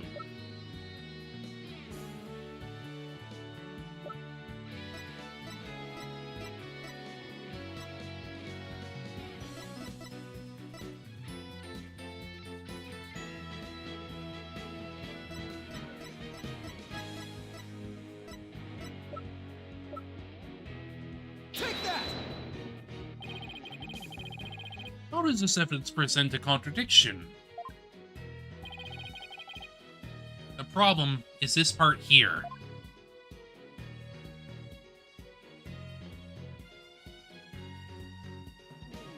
Take that! Note the remaining oxygen in Mr. Starbuck's tank as he carries Mr. Terran. It appears to say 50. Yes, but according to the data, our client's tank had 80% remaining. The oxygen in the tank increased?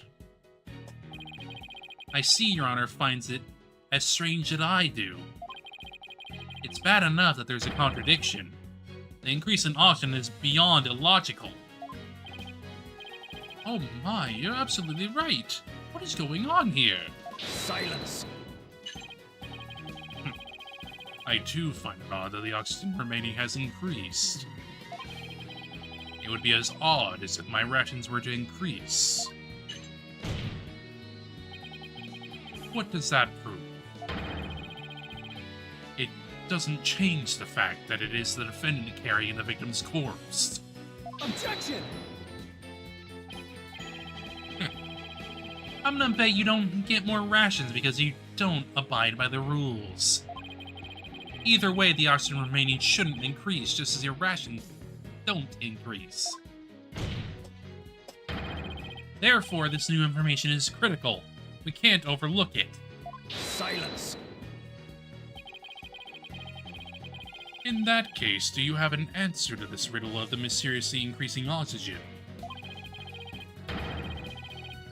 You'd better not disappoint, or declare the inconsistency as mere equipment malfunction.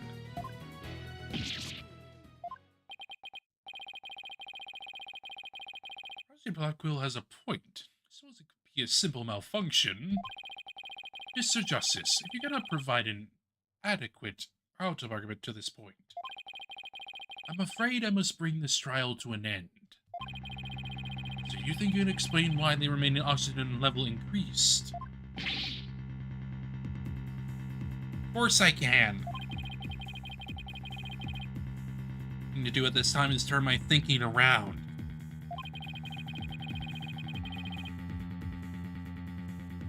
Mr. Starbuck has no memory of it, but he claims to have carried Clay. So this man with the 50 on his tank ought to be Mr. Starbuck.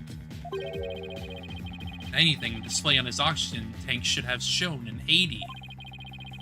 This is a clear contradiction between the report and the security footage.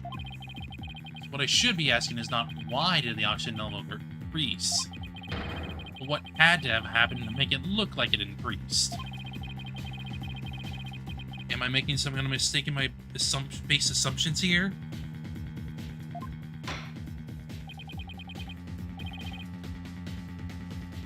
Well, Mr. Justice, we're waiting.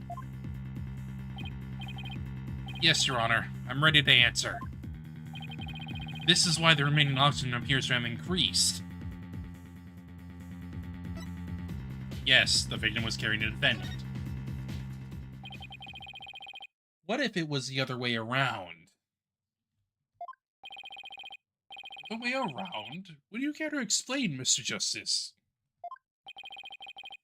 As you can see, Your Honor, both men in their helmets had both of their helmets on in this footage. Turns out this is where our base assumptions went astray. We assumed that it was Mr. Starbuck helping Mr. Jarren, but it was the other way around. It wasn't Mr. Starbuck helping Mr. Jarren at all. It was Mr. Jarren who was helping Mr. Starbuck to the boarding lounge. It was what?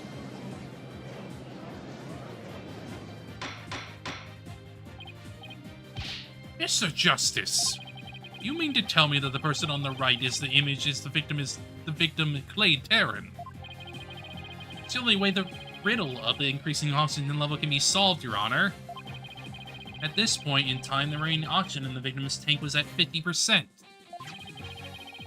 And when the victim was found in the boarding lounge, his tank was at 0%. That's right, there's nothing contradictory about the oxygen level decreasing. That means Mr. Jarren was alive as they made their escape to the lounge. Silence! How short your memory is.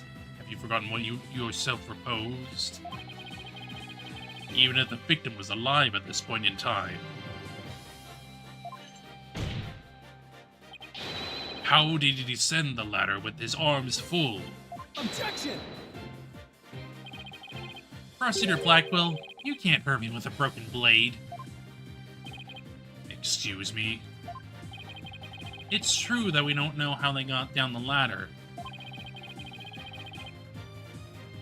I suppose that matter needs further investigating. But we have proven that Mr. Jarren was alive when he reached the boarding lounge. This fact alone shatters your claims. And opens up the possibility that the victim could have been killed by a third party. There were two people who claimed to be the first on the scene. But can we truly trust their statements? Let's see, the two people were Detective Candace Arm and Yuri Cosmos, right? You think that one of them might have given a false statement to the police? Yes, it's certainly possible. We'd have to do a little more digging. Seems we'll have to hear the testimony of these first two people on the scene. Score. Come to think of it, Candace Arm should be here in court right now. Bailiff, could you please show Detective Arm to the stand? And then the bombing. I have an announcement, everyone. What's the meaning of this? We're in the middle of a trial here. Please remain calm and listen carefully. Someone has reactivated the bomb. The bomb was defused, but it's about to explode.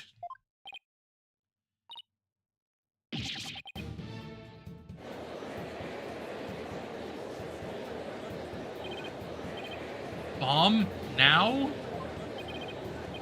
Everybody run! I don't want to die. Oh no, everybody's panicking.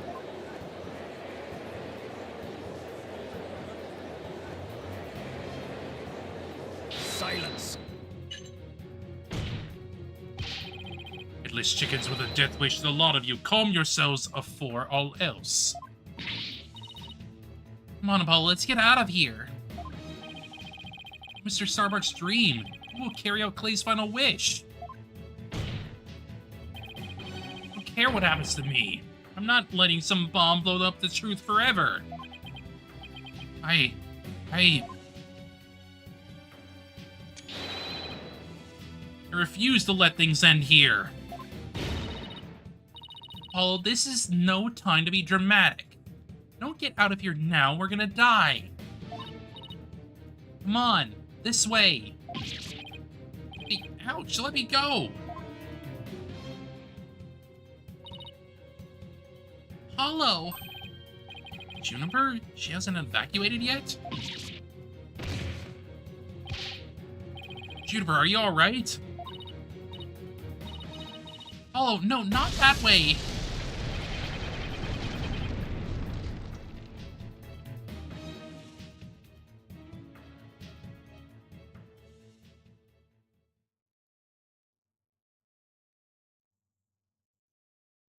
To be continued. I mean, he's alive, but, you know.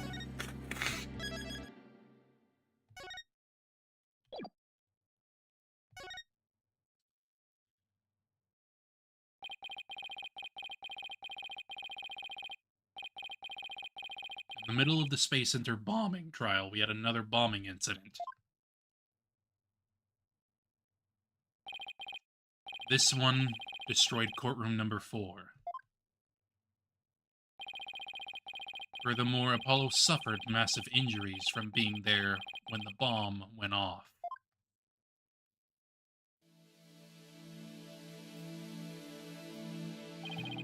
Fortunately, Juniper Woods was fingered as the courtroom bomber.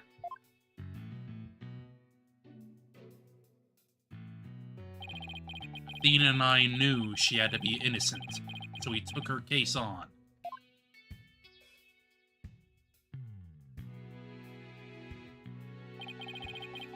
We managed to clear Miss Wood's name.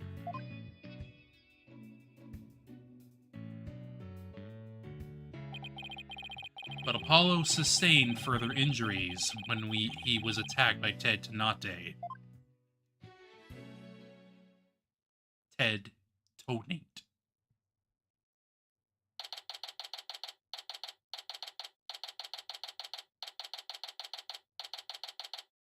Papa. Apollo's a tough guy, but this is taking its toll on him. Yeah, poor guy. Being attacked by Ted Tonate. Like that on top of all his other injuries. Apollo was resting at the nearby Hickfield Clinic.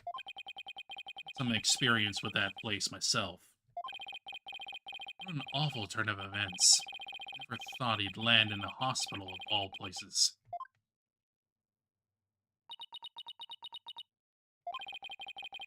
Must miss him too, huh? Now that you don't have anybody to tease. Don't worry, he's young. He'll heal quickly and be back before you know it.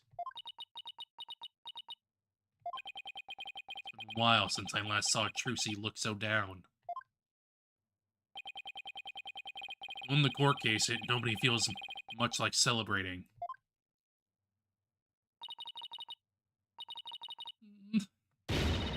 Alright, enough of this, people.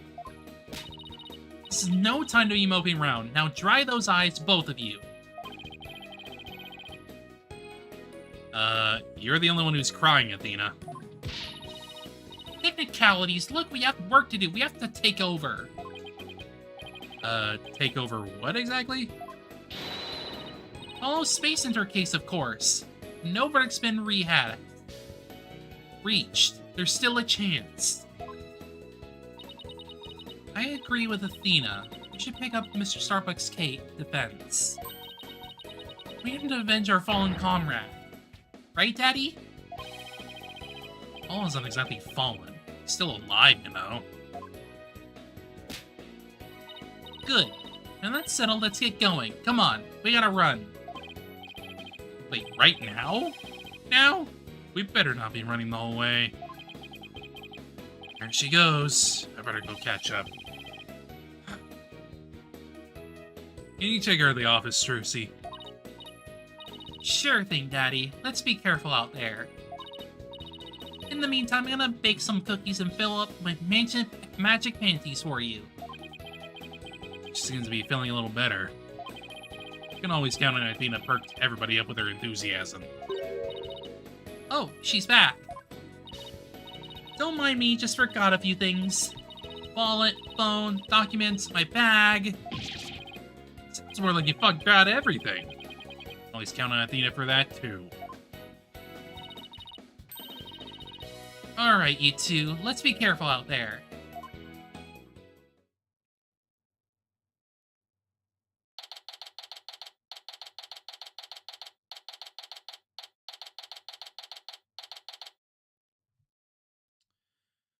Okay. I think that will do for today. That gets us through that first case bit. Then from there, we'll have an investigation to do and 2 parts of a trial.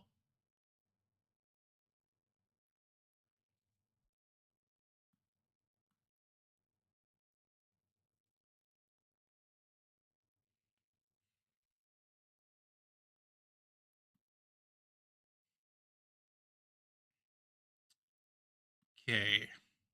Yeah. Basically, I'm gonna imagine we're probably gonna have to do, like... Next time we do this, we're probably gonna... Most of the freaking time is probably gonna be spent in the investigation, because that gets a long investigation. Like, really long.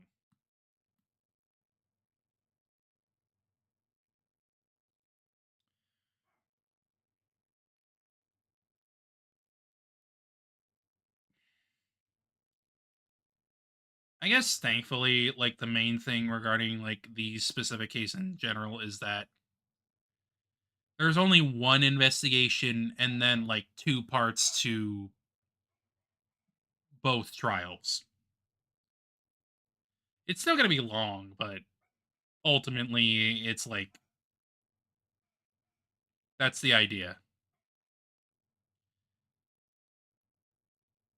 They're long, but more in a way that's like, hey, these investigations and trials are long. So that's really it.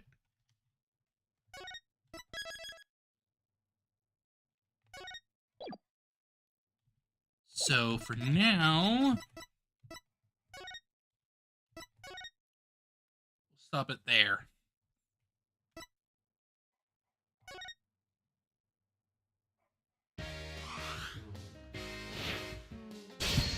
Getting closer. Like, obviously we're gonna still do, like, the freaking DLC case, but we'll get to that when we get to that.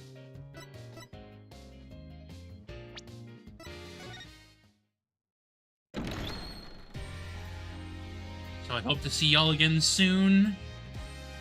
Hope you have a good rest of your day, and I'll see y'all later. Take care of yourselves, okay? See y'all later for Friday for, Sorry We're Closed. I've been wanting to get around to that for quite some time, so... Yay.